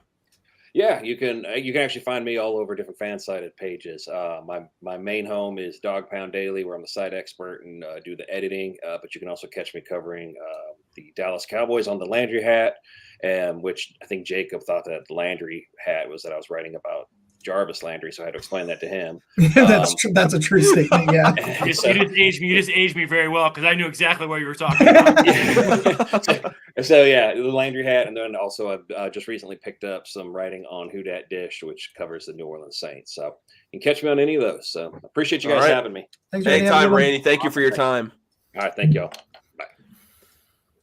So Lance, going back to DTR, I think too, because we talked about this earlier, I think it's just a great plan the Browns have because you're paying Josh Dobbs $2 million in guaranteed money, and now you have a quarterback on a rookie contract that has a similar skill set to what Deshaun Watson has, Josh Dobbs has. So after this year, when Josh Dobbs, I assume, will move on, you have a rookie quarterback that'll make pretty much nothing, and then you have Watson's contract. It's a perfect setup for the quarterback room moving forward.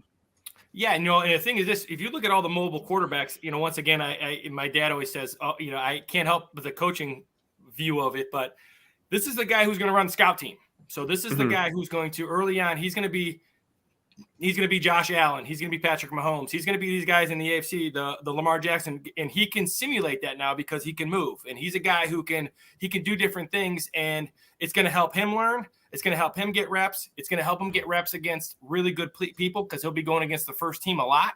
Mm-hmm. So now, not only is he going to be good for the Browns, but he's also going to be good for the Browns defense early on. In fact, his number one priority early on will be being that scout team quarterback and giving the Browns a great look, especially the quarterbacks that can move their feet. I just want to bring this up real quick because I found the video scrolling Twitter. Dorian Thompson-Robinson celebrated being drafted by the Browns by jumping fully clothed into the pool. The video's out there on Twitter. I'll have to go see that. I haven't seen that yet. It's certainly I have not seen it either. That's fantastic. Would you guys? I'll start with you, Lance. I want to ask everybody this random question. How would you celebrate being drafted? What is the first thing you would do with your excitement? Wow. Well, I want to be, the idea of I like the guys who are at home. I'd want to be with my family because those guys who are making it to the NFL, they're sacrificing a lot in terms of their hours and their time and what they do. They've committed to being professional football players. So I'd want to be with my family. I'm pretty simple. Get a good bite to eat. Definitely, take care of the family, but just kind of hang out. And then I hope, hopefully these guys have the mindset, which most of them seem to do, is it's time to go to work. They've done all that. They've done all to get to this point. So, celebrate with your family and then get to work. I would smash an ice cream sundae. It's a good call. That's what I think I would do. Dude, I like that idea. I think for me, being at home would be a big one, kind of like you said, Lance. That it means a lot when you can be around your family when a moment like that takes place. I'd celebrate with a steak, man. Give me a good filet mignon steak. I'm good to go from there, really. But he's like, that's it. Now I gotta go have steak. No, for real. Like, dude. Well, I'm also hungry, so that's something to do with it. But for real, to be around your friends and family when a moment like that would happen in your life as an NFL prospect, that's how it would be for me. And then just get a really good meal afterward because then it's time to get to work. I celebrate every draft day with a burrito. It's like a tradition I have. I've been getting a burrito. That. I just do. So I guess we've all got celebration food over here. But I'm with you on when I did play football, my dad was really influential and helpful in that phase. So I think being at home and being around my family would be really important to me. It's so cool. It's so cool to see all these moments, right? Like Ika, I saw the Ika video and seeing Dorian Thompson-Robinson jumping into a pool and Ika's all surrounded by his family. Everybody's rooting for him. Like it's so heartwarming and to see them so excited about Cleveland and being a Brown and making it into the NFL. Like it just, I think that's such an encouraging, exciting part of why this weekend is special. And I love that for all of them. Yeah. And so we have one. Go ahead. No, I was just saying absolutely. I agree with that. We have one more. Oh, Keitrell Clark went. I really hoped he was going to continue to slide. We have one more Arizona's pick. crushing the draft. Yeah, they are. Got so many extra picks. And Steelers. really, See how about the Steelers and Eagles? My goodness gracious. The Steelers one has been really depressing. If we're just Steelers drafted all of my guys, like all of my guys. It happens. It's either Baltimore. Baltimore did it last year. And they did it a couple years ago because I really liked Bateman a couple of years ago too. They took Travis Jones. They took David Ojabo. Like it's just like they need to pay me. I would like to be paid because if I have a guy, they go that route. So I'm a little upset about that. Cam Mitchell, man, like. I haven't done a ton of work on Cam Mitchell, so I've really kind of kept quiet about this. When we'll start my film rooms this weekend or this coming week and work my way down the picks. So I'll get to Cam Mitchell in the next couple of weeks. He's more of an outside corner, although looking at some of the data, he has some nice data in tackling in the open field as well as playing a little bit inside. And like I've seen a lot of people on Twitter say that they believe like this is a safety nickel guy, that they believe that is a transition, that is a skill set that they believe his skill set is best suited for that stuff. I really not have watched him because he's just not one of the guys I thought was going to be on their radar. So I can't really say anything. Have you done much work on him, Lance? You got any thoughts on that? Yeah, I've done a little bit of work on him, not as much as I've done on others, but I have done some. Yeah, I think he's first and foremost, the slot corners I always think it's going to be a little different with Schwartz because the slot corner, you're going to be in more man coverage, a lot less run responsibility. So a lot of that inside, even though you get different route trees and stuff from the slot, it's a little different because you're not going to be involved. You're going to be a ton of man coverage, a ton of one free. So you're going to get a little bit different. It's not quite the slot corner that some teams play, in my opinion. I think he's much better. I don't think he hasn't shown to be really, really good when he's off. So when he's off in man or off in zone, he seems to struggle a little bit. Like you, I'm going to do some work on him as the draft ends. But he seems like he's really, really, really good. He's 5'11", he's 190 pounds. But when he's in your face, he's I always like DBs that are man coverage. He seems to shuffle very well. He stays square very well. He uses his opposite hand very well. He's highly competitive at the catch point. He plays really almost angry at times, which I mean that in a good way. He's highly competitive on every single route. But when I've seen him struggle, it's been when he's off, and it's off when he was in zone. So it kind of goes back to like why I think Ward will be good this year, because they're going to be in man coverage a lot more, and they're going to be in people's faces a lot more. And to me, this is a Schwartz pick. This is because if you see him in zone, you see him in off man, he's just okay. But if you're going to man up and press in the slot and you're going to press outside, he's a guy right now. That's what I see. I see a guy who's really good in press coverage. I like press coverage. Like that's definitely one of those things that I like to hear. That Hodges Tomlinson finally goes. He goes to the Rams at 182. Also, JL Skinner just went as well. Did he go? Interesting. Went to the Broncos. Okay. I really want a running back here. I think running back. Lance, Keaton Mitchell's there, man. Zach Evans is there. Yeah. It's like, man, that Zach Evans thing's interesting because Mary Kay really gave an indication they liked him a lot at 74, and he's still there. I wonder. I like Zach Evans. I liked Zach Evans on earlier today. If I did too, man. I wouldn't have been mad if they took him earlier. Yeah, so I think you're getting down to 190. I think it's great, but is the Deuce Vaughn dream still there? It's there. It is there, and it is living well in my soul right now. If we get Deuce Vaughn, I will sprint out of this room with happiness. I'm telling y'all. Will you streak? Not live. The fact that there was even a hesitation that he thought about it was like, okay, I see the commitment here. I like what's going on. We've been streaming for nearly 4 hours, I mean. Yeah. Back-to-back days. Yeah, back-to-back days. We did a little over 4 hours last night. Lance, is running back kind of where you're leaning, or is there something else you would like to lean? Is there they're about 7 picks from being back on the clock? Well, I was hoping. I really like Skinner. I loved his film. I think he fits that one high hat, his length, his ability to run downhill. He's rangy. Again, he's a guy for me. Not only is he big and tall and long, but he's a guy who can play sideline to sideline because he really seems to recognize route combinations. the Browns are going to run this obviously they're going to be in a one high hat, but they're also going to run a little bit of zone. But their zone is this pattern match cover 3, which we could go into another podcast, another discussion with. But he's really knowledgeable. He's long. He's athletic. The running backs, I'm not sure. I was super high on A-Chain. I was super high. I don't think Deuce Vaughn is a stretch at all. I think he is super, super talented.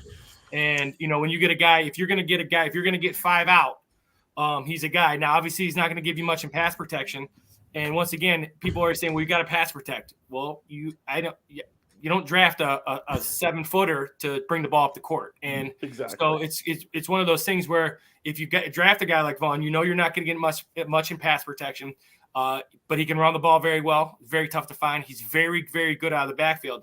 And so many of Watson's plays are going to be these. I think his number one quality is these off-scripted, off-platform things that he does at such a high level. Vaughn is kind of that guy, that backyard guy who can just get open and weasel into little holes, and he understands zone. Another super. I love Kansas State. I think they do a great job with their entire program. So those guys know what they're doing, where they're going, how they're doing it. So I don't think that's a stretch at all.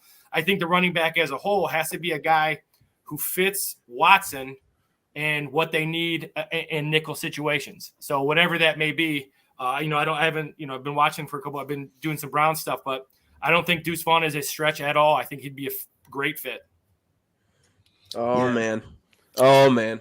Not long to wait. I need it, man. I need Deuce Vaughn in a Browns uniform. I'm telling you, I will be annoying. Oh, my. Also, talk about ESPN going to 2024 draft in the middle of 2023 because, Did they? Yeah, they were talking about Marvin Harrison Jr. for about 10 minutes. Well, that's where we're at. Like we're just at hey man, we're just trying to get through this right now. We're trying to wrap this thing up and just kind of take through some of that stuff. And Mel Kiper has him as the 2nd ranked prospect next year. What? Caleb Williams number 1. Yeah. Wow. Brock Bowers number 5. I still cannot believe the Texans gave up their own pick in that trade to come up. Lance, what were your thoughts on that? On the Texans and Cardinals trade? That's trade up for Willie Anderson, yeah. Yeah.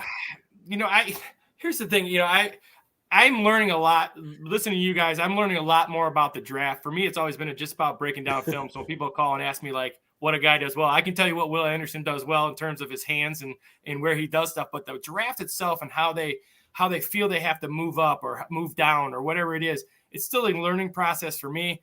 I just know one thing: if you have a guy that you like and you think he's going to be gone, that I agree with. If you've done your homework, I think the only bad plan is not having a plan. So if you've done your homework and you got a guy you want, that's what you get paid for. Go get it, whatever by any means necessary. So that would be my. But when they trade up a pick or they trade up how do they know? And people I saw a couple yesterday where they moved up one spot. I'm like, what does that do? Why are you moving up a spot? So that'd be my only thing is I just don't understand quite how all those draft scenarios work. Because I was told that the Browns would trade multiple picks and they wouldn't have 8 picks. Well, it looks like they might have 8 picks now. So I don't know. Like I said, I don't understand all the why they do that, but I always know that if you have a plan and you have a guy out there, go get him. Yeah. I'm not blaming Houston for doing that in the least. I just think when you're okay, so they moved up 9 spots, right? And you're evaluating the 2 first-round picks you have. I don't know if Arizona would have said no, but you have the Browns' first-round pick, which is still valuable, but far less than their own, I think, based on just the relative talent level of the 2 teams. So it just seems crazy to me to give up your own pick when it's. Preseason it looks like it's going to be a top 5 pick, at least to me. Yeah, that's the thing that just really seems really weird about all of that is that I just don't know. I don't know. But if you're going to bet on yourself and being able to flip some things around and play better and be in a good spot, you can bet on yourself to not have a low draft pick, I guess, is what they potentially are doing. But For Man, sure. like I get it. You got one of the top quarterbacks, and you got probably the most talented player in Will Anderson. So you made the moves up. You made moves that needed to be made, and I think that in the end, as much as I think they gave up too much, I mean, you still are running out Will Anderson and C.J. Stroud, and some other pretty decent picks along the way that they added later. It did feel like they gave up a lot, but at the same time, I'm okay with it. And we welcome in now from the Buckeyes Wire. He also does has a lot of great NFL draft knowledge, Mr. Joshua Keatley. Josh, how we doing, man? I'm doing well, man. How are you guys? Good. We're still here. we're here and we're alive. So doing the best we can. We're having fun, and yeah. We are. Yeah, we're not doing too bad. Obviously, we got to start off with the big man himself first and foremost. What were your thoughts on the Browns landing DeJuan Jones? Oh, that was great. That's one of the best picks I can remember in recent memory. Obviously, when you say that, everybody thinks, oh, that means you think he's going to be a star. That's not necessarily true. I think based off of value, expectation, what we've seen, where the board fell. I mean, this is a guy who had first-round potential, was talked about in the first round. So him falling into their laps like that, and this being, again, not a pressing need, but definitely a need, definitely a position of value, is completely ideal. It's one of the best picks I can remember in recent memory. The dude's a monster. I know that there was a lot of stuff this morning about character concerns this or passion that. Dude, I don't know what they're talking about. I mean, you guys watch as much Ohio State football as I do. You guys have seen DeJuan Jones talk and speak. Mm-hmm. And I'm not worried about it at all. If this guy didn't have the passion to play football, we would have known about it already, because he has the frame to gain 7 million pounds. Right? He would have already been out of shape in college. You know what I mean? Like there was nothing stopping him from being basically a balloon and going out there and shoving guys around. And he's not. He's very athletic. Mm-hmm. It's I don't want to say it's great weight, right? It's probably something he can monitor, but he's not a woolly mammoth out there. He's an elite run blocker. This is not a guy that you're hoping to that is a trait that he has that is already as well developed as anybody in the NFL. So I think he helps you. I didn't give him a first-round grade. I want to be very honest about that. I know some people did, but I gave him a second-round grade. He's the dude. I was very stoked about it. Yeah, I mean, DeJuan Jones, I truly think it's a steal, especially when you get to 111. Now, one of his teammates that's still on the board, and it's been very kind of surprising because PFF has him on their board ranked currently as their best prospect available, 54th overall prospect. Why do you think Luke Weipler, the center from Ohio State, is still there? I don't know. This is a guy that we were doing interviews and talking about at Browns where, like, hey, he's going. And it was kind of a very divisive. Usually when guys leave, there's either a very loud, yep, makes sense, or there's a very loud, what? Like Ronnie Hickman was very much are you sure, dude? You know what I mean? But when Whippler announced, we were all kind of, it was very kind of like, oh, I think he's ready. I think he's not ready, because, he doesn't play a position that gets drafted very early, first of all. Second of all, he was always kind of second fiddle in the Big Ten next to the center from Minnesota. The name escapes me. I'm sorry. He's got the John Michael Schmidt. Thank you. I apologize. Before I got on here, I had my Excel sheet with my prospects rated. I had over 300 prospects on there. And I don't know if I was looking at a dirty movie before the draft started or whatever, but I was sitting there highlighting them to get them off the board, and then everything crashed. I'm panicking, calling my girlfriend. Oh my God. So yes, excuse me, but he was always kind of second fiddle to him, right? In the Big Ten, and that's not even counting the landscape of college football. Right. So I don't think that was ever a good move. This is not something I would have seen because he has the intelligence, and his best game, kind of like CJ Stroud, was against the best, right? His best game was against Jalen Carter. So I would have thought that would have propelled him to the third round. I know there were some rumors out there he was going to be going in the second round. I know some NFL teams were, strong indications that they were going to take him in the third round, and the phone never rang. And now we're sitting here, round 6, and I don't know, man. It's kind of odd. I don't really have a good reason for you. Lance, why do you think that Luke Weipler has slid as far as he has? Well, I'm going to agree. I'm going to follow up on that. I'm not really sure why. I would say watching a center, especially Ohio State. Ohio State's going to give you the center's going to block back He doesn't climb as much as some centers do in the NFL. I would say maybe the NFL teams are looking for that center that can climb the next level. He's also not a guy who physically manhandles people, but he blocks very well. So when you watch him on film, he's always in position. He does a good job. I would say it's a hard position to value. Again, they're not taken very high. But yeah, his best games are against really good people. And I'm kind of shocked. Actually, I didn't realize he was still there. That's kind of a shocking. Again, though, when he came out, I agree. If you're not a guy who is John Michael Schmidt in terms of what people think of you, because you only need one person to think you're really good. You don't need everybody to think you're really good. So a lot of times those guys come out because there's certain people that think they're really good. It seems like maybe he didn't have that.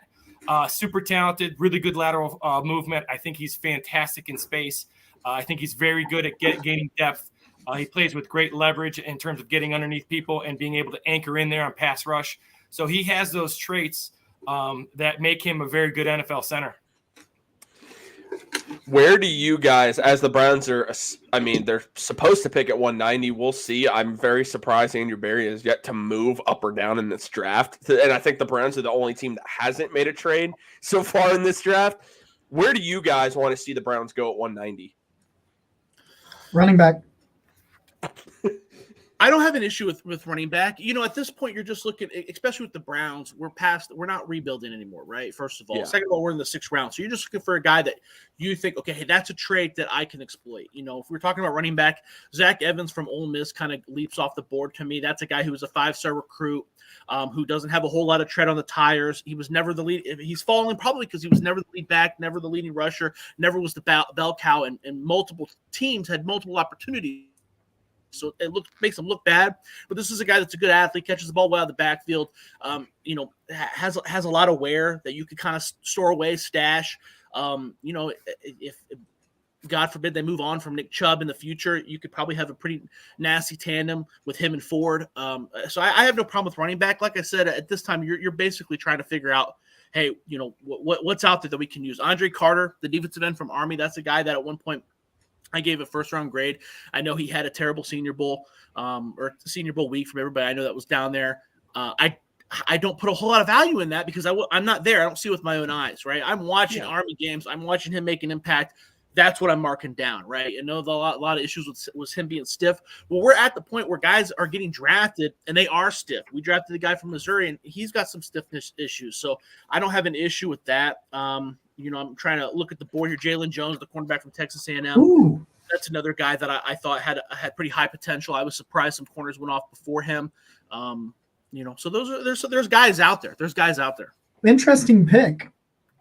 Also, Kayshon Boutte goes to the New England Patriots. I was just going to say, I think that's a great – if you're talking about trying to get the best out of a guy and the struggles that, like, some character issues and so on, going to the Patriots is a pretty good place for you. Yeah. Yeah, I happened to just look down as the pick popped up on ESPN, and I thought, wow, that's really makes a lot of sense. Yeah, I really like that pick personally. When you get this late, like if the Browns didn't have a receiver and they took Kayshon Boutte, I would actually be fine with it when it's this late. Like if you get to this part, I'm like, okay, you know what? Take a chance on that guy. Yeah. Yeah, take whatever you want, really. At this point, I'm okay with that. And we're very fastly approaching the Browns. There's your backup here. quarterback in Philly, Tanner McKee, off the board to the Eagles. Dude, he went late. Yeah. PFF really liked him. They had ranked as the 81st overall player. Yeah, they had him early on. They had him in the 30s. Mm-hmm. Yeah. So good. Philly just not that we even need to keep saying it. Philadelphia just continues to smack everyone in the draft. Absolutely just crushing it. What the Eagles are doing every year is just fantastic. And getting Keely Ringo. Yeah. Just draft all the Georgia players. Oh, and getting DeAndre Swift for a 7th round pick swap and a future 5th. Like, come on. I agree. Yeah. Oh man. All right, 190. Come on, let's get here. Let's go. There. I feel like our hard boundary is a bit about 4 hours because we hit 4 hours yesterday, we hit 4 hours today, and all of a sudden it's just like This is a marathon. So you know what?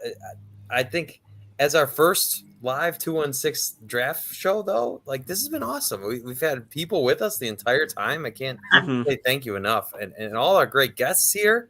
Yeah, as examples. Thank you guys.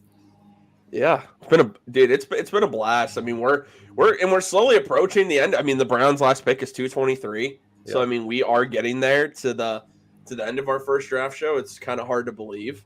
I think next year, like we kind of said yesterday, that we'll probably go all 3 days next year because the first round is just so fun, regardless if we're picking or not. So and 2 years from now, we'll actually have first round picks to talk about, or a first round. By the way, Wayne and Joseph, we will at some point. I'll let you know who the Bucks picked. The Browns are about to be on the clock, so that's kind of where we're at right now. Locking in. I'm excited. Locking in, man, dude. I'm telling you, if it's Deuce Vaughn, I think it's running back. You guys will see a celebration if it is Deuce Vaughn. I'm telling you, right? Just prepare yourselves.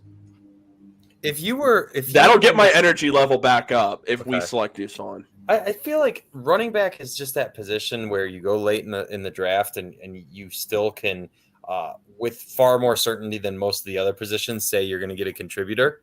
And so it would make a ton of sense to me to grab a running back here. We're on the clock right now. Oh, yes, please. Here we go. Let's go. Come on. I'm on the Rams. I'm not gonna say I want to take a certain player because then, as normal, it normally doesn't happen. There are some exceptions to that. So, but we'll see. We'll see. Come on, baby. Well, I don't think the Browns wanted O'Shawn Mathis. I don't think so. O'Shawn? I don't think so. So, tell you guys got a high really high upside. Maybe the best combine ever. Zach Kuntz, tight end out of Old Dominion. This is when I think they would take a look at him, regardless of being 24 years old, right? Yeah, going on what you guys talked about with those traits. You know, he's a guy that you roll the dice on. It's combine. He arguably had the best combine ever, and you got a guy who got hurt last year. Hurt his knee, but he's got a high upside. I agree. The Browns take a ton of guys like that.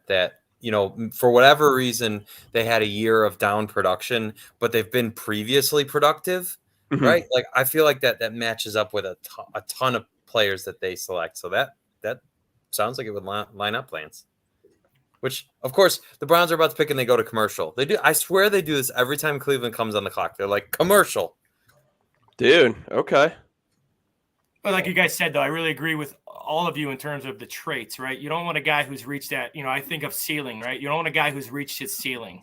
And if you got a guy in the late rounds who has elite traits with speed or size or whatever it may be, and he hasn't reached his ceiling, then it's a guy you roll the dice on. It's not a big loss if you don't.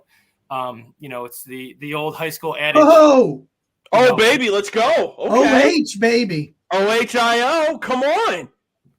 Let's go. There's Luke Whippler right off the board. There he is. 2 Buckeyes? Wow. Oh, well. Let's go. Okay. Okay. Well, let's break it down. The trenches. I am pumped about this pick, man. I am shocked. I'm going to have to put mayo in my coffee. You are going to have to put mayo in. So for those who don't know, Jacob said if the Browns didn't select a running back, right? Running back, that he would drink mayo in his coffee, which that's a rough sentence to even get through. So good luck to you, Jacob. We got a shot. We got a shot here. There's still some time. Dude, he's getting Weipler this late is just, to me, just another steal at this point. It really is. Like PFF, like I said, they had him pretty high. They actually had him. Let me see. I think now my computer's deciding to be slow because it's been going all day long. 6'3", 303 pounds. They said he needs to improve as an anchor, but he said he's well beyond these years from a technical standpoint. Yeah. They had him as a early second rounder for him. 84.1 pass block grade, 81 run block grade, 86.4 zone grade, 2 pass set pass block grade, 82.4. So They really like him. There are a lot of sites that really like him, and the Browns to get him this late, like I said, PFF's 54 ranked player. Tyler, can I ask you, do you know if Luke gave up a sack last year? Do I know? Because I know Josh, Deion do you Jones- know that answer? Did he? I don't think he. My initial instinct is no. Because because DeJuan Jones didn't. I know that. So that would be a really cool thing if neither one of them gave up a sack and they took back-to-back teammates that didn't give up a sack. That would be nuts, actually, to think about. It's such a hard stat to look up. It is. I need someone that's a lot smarter than I'll ever be to do it. Well, it's especially hard to stat to figure out for a center too, because I mean, an offensive tackle, it's typically one-on-one with the defensive end, but the center, you're usually moving blocks. You know, you're moving defenders off of you and on you, and moving the double team and going to the second level more often, stuff like that. So it's a little bit harder. But I think that's a great pick. He's got a very high floor. I think that's probably what they're looking for. A guy that can probably play center and guard, be moved around, very intelligent player, like you guys said. Lacks kind of that size, the anchor to be the size, the size to be that anchor. But there's a lot of centers that are undersized. I mean, Corey Linsley was the same way, and look at him. Multiple All-Pro player, one of the highest paid centers in NFL history. I mean, so you can do it. It's not like he's Deuce Vaughn when we talk about running backs. You know what I mean? Like he's got it. So I think this is a great pick. I think this is a guy that can start. I think that with our offensive line coaching pedigree, I think that he can develop into a very, very important piece of this offense. I'm gonna real quick. I thank everybody that's been with us. I'm gonna dip. I was writing really late last night and everything, and I'm not gonna lie. I'm gonna go take a freaking nap. I was just waiting for that pick to happen. So thank you, Lance. Thank you, Josh. Thank everybody else that has joined us. I really appreciate all of you, and I'm sure you guys will take it from here and do great stuff. And I will talk to you guys. Nick and I will be live 8 p.m. on Tuesday as we come back as we give our initial thoughts on everything, all top to bottom. So thank you guys. Have a good day. Anytime, Jake. Appreciate you, man. So Dane Brugler from his draft guide, The Beast, says this on Weipler. He's a 2-year starter at Ohio State.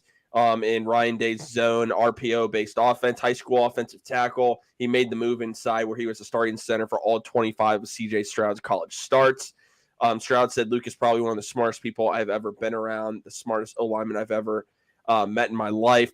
He's quick, efficient mover with outstanding football IQ and communication skills. However, he labors to sustain if not perfectly square, especially with defenders on his edge, and can be stacked when he isn't in position to break contact. Overall, Weipler is sawed off and will be force-fed his vegetables as he adapts to NFL power, but his above-average athleticism and handwork help him stay in position. He is ideally suited for a zone team as he projects as an NFL backup with potential to be more. Dane Brugler has him as the 4th-ranked center and was projected for him as a 4th, 5th-round grade. Wow. Okay. But his biggest criticism is him being able to take on power. Well, that's interesting because he's already stopped Jalen Carter, right? He's played against Mozzie Smith and did a great job. I feel like those are 2 heavy hitters as far as power goes from the interior, and he did a great job. So I don't know if that's as big as a concern as people as the media makes it sound like, if that makes sense. I get it. I mean, again, when you're this late in the draft and people are like, oh, another center, so on and so forth. Like, yeah, for sure. I mean, you're bringing in talent. That's really, and Andrew Berry's taking best player available. That's what he's doing right now. And if people are questioning it, I'm never going to question adding talent. I'm just not, considering where the Browns were just a couple of years ago, going 1-31 to where we are now. Give me all the talent, man, regardless of position. So I'm all for it personally. I agree. You know what? Obviously, Posick, it was a great surprise last year, but I think we've seen a ton. We saw what happened when Posick was not in there last year and the way the Browns running game completely fell off. So obviously they need some more depth, and to be able to add a guy that obviously was higher ranked than where we're at in the 190s, that seems like a good move to me. Yeah, I The agree. guy's very good with his hands. You talk about like anchoring in there. Well, I think he anchors just fine. And part of anchoring is being able to get out of your stance and get into the defensive lineman. He does a fantastic job.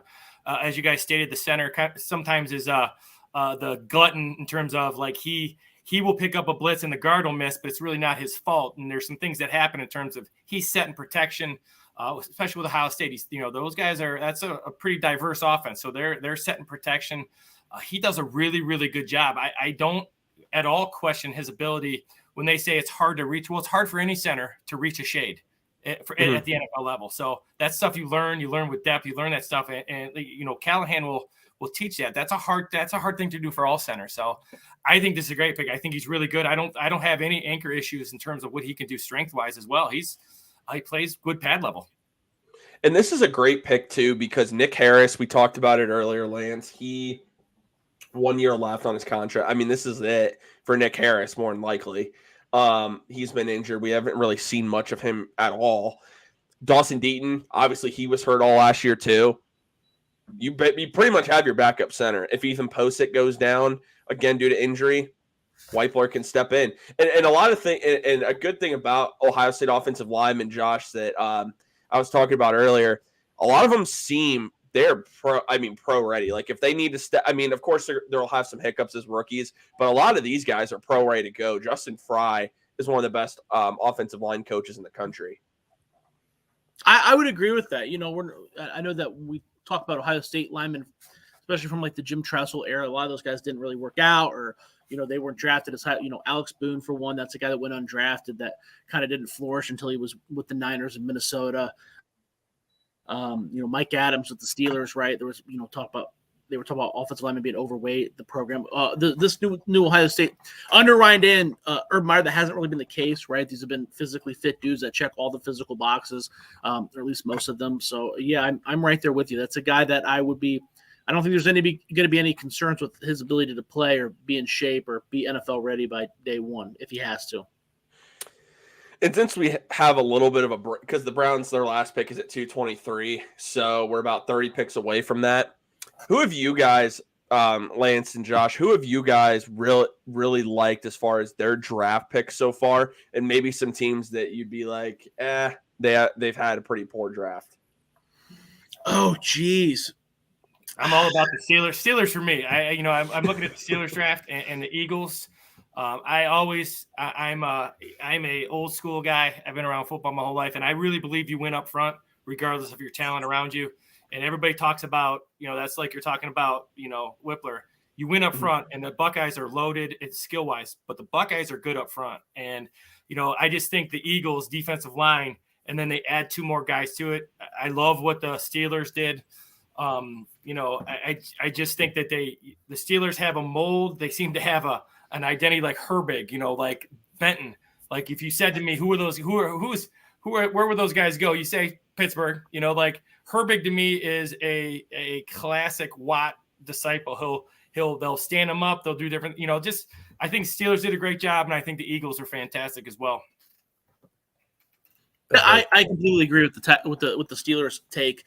As he was saying that, I was already trying to Google who they drafted real quick, trying to remember. Broderick Jones, that kind of fell right into their lap. That was a guy that was kind of rolling my eyes because I thought he was better than Darnell Wright, who went before him. That's a guy who played in the SEC. He's got a great build as a tackle. I think that's the guy that's going to step in right away and be pretty amazing. Joey Porter Jr., I actually put a bet on him that he was going to get drafted under 19.5. So obviously him being drafted 32nd overall or 33rd overall, absolute steal. Those kids that are their dads are playing the pros. They typically are quicker to adapt to the NFL game. They've been around it, right? Their football intelligence is a little bit higher. So that's another guy I expect to play immediately. Keanu Benton, that's a guy I know. I've been on multiple podcasts talking about him. I got to see him in person multiple times. That's a dude who's dominated the Big Ten or played at a very high level in the Big Ten since he was a true freshman at Wisconsin. That's a pretty hard task for a position like that. He's got the size, he's got the pedigree, and you're getting a guy that late. It's not late, it's the second round, but you're getting a 4-year starter at the interior defensive line at a Power 5 school. Dude, that's a big win in my eyes. Washington, he was getting some first round steam going into the draft process. I never really bought into that, but that's another guy with a pretty high ceiling that was kind of hampered due to Brock Bowers being such a stud, right? Worst case scenario, I think he's got a pretty high floor as just a pure blocking tight end. So there's not a lot to hate about their draft. So it pains me to hear that, but I know you're right. And right. I've gotten in the habit of really listening. Like Jacob was saying, that there are so many of his favorites there, and I knew all the names that the Steelers were taking because I've listened to him talk about all these guys, and so that's painful. But I mean, you got to get hats off to him. It seems like Omar Khan's going to be a good GM for them, which is just par for the course of good front offices from Baltimore and Pittsburgh. That's just the way it goes. So I'm just glad that the Browns are seemingly having a good draft as well. I think that's how we've fallen so far behind for so many years, is just the Browns could never match that type of drafting. And I really like the way that they're going, especially emphasizing, the trenches. I don't know exactly, but was that 4 or 5 offensive and defensive linemen now that the Browns have taken? Yeah. Wow. Man, I'll tell you what, I was down there with the down there at the inter squad, the Eagles and Browns. I was down there watching that scrimmage. I got a chance to be up close and personal to that scrimmage. And the Browns had to get better up front, because I'll tell you what, that Eagle team up front are some nasty humans. Those guys are, seeing those guys, the Browns, you walked away from that scrimmage saying, the Browns have some work to do. The Browns are pretty good up front. They're just different. The Eagles were that defensive line is different. So they had to improve there, I think, a little bit. Yeah. It's good to be able to get that toughness inside. Jack Duffin from the OBR makes a good point here. So with Luke Weipler, there's a good chance that he'll end up backing up Ethan Posick for at least this year and next year, and then becoming the Browns starter in 2025. So that's what you're doing with this projection. So really good by Andrew Berry, because he's not drafting for need. He's drafting to build the roster for not only 2023, but beyond. Just again, we talk about just another great pick. Also, It's hilarious to me. The Patriots have drafted a kicker and a punter in the same draft. Really? Yep. Wow. That's interesting. Okay. Bill Belichick getting a little creative. Also, I have to ask you guys, why is Zach Evans still available? Is there any reason behind this that makes logical sense that a former 5-star prospect like this and someone who I thought was one of the top 5 backs in this class is still available at this point in the draft? Is there a character concern, injury concern? How is he still available? Oh, he's a huge douche. That's been known throughout his recruiting process. This is a guy who got kicked off his high school football team because he whipped out a cell phone after scoring a touchdown on the bench or something like that. Wow, okay. I did not realize all this. Yes, Donovan James, who's now with Sports Illustrated, he's with Trojans Wire currently. He's got Zach Evans stories for days because he was covering him pretty much day by day. He was committed, then he was committed to Georgia forever, and then it was kind of like a mutual parting of the ways. It was one of those things where they were okay with him decommitting and going to TCU. So he's got some bad people in his ear. I think his uncle's kind of his right-hand man there. So that doesn't surprise me. And he was never the lead back. He got opportunities at 2 places. And Miller at TCU kind of took over and was like, okay, is this guy better? I don't know if he's better, but he was way more productive. And then, Ole Miss, again, they brought in a freshman as well who was more productive than Zach Evans. So it's like, dude, how many opportunities is he going to get and just not live up to the hype? So there's some issues there. I'm with you. I'm very high on him. I gave him a 3rd-round grade.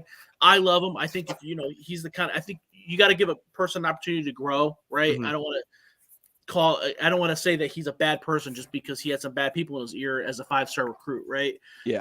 So I'm with you. I would take a shot on him, but it's got to play a role, right? When you talk about a position like that, what are you gonna get that guy? You're gonna get a guy like Chase Brown who's had 1,000 yards rushing every season and has worked his way up from Western Michigan to Illinois and has a smile on his face throughout the entire process. You know what I mean? It's like, if you're not looking for a star, you're just looking for the dude to do his job. I could see why you'd lean that way. It's just very interesting to me. But now I didn't know all that about Zach Evans. So that, yeah, maybe I would go another way. Well, it was a long time ago. We're talking 3 years ago, 4 years ago. So yeah, very, very true. Very true. You are getting to the point in the draft where it's just like, upside is a beautiful thing here. And so, I mean, hey, if you're, 200 some picks deep and the Browns want to just swing for upside, that's fine with me. There is still some talent available. Corey Trice, a cornerback out of Purdue, Anthony Johnson, safety out of Iowa State. Mora Ojimo is still available. Okay. Dwayne McBride, Deuce Vaughn, Ivan Pace, man. Ivan Pace. Him and Jack Campbell are my crushes for sure. The Ivan Pace film is outstanding. Just outstanding. Is he there just because of size? Is that the biggest question?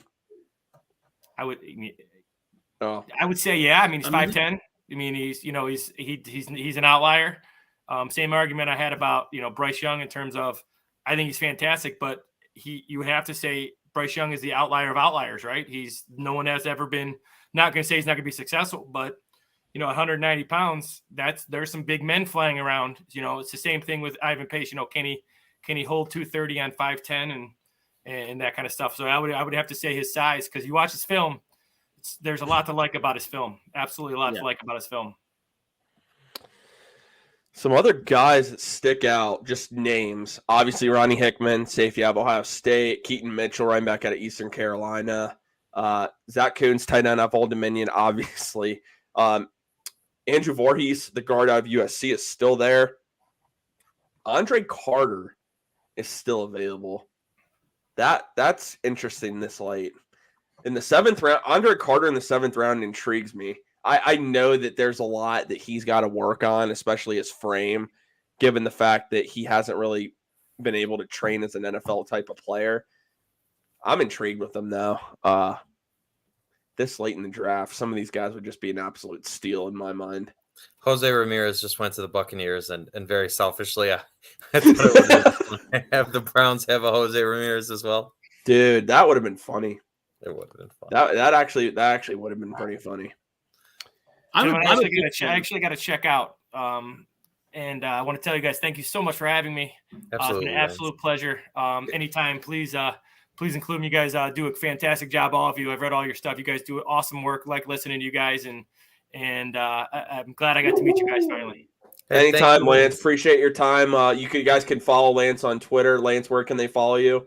It's just at Lance Rise on Twitter. LanceReisland. Awesome. Thank you, Lance. We really appreciate it. Hope you have a great weekend. You as well, guys. We'll talk soon. Take care. Thank you very much. You guys. See ya. Oh man, dude, we're getting there. We're almost 20 picks away from the Browns, unless Andrew Berry decides to trade up again into the 7th round.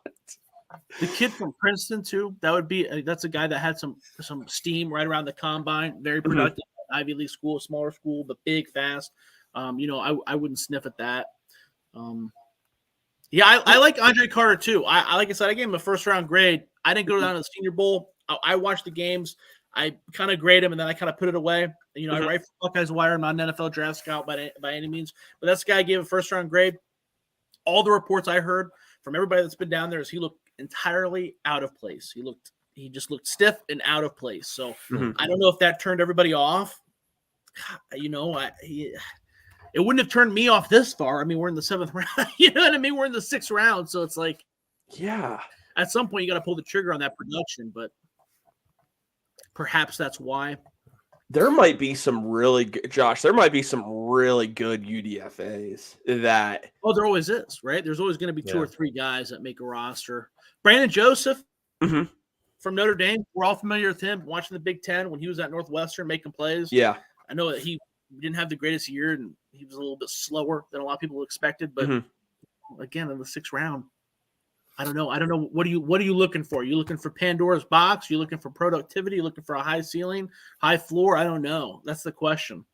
When you get this late, I'm looking. I mean, and we saw it with Luke Weipler. We've seen it with DeJuan Jones and some of the other picks we made today. I'm looking at best available. If you think a guy like, I mean, Andre Carter, like you said, Andre Carter, if you can get him in the 7th round, why would you not take a chance on the potential upside there, and that Jim Schwartz can mold him into something? Because he's got physical tools a lot of these guys don't have. Ivan Pace has the motor. and just speed that a lot of guys. Again, he is an outlier at the position, but can Jim Schwartz use him in a special way? Deuce Vaughn obviously is one thing he does really well, catch the ball out of the backfield. There's just so many guys at this point that are there. Like, you're just taking a shot in the dark. If you can hit on one of them, great. But the expectation is they just make the roster, and maybe they're on the roster for a couple of years when you get this late in the draft. Well, a guy like Ivan Pace, too, is interesting because now you're at the time where it's like, oh, this guy, maybe he doesn't see some action as on the defense, but he's bound to be a special teams player. You know what I mean? Like, worst case scenario, you have a guy that's going to run down and tackle the kick returner, right? So that has to count for something when you're evaluating maybe him over the kid from Princeton, you know? Yeah. So who are some guys that you personally, just given some of the names that are on the board, that you would like to see the Browns draft, as we are about 20 picks here away? Dude, there's a ton of guys out there. Andre Carter, Ojamo from Texas, that's a guy that I like. Eli Ricks from Alabama, we're all familiar with him, being Ohio State fans. Yeah. Jalen Jones, I gave him a second-round grade. Brandon Joseph, we talked about him. Voorhees, that's a guy who's mocked in the first round. Wow. Heading into the preseason. He was mocked in the first round, and he's there a sixth-rounder, and multiple years starter in the Pac-12. That's a pretty big deal. Like we talked about Zach Evans.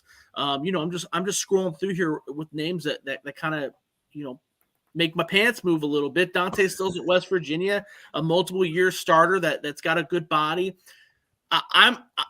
People that don't watch Ohio State love Ronnie Hickman. Mm-hmm. People that watched Ohio State, it's funny because usually it's people that watch Ohio State have a higher opinion. Like Paris Johnson, people that don't watch Ohio State are messaging me talking about using the word toolsy or, he checks all the physical boxes. Like, dude, no, that guy was good.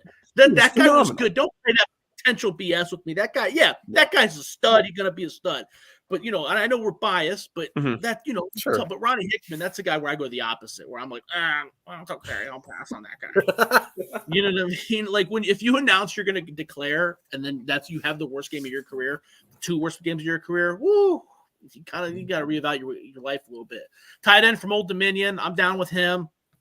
I don't know if I'm down for Keaton Mitchell from East Carolina. Those smaller guys at running back, I feel like you can get guys like that as undrafted free agents. Deuce Vaughn falls in that same realm where it's like, I'm not gonna be mad at it, right? Because if you draft a guy like that, you have a vision with them. It's just, I don't know. Deuce Vaughn, too. At least Keaton Mitchell has like Olympic speed, borderline Olympic speed. Deuce Vaughn, he kind of takes a while to get going, so I don't know if he adds a whole lot of special teams value either. It's kind of an interesting guy to go get. I don't, it's an interesting one. Deuce Vaughn's my guy, man. That's fair. You can't say no to the production. You're in the sixth round. Yeah. Right? It gets tough. Because when you're approaching the seventh here, right now I'm looking for, can a guy make my roster and add something to my offense? Deuce Vaughn would bring a skill set that no one else on the Browns has. That's true. Running back. That's kind of the reason I've been so high on Deuce Vaughn, because if they're not looking for the potential Nick Chubb replacement with the running back they're taking, and in Deuce Vaughn you wouldn't be, but you're looking to bring another dimension to the passing game, that's what he gives you. And there's nobody that they could take right now that could give them that. And that's, again, you add Deuce Vaughn to this offense, and you can go in the red zone. You can go Cedric Tillman, Amari Cooper, Donovan Peoples-Jones, Elijah Moore, David Njoku, Jordan Akins, and Deuce Vaughn out of the backfield. Good luck, because I don't know how you defend that. Because Deuce Vaughn, again, he's so shifty. And there's a move. I wish I remembered that. I think he was playing against Oklahoma State. Lines up in the slot, moves in motion, and just jukes linebackers just out of their shoes. Gets ball, runs 10 yards into the end zone, like out of the backfield. And the Browns don't have a back that can do that. It's not that Nick Chubb, and people always think you criticize Nick Chubb by saying we need to draft a receiving back. Every team normally has that guy that can be that kind of that safety valve that they can go to, that can run routes out of the backfield. Nick Chubb can do it, but that's not really what I want him to do. I want him to run the football. So that's true. That's why I'm so high on Deuce Vaughn personally. The production that he brings, I don't question that. And when you're getting this late, I'm taking a chance on that production. There's no wrong answer there. Oh, I'm sorry, I didn't mean to interrupt you. No, you're fine, Josh. Well, I was gonna say there's no wrong answer. I was just so, and it's always fun too when you're scouting a guy like Deuce Vaughn, because I remember when you watch his games too, it's kind of like, do you remember when Ohio State had Carlos Hyde and it was like, okay, it's 3rd and 2, wonder what they're gonna do, and it's like everybody in the stadium knew exactly, okay, he's getting the ball. You know what I mean? It's Deuce Vaughn was kind of like that Kansas State, but in a different way. It was like, okay, they're getting backed up. What are they gonna do? I bet it's a wheel route. Like the entire defense knew what they were gonna do. Everybody in the stand that they were going to do, and it still worked. Like, that's really impressive. That's fun to watch. Like, I get it. It's hard to say no to a player like that. I don't think there's a wrong answer. Mm-hmm. I just think there's a lot of backs. The receiving back too, it's so hard because so often you see like colleges when they have a running back that they like, they just refuse to throw the ball, right? Like Chase Brown catch the ball in the backfield? If you ask most people, they're going to say no, he can't catch the ball in the backfield, and that might be true. But the real answer is no one knows, because they never threw the ball to him. It was just bam, bam, bam, and then they threw it down the field every now and again. It's kind of, so you kind of deal with a little bit like that with like Dwayne McBride from UAB, right? They just hammered it with him until the defense was done. But I mean, there's no wrong answer though. I now is the time, if you're going to take a swing at a guy like Deuce Vaughn, go ahead and do it. I don't see an issue with that.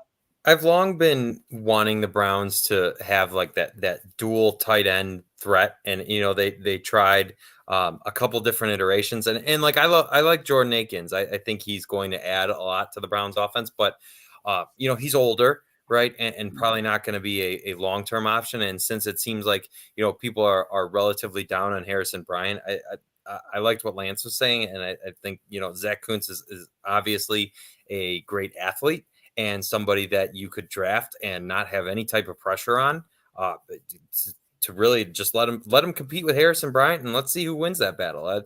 I think I'd be really interested to take a guy who obviously is tremendous physically. I think his relative athletic score was 10, if I'm not mistaken, and I think that's something that the Browns could really use is just try to find, because Harrison Bryant's going on year 3, right? So yeah. So you're looking year 4, actually, I believe. Oh, year 4. Okay. So then all the more reason, right? Because you need another guy on a rookie deal when you're paying Njoku like you are, and obviously you gave Akins some money. So I think that could be a real high upside swing, and really another situation where there's no pressure on you to produce immediately. You can bring him in and you can see what happens. I think, especially as we're at 201 now. Give me upside. That seems like and plus, selfishly, I want to see Jacob drink some Mayo coffee. I think that's another interesting pick. I would probably side with that. If they did that, I'd be very excited, because at this point too, if you can find a guy where it's the last one, it's kind of, everybody talks about the Lions taking Jahmyr Gibbs and how that was a bust. I kind of felt differently, because there was a huge drop off. If you want a running back, you need a running back, if that that you're going to go get this position, there's no denying that after Bijan and Jahmyr Gibbs, there's a huge drop off. The kid from ODU, that's it. That's it. Either you get him or you're done. You're not getting a tight end. So if I would be more excited about that. He offers something that's rare. That's the only one that's left on the board. And like you said, he checks a lot of boxes, and that's pretty impressive for a 6th-round pick. And Josh, obviously, you're very familiar with the Big Ten. I wanted your thoughts on a guy who I think was one of the most underrated backs in the entire draft. And a lot of people, in my opinion, kind of slept on him just due to the team he played for. Evan Hall out of Northwestern. Yeah. I was a huge fan. I was kind of hoping that if the Browns waited until day 3 to get back, he was going to be someone they would target. Yeah. What are your thoughts on him as a prospect? Because again, I think he was really underrated given the fact he came from a team that was 1-11, and basically if he couldn't move the ball, they couldn't move the ball. Oh yeah, no, I'm with you there. I gave him a 4th-round grade, and he went a little bit after that. So the Colts drafted him. I messaged some friends that were close to me that were monitoring. I'm like, that's a great pick. He catches the ball extremely well out of the backfield. Mm-hmm. He's a tough runner. He gets yards. He's a guy that that you're going to get 3 yards. There's certain running backs where they're not great, but okay, I'm going to give him to this guy because I know that it's not going to go poorly. Mm-hmm. And that's Evan Hall, dude. And That's underappreciated when you talk to like the casual fan or someone who's just playing fantasy football. The guy who's going to get you the 3 yards really goes unnoticed, but it's important. It's important. I like him a lot. I don't think he's ever going to make a Pro Bowl or be an All-Pro, but I think he'd be a very solid player and be in the NFL for a very long time. Yeah. Huge fan of him. Seriously. I hope he succeeds because he was just in a bad situation at Northwestern. Nothing you can really do about it. I mean, everyone knew he was getting the football every single time. But it did allow him. It was a curse, but it was also, I think it did help him because you really, when you watch Northwestern's offense, you did have an appreciation. There was no one taking focus away from him. And if he went somewhere else, like let's say let's put it this way. He's good enough to play for Ohio State, but does he get drafted if he goes to Ohio State? I don't know. Maybe because he might have had a good pro day or the coaches might, they got a little more sway there, but he's not going to get Travion Henderson touches, right? He's going to get – it was going to be a tough a longer road to slay for him. At Northwestern, he was the dude. He was the dude. That's it. He got everything, and you knew it was coming, and he still did. It was kind of like we were talking about Deuce Vaughn. Everybody in the stands knew who was getting the ball every play, and he did. It didn't matter. Mm-hmm. Yeah, so figured since we do, like I said, we got – about 20 picks until the Browns end their draft. Well, at least hopefully end their draft. So just let's start with day 2. What were your thoughts on the Cedric Tillman, the wide receiver at Tennessee, and then going and getting Siaka Ika at pick 98? Dude, so Cedric Tillman was a good pick. When they picked him, I was stoked. That's the guy. I had Josh Downs higher than him on my board. Mm-hmm. That's because that kind of wide receiver excites me, right? That's my bias, right? But Cedric Tillman, that's a great pick because that's what they're wanting. They're not wanting the explosive Deshaun Jackson type. They're wanting the big body number 1 receiver type, and Cedric Tillman brings that to you. I was talking to someone earlier today, or maybe it was earlier today, and I said he's kind of like Dwayne Bowe, and the initial reaction was like, "Oh my God, that's terrible." And I'm like, "No, people forget." Browns fans are scarred by Dwayne Bowe, but Dwayne Bowe was the best wide receiver in the NFL for 2 years, and he's that kind of guy. He's big, he's strong. I think his floor is somewhere like Brandon LaFell, which again people are like, well, that's a terrible floor. No, it's not. That guy was an NFL starter. You're getting the guy. If he's Brandon LaFell and he has that kind of production in the second round where you're drafting him, that's pretty okay. You're not wanting to. He doesn't need to be Amari Cooper. He doesn't need to be what Jackson Smith and Jigba needs to be, right? Yeah, exactly. And I think the biggest thing for a lot of us, and we've talked about this a lot, is just we didn't really expect him, and that was just due to his age at the time because he's the oldest prospect Andrew Berry's drafted in the 3rd round, being 23 years old. So they were like, are they really going to break? And I even asked this last night before the Browns pick. Nick remembers this. Did we think they were going to break the guardrails a little bit? And we didn't think we'd even see it until day 3. We saw it yesterday. So for a lot of us, we didn't think like, okay, they were going to go for Cedric Tillman because he's a little bit older than normal prospects they would draft. I do think too, and I want your thoughts on this. The Giants traded up right before the Browns to grab Jalen Hyatt, and I stand by this, and we'll never know otherwise. But if the Giants don't trade up, I think Jalen Hyatt would have been the pick. I think that you're probably right, but I don't think that it was. I think it was probably like a situation where they probably would have rather had. You know what? I don't know, man. It's hard to say because here's the deal with Cedric Tillman. When you went to go watch Tennessee, right? You watched Jalen Hyatt. You saw Cedric Tillman. Like Cedric Tillman was the number 1 wide receiver before he got hurt. He just was. He had some first round steam going into the draft. I was talking to some friends that, bet on the NFL draft, put big money down the NFL draft, and multiple people put money on Cedric Tillman to be drafted in the 1st round because of the steam that he got. So if that's true, and I buy into some of that because of, that's a guy where, you kind of out of sight, out of mind, right? I think Tennessee football, I think of Jalen Hyatt. And then more people get in your ear like, all right, I guess I'll go back and watch some more Tennessee football. And you're like, man, that guy was good. So if you believe some of that steam, then this might have been the guy all along, dude. It's hard to believe for me because, again, Jalen Hyatt, Josh Downs, those guys are more my type. That's the kind of that I want the vertical speed, baby. That's what gets me excited. So that's what I want to buy into. But I don't know if that's what they were looking for. I truly don't. It just when you add Goodwin and you add Elijah Moore, I know Goodwin's a shorter term answer, but I can see wanting to get the bigger bodied guy who's going to win contested catches and that type of player, because aside from Donovan Peoples-Jones, I mean, Amari Cooper's more of a route runner, a tactician, that kind of thing. It seems like Tillman is just that dude who's going to be physical and just win. My favorite stat I saw right before we went live today, almost 5 hours ago now, is that Tillman won 72% of his contested catches, which is I don't really know the frame of reference to compare that to, but it seems like a good number. You know, it's funny too. I believe that. I didn't know that stat, but I 100% believe it. I mean, when you watch him play, it's when you're watching for the NFL draft guys, or I watch a lot of high school football players that are going to Ohio State. You're always trying to find, okay, what is it? What's wrong with this guy? What's going on here? What's physically wrong with this guy? And when I watch Ohio State recruits, a lot of times there's nothing physically wrong with them. Usually the deal is, all right, he's inconsistent, or hey, this guy wins because he's 30 pounds bigger than everybody else that he's playing with. My dog's going crazy. I'm sorry. No, you're fine. You're fine. My dog does that very frequently. You're good. But with Cedric Tillman, when I'm watching him, it kind of reminds me of those high school recruits where it's like, oh, this guy's, when he loses the battle or when he has a bad play, it's because he's not getting the ball. It's like it's like the play is designed to go to Hyatt, and you're like, oh, that's why. You're like, oh man, he's not getting any separation there. I wonder why. Oh, it went to Hyatt. Oh, that's the same play they ran 3 plays earlier. Oh, he doesn't get the ball in these plays at all.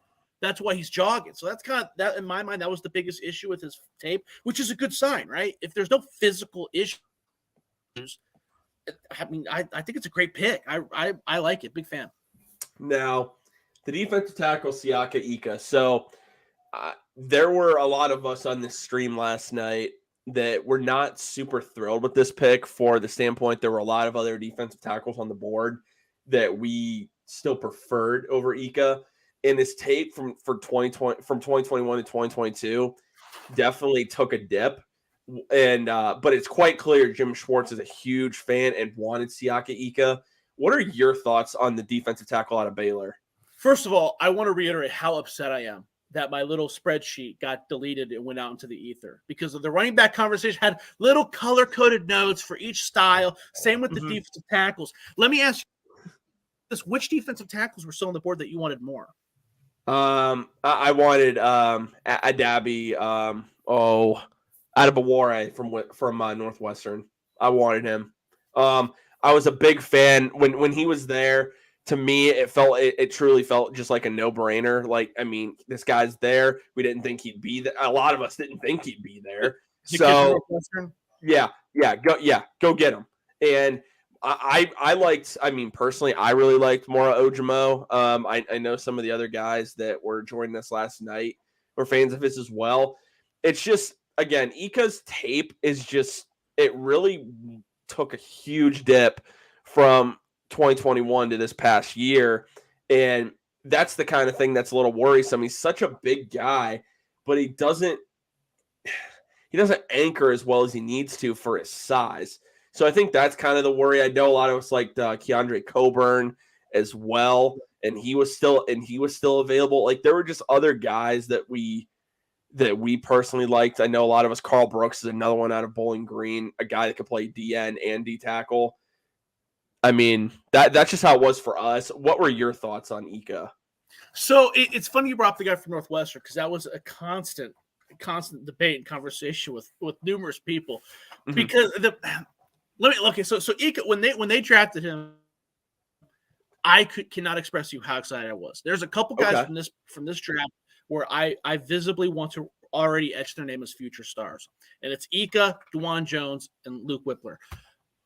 When Baylor played Oklahoma State in the Big 12 championship game, was it 2 years ago? Was that right? 2 years ago? It was this past year, right? It was 2 years ago? I think so. First year. Dude, he dominated the game. He dominated the game so much that my dad texted me, okay? And he doesn't know anybody's name, hasn't known anybody's name since John Elway played quarterback. And he goes, dude, that giant dude in the middle is destroying them. From that point on, I've been a big Ika fan.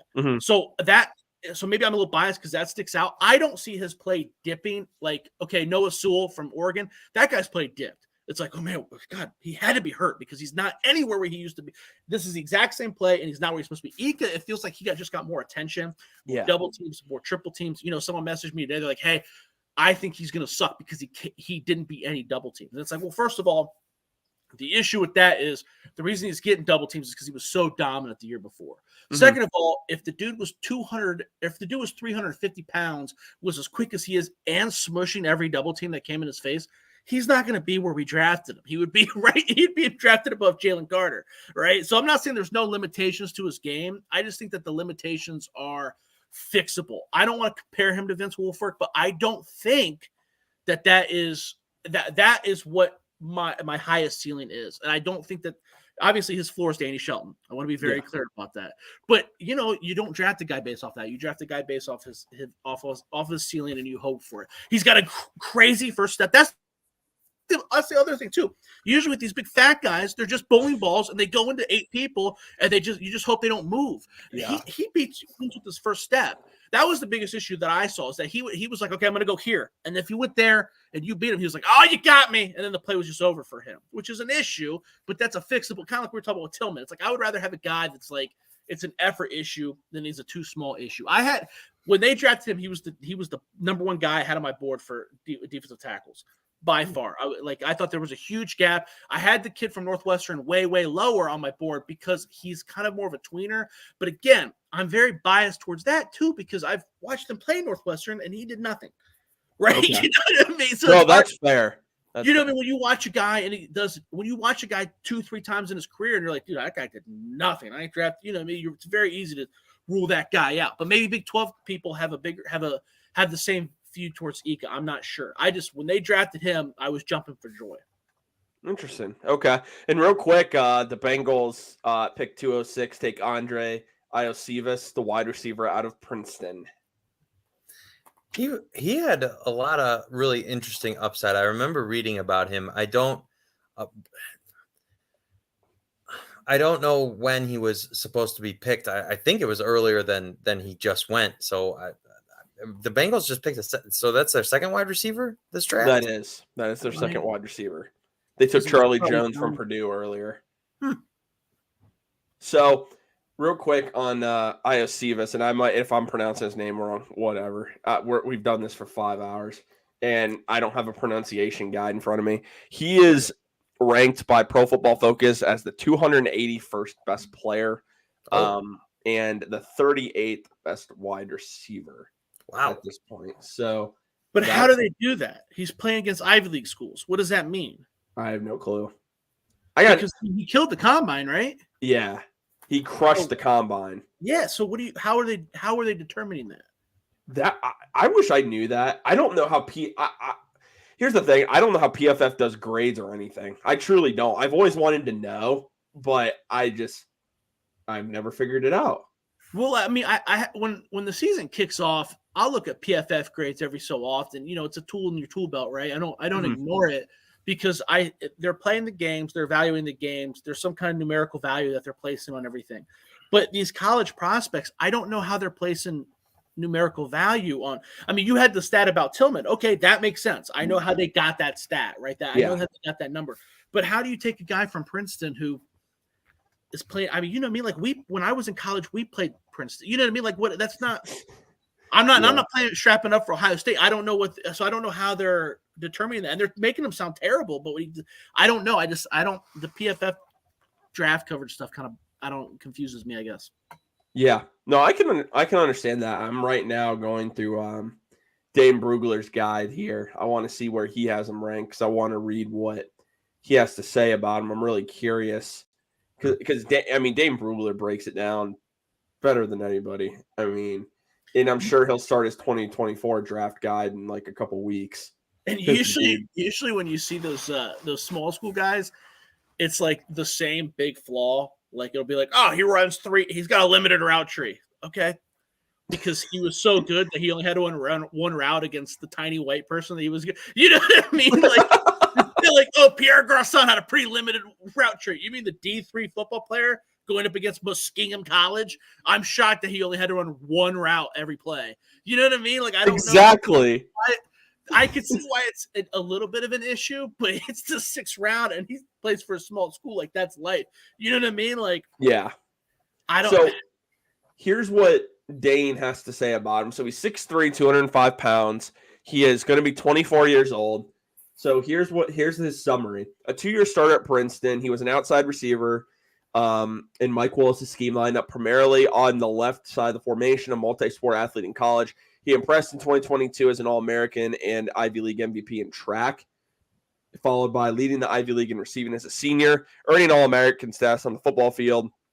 Impressive linear athlete with the leaping and adjustment skills to make catches over defensive backs. Training year-round for 2 sport his entire life. He has interesting upside once he can focus his body and mind as football only. Overall, he has long speed, body control worth developing, but he's currently limited and requires a patient coaching staff while he adds branches to his route tree and learns how to be a more complete receiver. Though he is a project for an NFL team, he can add a vertical element for an offense while he develops at the bottom of the wide receiver depth chart. He had a 5th round grade on him, and that is his 22nd overall wide receiver. Okay.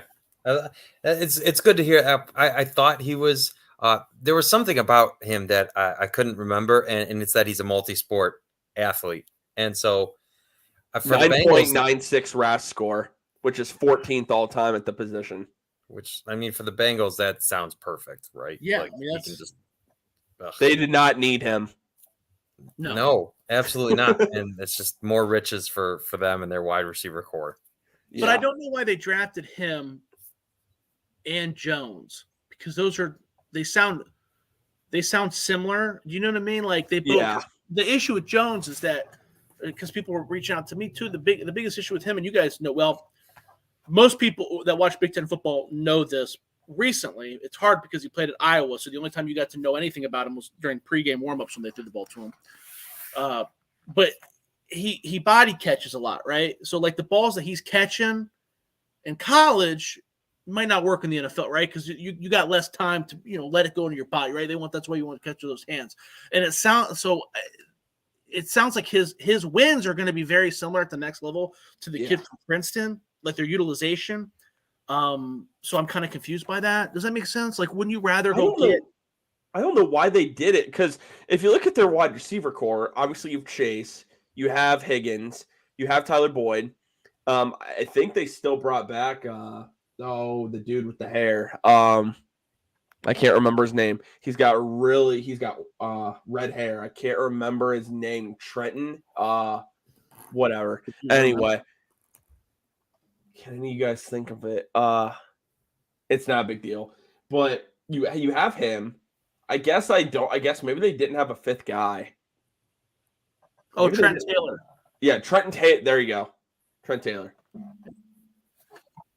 Well, I think the Princeton pick's a good pick. It's just, it's like it's like if we took Keaton Mitchell and Deuce Vaughn back to back, wouldn't you kind of be like, okay. Sure. Yeah. You know what I mean? It's just it's a little bit like that. So I'm kind of confused, I don't know. Sounds like they just went pure best player on their board.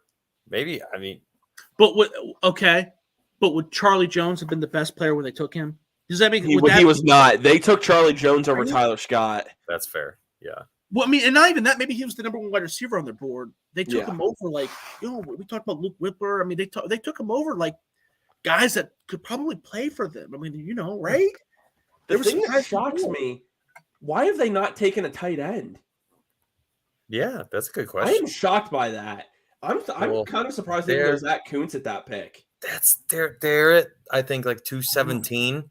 And I saw our friend Drew Garrison just tweeted out that he'd like them to take Kuntz there, and I'm really hoping they don't. Because how long did they sign Irv Smith for? 1 year, I believe. 1 year, because I think that dude's a dude. Because you're not looking for a star, right? You're just looking for a guy to move the chains, right? Very much Azuma, or remember Aaron Shea type. If you want to go Aaron Shea and Steve Hyden.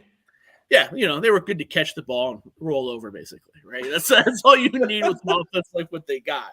For us, back when we had Aaron Shea, was frustrating, but for them, that's all they need. Yeah. It's I don't know. It's hilarious.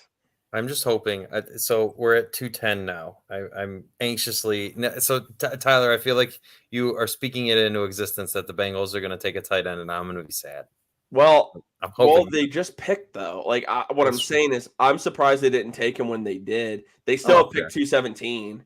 That's fair. I don't, man. Like there again, we talk about it, Nick. There's still some guys available. I mean, Ivan Pace is still there. Andre Carter's still there. Sean Tucker, Ronnie Hickman. Did Ojimo go? Huh? No, I don't think so. Ojomo's still there, man. Oh. We were talking about Ojimo like way high. Like we're near the end of the draft here. Yeah. PFF has him as so these are still the players that they have in their top 100 on their board that are available. Corey Trice, Anthony Johnson Jr., Mora Ojimo, and Dwayne McBride. Okay.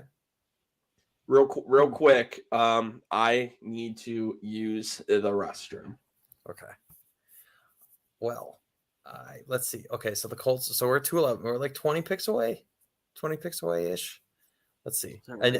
I'm now getting I know that this 7th round pick is probably not going to be a contributor for the Browns. Like I get that, but I mean, but you don't know. Yeah. Right. And Josh, this draft feels weird to me because I know going in, a lot of people said, oh, well, there's only like 15 first round grades. And I feel like all the trade ups and all the moving around reflects that just all these teams have these guys way different on their boards. Oh, yeah. There's the question. First of all, everybody always says that, right? They're like, oh, there's only I give out 10 first round grades. Well, okay. I always had an issue with this. So when I worked at Browns Wire, I would grade like 50 guys in the first round. Okay. And I always told people I grade like I make love. I'm a very giving grader. Okay. Okay. And that's because 32 guys got to go in the first round, dude. Yeah. So what, so if you're a writer like me and you, it makes sense if you're the Browns because those guys are making 10 first round picks or whatever, because they have it. There's so many factors that play into it. Need, your upcoming contract. There's a lot of factors that you and I don't have to worry about, right? So Sure. the Browns not having a first round grade on like Bryce Young, because that's always the story after the draft too. It's like, oh, we didn't have a first round grade on that guy. Well, you did, but you didn't. That's because you probably didn't even grade him. Right? You know what I mean? But like for you and I, like, I don't know why people say that. I don't know why that's always a rumor every year. Like there's only 15. Why? Why are you doing that? There's got to be 32 dudes that get drafted. It's so weird. And they're all different, right? If the Giants have 15 dudes and the Browns have 15 dudes, they're probably not the same 15 dudes. No. So that means there's 20 dudes. You know That's what I mean? true. You know what? And if anything, this draft has just made that all the more clear because guys are going like I full admission, I've been more casual about the draft up until recent years, and we've started all this. So I could definitely be wrong, but it just feels like this draft in particular is just guys are going way differently. Like when we're still talking about Ojimo, like when we were doing some of our mock drafts, we're talking about them so much higher. And so I don't know if that's a yearly, and I'm going to learn a lot more, as now I'm more in depth with all these prospects, but I don't think this is a yearly occurrence like this.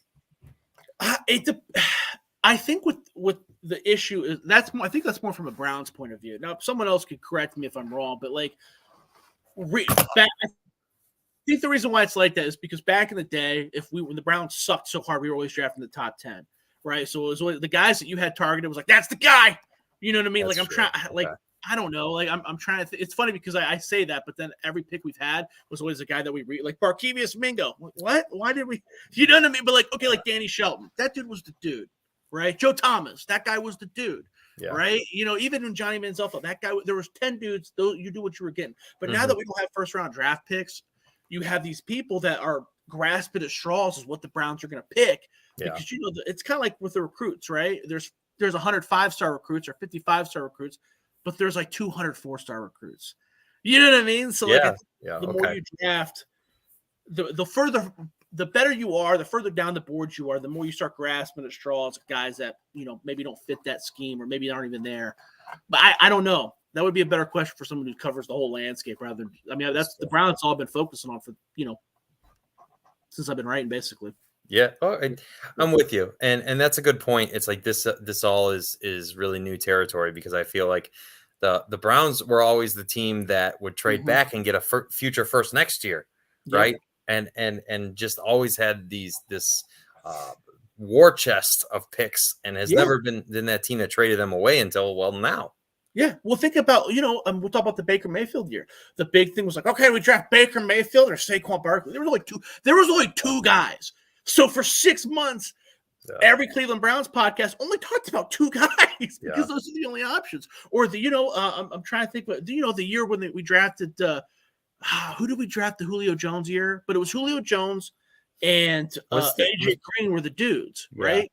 Yeah. So for 6 months, those were the two dudes, and then they traded back, whatever. The Kellen Winslow year, same thing. Kellen Winslow's the guy. Kellen Winslow's the guy. But now that we've got no picks, everybody's just trying to. Well, I watched the Texas game. This guy looked okay. Like, you know what I mean? Yeah. Like, that's just kind of how it worked. Gentlemen, hey, I come back real quick. The Deuce Vaughn dream is officially dead. I goes see to that. The Cowboys. Wow. Oh wow, I'm sad. Let me Pollard mourn. and Vaughn, huh? Okay. That's quite a backfield. I'm sorry, Tyler. You're fine. It's all right, man. It's all right. It's all right. Also, continue your discussion. I just had to say that because that was my guy. Oh no, I get it, man. Josh, I just want to say, I think that Julio Jones year was the Danny Shelton year. I feel like no way, right? Was that the Phil Taylor year? Or that might have been Phil Taylor. I think it was a defensive tackle. Because Danny Shelton was the same year as Cam Irving. Because I thought Danny Shelton 2012. I thought we killed it. I was like, that's it. That's the best draft ever, right? Man, was Danny Shelton 2012? No way. He's still in the league, right? Let me see. Let's see. Oh, because now I can't remember what draft. 2015. Okay, I'm glad I forgot that draft. At 15. So. But they killed it. If you go back and you look at those picks, who I'm trying to pull up the 2015, and then AJ Green was 2011. Okay, yeah, that sounds right. Okay, interesting. What did they take then? The one that still stings to me is I remember Mike Evans, the year they took Justin Gilbert was the Mike Evans year. Yeah. Oof. I was that year. I was upset because they passed up on was it Darqueze Dennard? Yeah, for Justin Gilbert, and I was like, Darqueze Dennard, he's a future All-Pro. That guy sucked too. So it's like, but at least he stayed in the league. Justin Gilbert is out of the league overnight, dude. That was Justin Gilbert. The Justin Gilbert that whole thing was really weird because he was out so quick. It did not take long whatsoever. They did not waste any time. They must have knew right away that this guy wasn't anything. Well, I remember when they drafted him and Justin Gilbert admitted that the Browns had not talked to him pre-draft. Yeah. And I just listened to that and I was like, what? They took this guy in the top 10 and they didn't talk to him? Like, which is so weird. Because I mean, the draft process. I mean, you talked. I know you guys talk to guys all the time.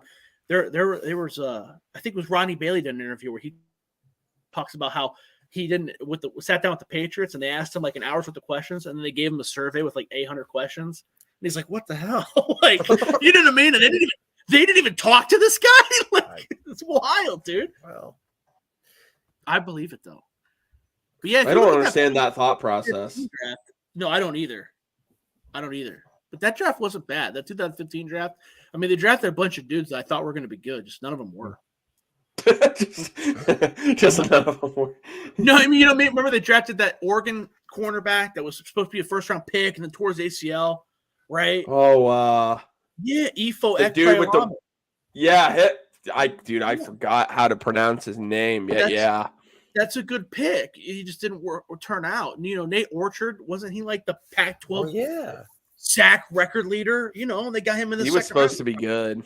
He was supposed to be okay. Yeah, it was a good pick. You know what I mean? So Duke Johnson. I don't know.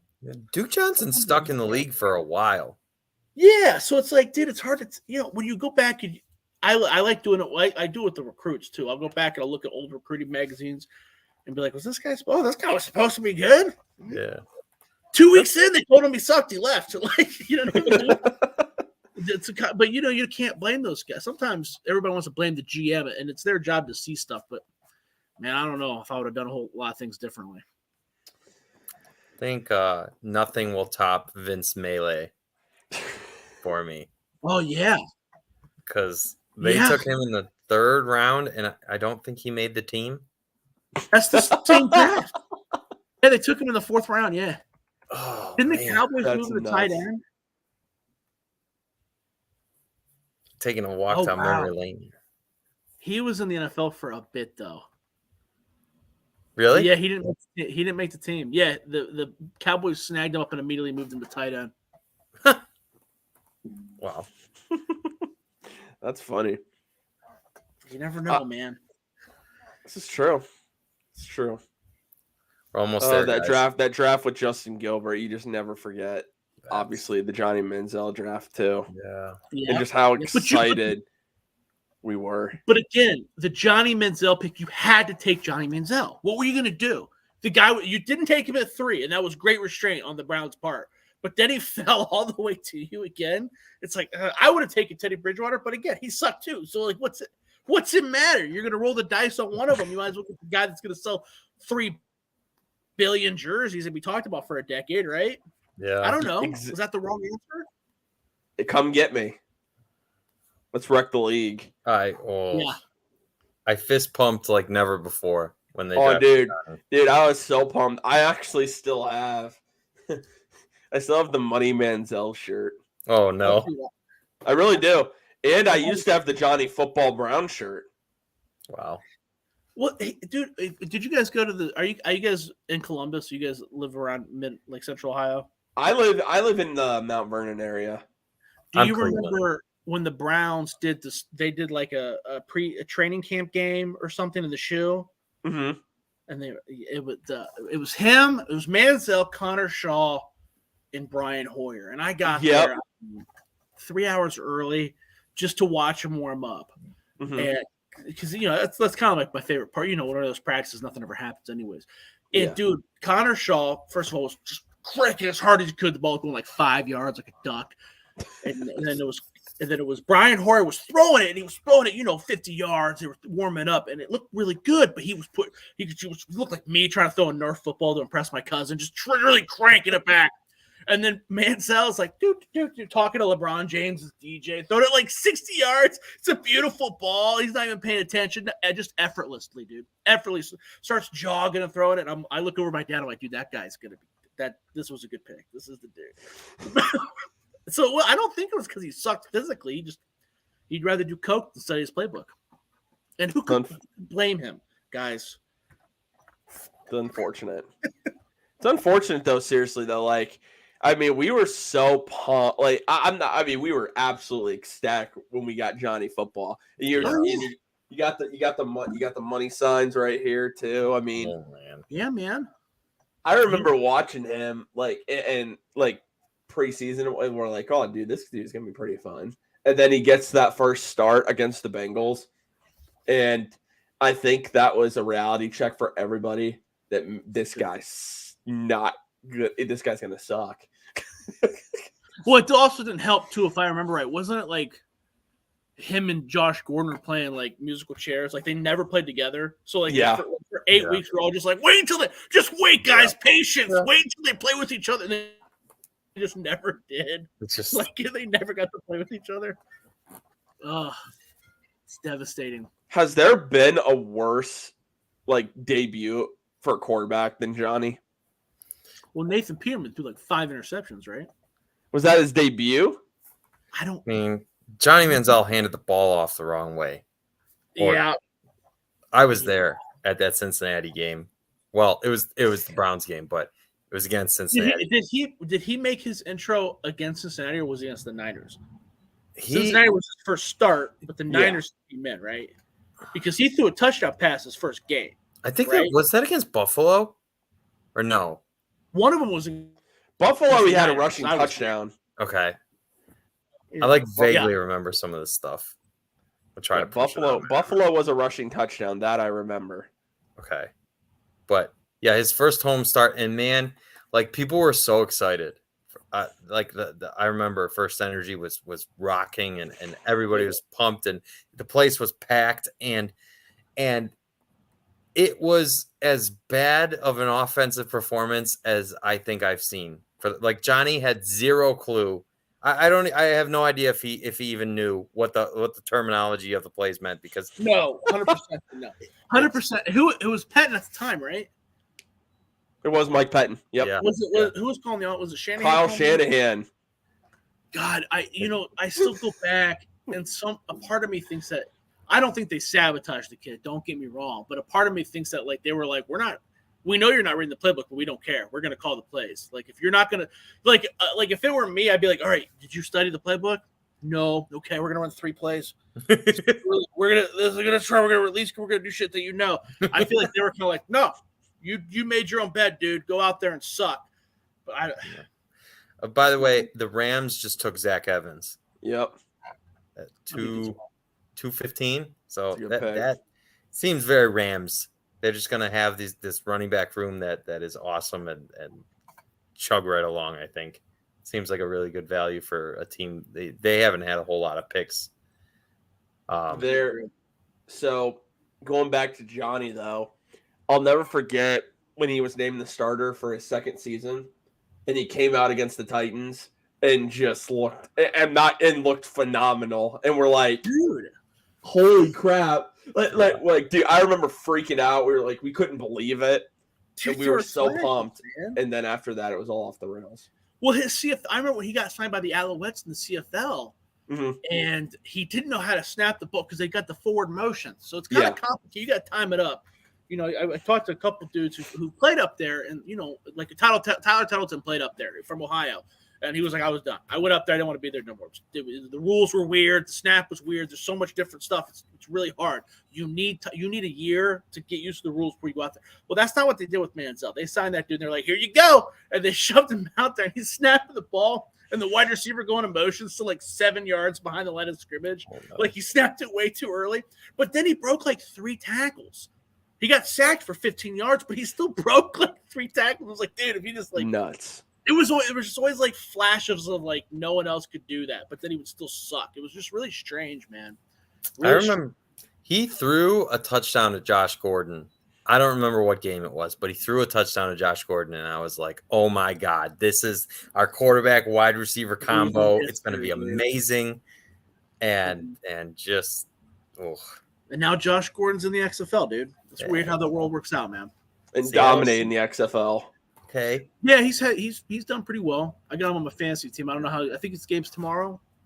I think there's XFL fantasy. I had no idea. I should have daily fantasy, dude. DraftKings, bro. Get on it, man. Okay, the Bengals took a punter. Let's go. They did not take a tight end. Brad Robbins. So Zach Kuntz is going to be available in the 7th round. Oh, please. Got 13 more picks.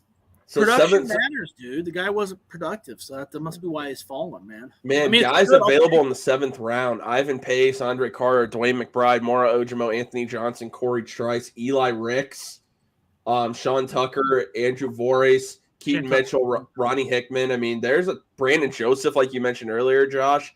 There's a ton of guys available. There's a lot of guys available, and a lot of these players are within the top 200 here on Pro Football Focus's big board.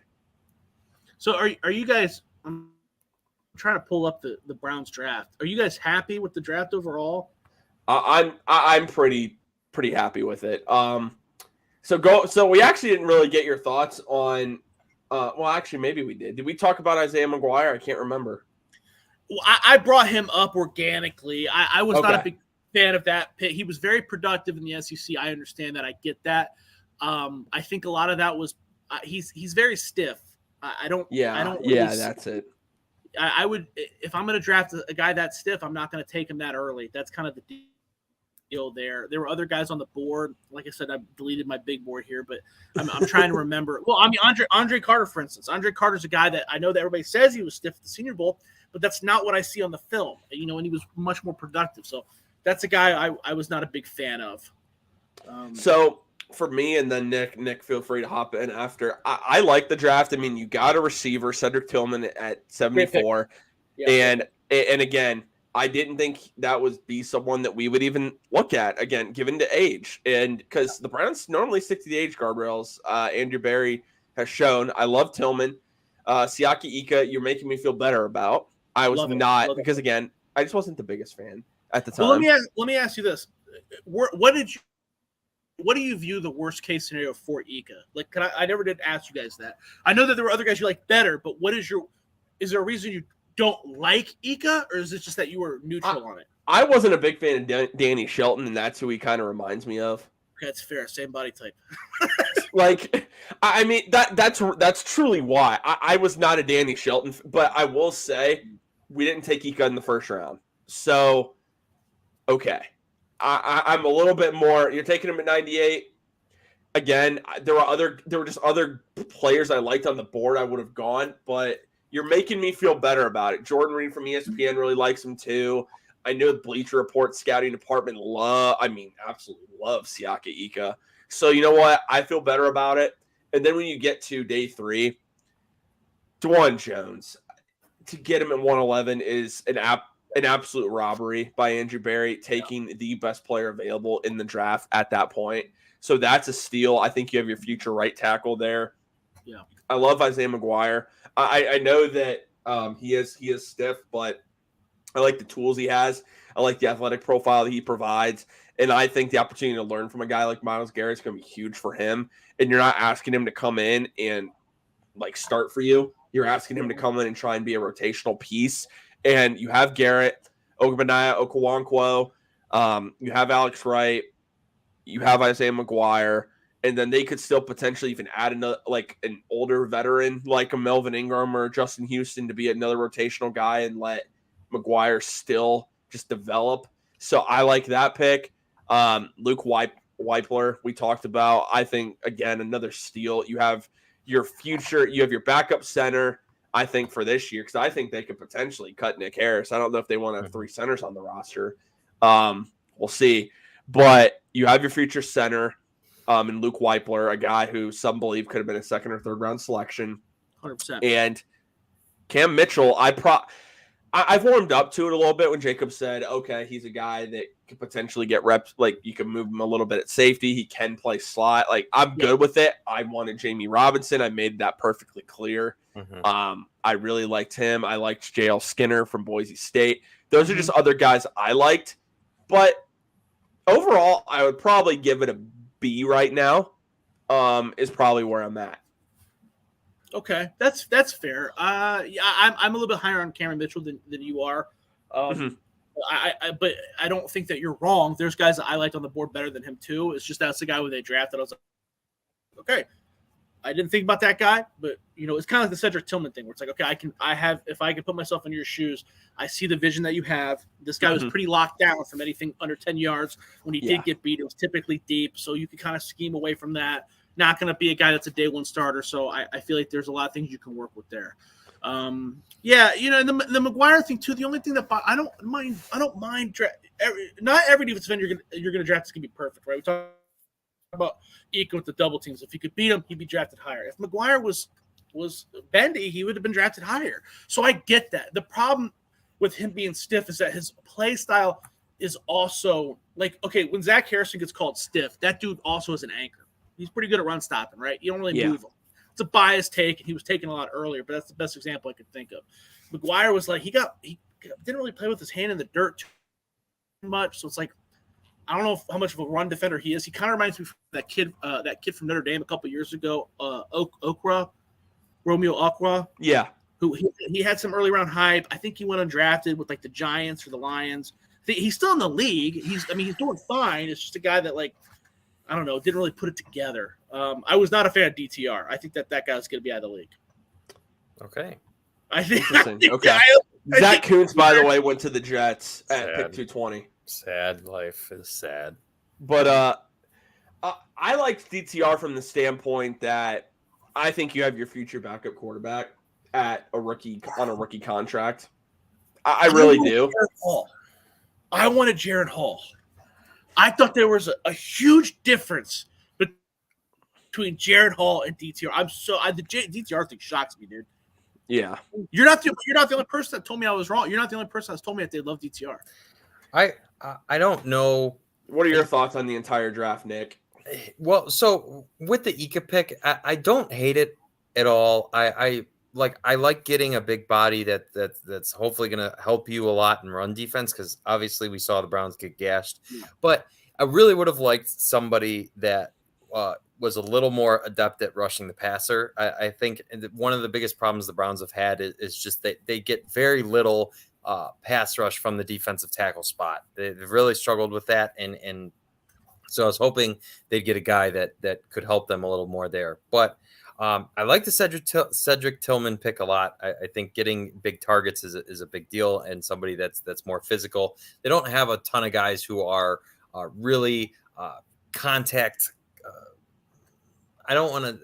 Who are really can fight through contact and be that guy. So I think I like that a lot. I think, personality wise, they need people who are mean. It's like Nick Chubb's quiet, Deshaun Watson's kind of quiet, Amari Cooper's quiet, like Elijah Moore's a dog, and I feel like Cedric Tillman is another guy that brings that type of mentality, personality to the offense. So I'm excited there. I think it's great. You know what? So the Browns, we've been talking a lot about how, the Browns have this great offensive line, and that's kind of been the case for a while, but really they struggled a lot last year. And I watched Deshaun Watson get beat up in his final 6 games, which was way too similar to Houston to me. So getting DeJuan Jones feels like a great situation for him to come in and develop. And I love getting Whippler as well. Nick Harris has struggled with injuries, and they drafted Dawson Deaton, who might have been an option, but he also got hurt. So and Posick got hurt last year too, right? So I think that makes a ton of sense. The Dorian Thompson-Robinson thing, I'm going to be completely honest. I don't know a whole lot about his time at UCLA. I wasn't looking quarterback, right? But I do know that he is a scheme fit, and we saw the struggles of the Browns going from the Jacoby Brissett offense to the Deshaun Watson offense last year. And so I like the idea of having guys that are all of the same skill set that can keep your offense the same across the board. I think that does matter, and Lance was talking about that too. That makes a ton of sense to me. I think overall, I'm pretty happy. I really would have been excited to see them take Kuntz here, who obviously didn't get there. I guess I wasn't. I was hoping they would take a linebacker. That's something I was hoping, and we haven't seen that happen. And I know the class is a little bit lacking there, but overall, it seems like you emphasize the trenches, right? You've got yourself McGuire, who I didn't even talk about, but again, explosive athlete. The defensive end room has been rough as well. Like we saw what happened when Myles Garrett was gone. The pass rush was super non-existent. So I like beefing up both sides of the lines. I think if there's one takeaway I come with, it's that they emphasize that, and that makes a ton of sense to me. So I'm happy. I'm happy. I don't think I'm gonna go run victory laps around anywhere, but I think they, it's not going to be the sexiest draft when you don't have a first or second round pick, and that's okay. I feel like they found values, and they definitely drafted guys that were best player available on the board. So pretty happy. I would agree with that. I think I'm actually, like I said, I think I'd probably run laps given. Okay. I did love it. I just hated the DTR thing. I just didn't like him at UCLA. I thought he was terrible. I thought he held the offense. I thought he was a slightly souped up version of Sean Clifford. But Sean Clifford got drafted too, so what do I know? I guess that's the moral of the story. When I saw Jaren Hall still on the board, I couldn't believe DTR went, because that's another athletic dude who I thought put the team more on his back than DTR. That BYU team went through Jaren Hall. The UCLA team went through Charbonnet. If we're being honest, right? Because last year, before they got Charbonnet 2 years ago, they were bad. They were really bad. But then Charbonnet transferred from Michigan to UCLA, and that offense was rolling. I think it was due to him. I do like the fact that he he does not look. He's not like your typical scrambler. There's a lot of guys that come from college when they scramble.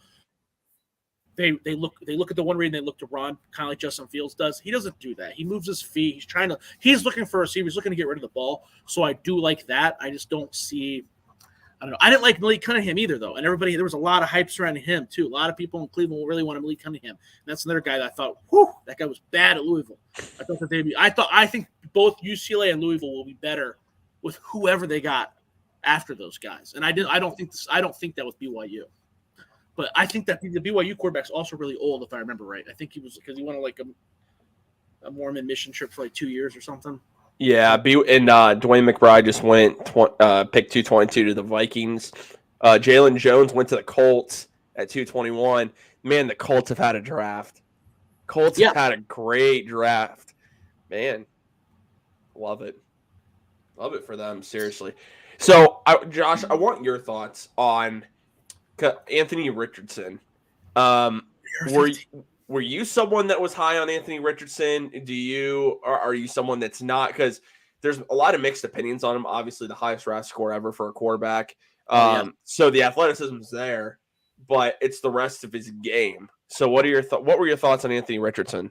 Well, there's two types of Joshes. Okay, there's the Josh that before he won money, and then the Josh after Anthony Richardson won him money. So I actually bet on it. The odds were Anthony Richardson over under 7.5, and I pounded the under. I pounded that thing, dude. So he won me a bit of cash. He's Pandora's box. I like him. Yeah. Would I have drafted him? I honestly, this is gonna sound really bad in hindsight because he was drafted so late. I liked Will Levis better. I thought he did more with less. Anthony Richardson's best.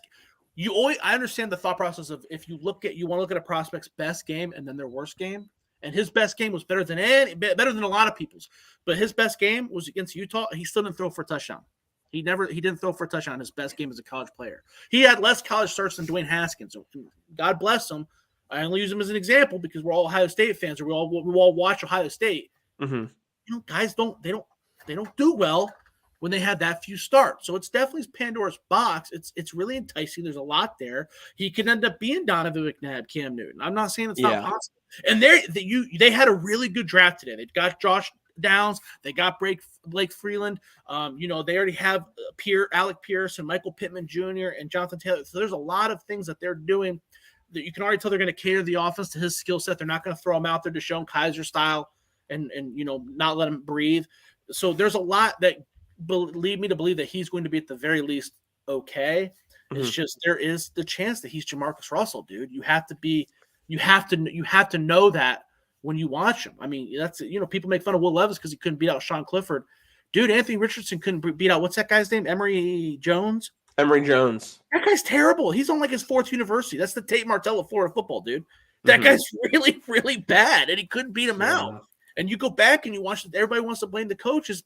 I don't know. You go back and watch those Florida games, and you tell me if that's a dumb decision. I didn't think so. So it's definitely Pandora's box. I like it. I think if you judge their draft as a whole, it's going to be a good draft. They're taking the steps. You just have to be patient. You can't throw them out there. If you're patient with them, let them grow. Great. If you throw him out there like Deshaun Kaiser, he's going to be Deshaun Kaiser. Yeah. Those are your two options. Right? Yeah. I think he's also going to a situation with the Colts. You have an offense. You're going to have a head coach / offensive coordinator that's familiar dealing with that type of skill set. So that's huge for him. The other debate, and I say debate, for a lot of people it's not, but for me it is because it's controversial. Where are you with the Bryce Young and CJ Stroud debate? Because for me personally, and this is really not, everyone thinks it's Buckeye bias when you say this. I think CJ Stroud is the better pro. It will have the better career and be the better player because I think CJ Stroud is actually more built for the NFL. When Bryce Young is this short, he has this thin of a frame. He had some injury issues already at Alabama, so that's a concern. Yeah. I'm worried about him in the NFL and being the superstar quarterback that everybody thinks he's going to be. Where are you with that debate? Well, everything you said is 100% accurate. Mm-hmm. Well, now everything you're saying is 100% accurate, but that's also his only knock. You know what I mean? That's Bryce Young's only knock. That dude is. Yeah. Everybody throws around everybody talks but Will Anderson, like he's this generational talent. Dude, Bryce Young, I mean, we all watched him, bro. He put that Alabama team was not as good as Alabama teams in the past, dude. Like, and he put that team on his back against Florida, against Texas, there's just so many. There's his highlight reel is him putting the team on his back, and that's just something you don't see all the time. You don't see it with CJ Stroud. Love CJ Stroud. CJ Stroud probably the best quarterback in Ohio State history, based purely off of statistics and what his NFL career will be. I have no doubt in that. But dude, I mean, the guy never beat Michigan. He never won the Big Ten. You can't tell me there weren't times where you screamed at your TV, run it, get the third one, run it. That happened. When you watch Bryce Young, that stuff didn't happen. That dude put his body on the line. So I'm taking Bryce Young over CJ Stroud 9 times out of 10. Okay. But that is his issue. He could get hurt tomorrow.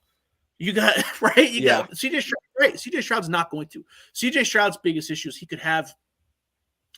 I don't know. Like it's almost like if he's CJ Stroud against Georgia, dude, he's the best quarterback in the NFL in 3 years. No questions asked. Mm-hmm. But if he's the CJ Stroud that you saw for the rest of his career, then you're looking at a guy who's still really good, but like more like a Jeff George type, or I don't know. It's hard because we're Browns fans, so no one we have had is even as good as CJ Stroud's basement. But you know what I mean. But like that Andy Dalton type of career, right? He's gonna be good, but he might not be precipice. Yeah, I definitely lean. I think I learned my lesson the hard way with quarterbacks who, like, when you're picking number 1 overall, I get the sentiment with Young, and I think Josh, you didn't lie, right? But despite the fact that he was so good for Alabama, I just you can't make yourself taller. There's a lot of other things you can improve, but you can't make yourself taller. And I've seen too many. It's like it feels like you have to be that much more special to truly be elite if you are under 6 feet tall. Right. And we've only seen a few quarterbacks able to pull that off. And, we wanted to say Baker Mayfield's Drew Brees. And I've learned my lesson. And so I'm definitely biased. Right. But give me the guy who is the prototypical size. That's just I can't pass up on it. But I think that you're right. Like I said, you're not wrong. That's a legit concern, right? It's like what I said about Deuce Vaughn, right? Like you can tell me everything you want about Deuce Vaughn, and you're not wrong. But I'm not either when I point out the fact he's 5'2", right? Like it's a legit concern. It needs to be taken into consideration. And you're giving this guy $50 million or whatever it is. So if those 2 inches matter, you gotta. There's no wrong answer, right? I think both those guys are good enough to where whatever happens in their career is going to be I think that they're close enough to where they're both going to have successful careers unless those specific things don't work out.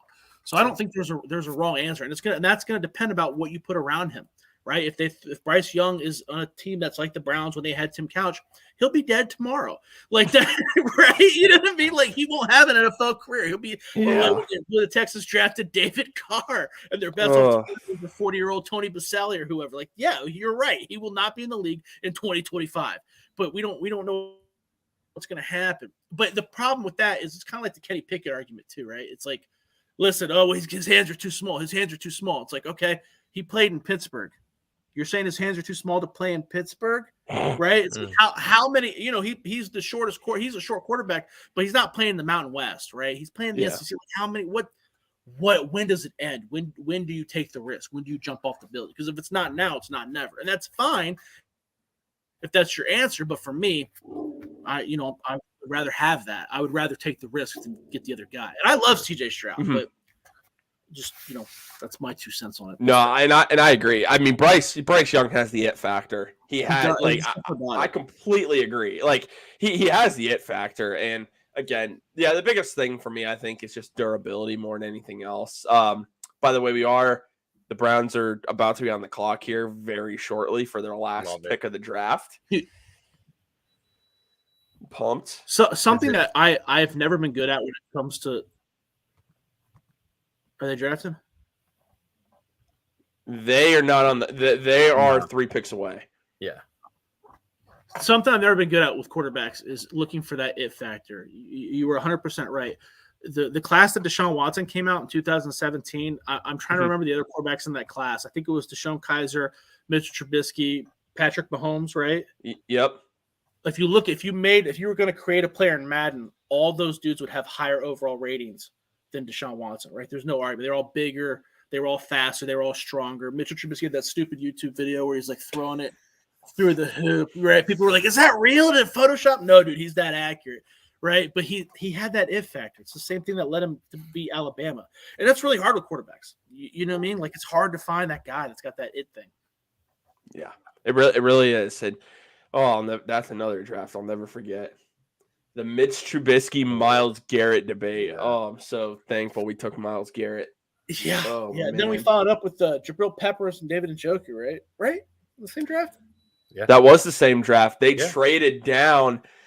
So, Josh, did you Deshaun Watson hopped in a Twitter space this week, and Chop's Twitter space, and he was talking about that draft. Mm-hmm.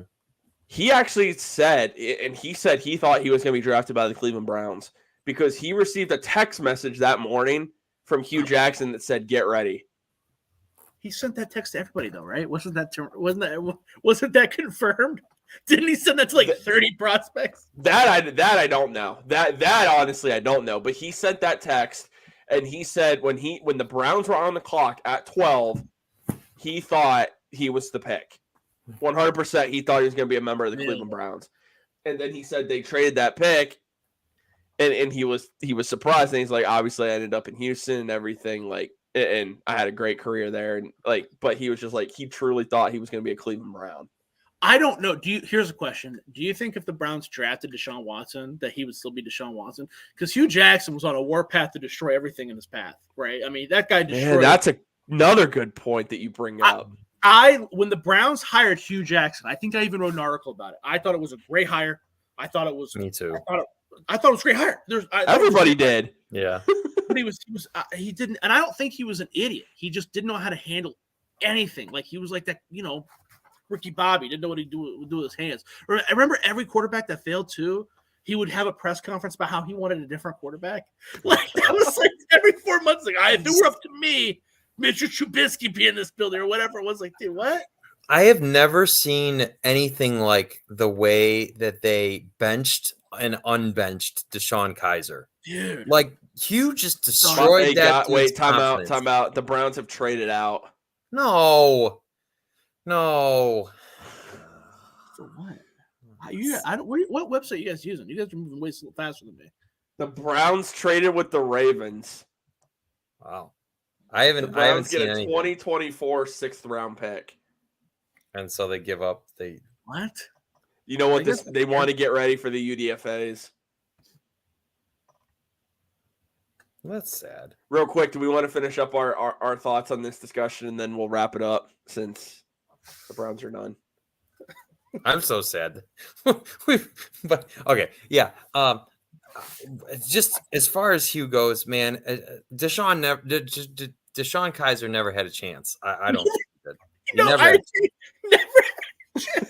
They drafted him, and they're like, dude, I'll never forget. Because I love Deshaun Kaiser. I went out and bought his jersey. I gave him a first-round grade that year. It was one of the first years where I got really into it. I was publishing. Thank you, Stellar Dog, for joining us these last couple of days. We really appreciate that support. Absolutely. Sorry, Josh. No, you're good. But I was really stoked. I remember him playing against. I remember Deshaun Kaiser just tearing Texas a new one. I thought he was the dude from Ohio. I was just all about it, man. I remember watching his high school tape, and Hugh Jackson was like, well, we're gonna not throw him out there. Deshaun Kaiser can be very good. We just have to remember not to throw him out there. Whatever he said, right? He was just very emphatic that we can't throw him out to the Wolves. In like the second game, dude, they're like, go out there. He was like, oh no. And then they, like he said, they benched him and then unbenched him. Oh, it was bad. And then the play calling was bad too. The dude's throwing a pick every third pass. Yep. So if you're, you guys aren't idiots. You guys watch football, right? Anybody, your cousin. If you're throwing picks, what do you want to do? In Madden, what do you want to do? You want to resettle, throw a couple screens, throw it to your tight end, throw it to running back, short passes. Even a kid playing Madden knows that. You just got to reset, right? Can get your chakras back to normal.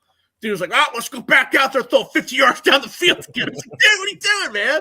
Oh, it was so bad. It was awful. You never had a chance, bro. Josh, I remember really, everyone saying real quick. Sorry, Nick, real quick. I remember everyone just saying that Kaiser had some potential. The biggest issue is he just needed time to learn, and he was the youngest quarterback in that draft class. Yeah. Yeah, but you knew that. This is not a secret. It's not like when they drafted Manziel and they're like, well, even the Manziel thing, you draft a guy with the coke addict, coke addiction, you're like, wow, there's a lot of cocaine in there. You know what I mean? Like, you got to know what you're an NFL GM. No, just like the Caleb Brantley thing, right? Was it a secret? Or Antonio Callaway? Oh, he's a piece of shit. We didn't see this coming. You knew. You have to know. Mm-hmm. So if a guy fails for that exact reason, that's because of you. Right? If he tears his knee up or, the Deshaun Watson situation, that's not the Texans' fault, right? That's something no one knows. But, most of those things that happen like that, and you still threw him out there. Didn't have a chance. Dude didn't have a chance, bro. Yeah. Sad. Absolutely. You know what? Any final thoughts, man, as we're wrapping this thing up? Yeah, you know what? I'm happy with the Browns draft. I think I'm really excited to see who they go for in the undrafted market because they're always aggressive there. Yep. Andrew Berry spends some of the most money on UDFAs. Yeah. Yep. So I think overall I'm happy with this class. I'm so sad that they didn't get their tight end. Real quick. The Ravens traded with the Browns and took Andrew Vorhenesky, the guard from USC. So they got a steal there. Okay. Yeah, for sure. It'll be interesting to follow that because like the Browns Ravens trades happen so little, right? That now obviously we'll get to look at that and be like, oh, should they have traded out? But we'll see who the 6th round pick next year becomes. That'll be a fun little game. Or who we trade it for. So anyways, Josh, as we're wrapping up, really, we appreciate you joining us. Please let everyone know where they can find all your content and your insight.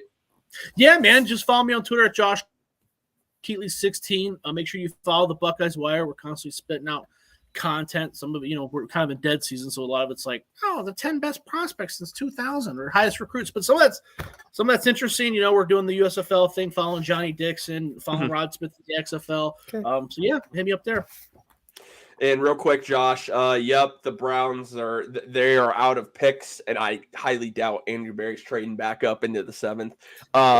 But UDFAs, that's going to be starting here probably around 7:00. So expect Andrew Berry to make a lot of splashes there. He always is one of the highest spenders when it comes to money for undrafted free agents. Anyway, guys, we have been live for almost 6 hours. Almost 6 hours today. It was 4 hours, so about 11 hours total this weekend. Yep. Thank you to everybody that has joined us for this. Like I said, this is our first live draft show at Network 216, and it's not going to be the last. Nope. Next year, we're going to have some big plans to hopefully go all 3 days. We have so many guests. I can't possibly thank them all. It's been a lot of fun for sure. I've gained a whole new respect for all the people that cover the draft like they do because this has been an adventure. We appreciate all of you. The fact that we've carried so many viewers this time, it means the world to us. So thank you. We've got all kinds of big plans coming. You guys are all helping us to make this dream of full-time content become a reality. So thank you. I can't wait. We will eventually get Jacob shotgunning an Natty Daddy. I know what we're going to get our members there, and we're going to get to that point, and I'm going to be like, Jacob, you said you were going to shotgun an Natty Daddy when we hit 15. So when we do. But also, real quick, Nick, the Browns did not draft a running back. Oh, all right. Jacob's got to go on the dog chug and put mayo in his coffee. Our 216 friends, the Dog Chug. We love the Dog Chug. Wednesdays at 10. You can look for Jacob drinking mayo in his coffee because we did not draft a running back. So, yep. Anyways, if you guys, we've had a lot of people throughout this entire time that we've been live. So thank you guys. If you're not already, please drop a like on this video. Please help that YouTube algorithm grow, but also subscribe if you're brand new to Network 216. Thank you for everyone that's joined us this weekend. Shows will be back starting next week. We can't wait to talk to you guys all again soon. Yep. And go Browns, baby. Go Browns.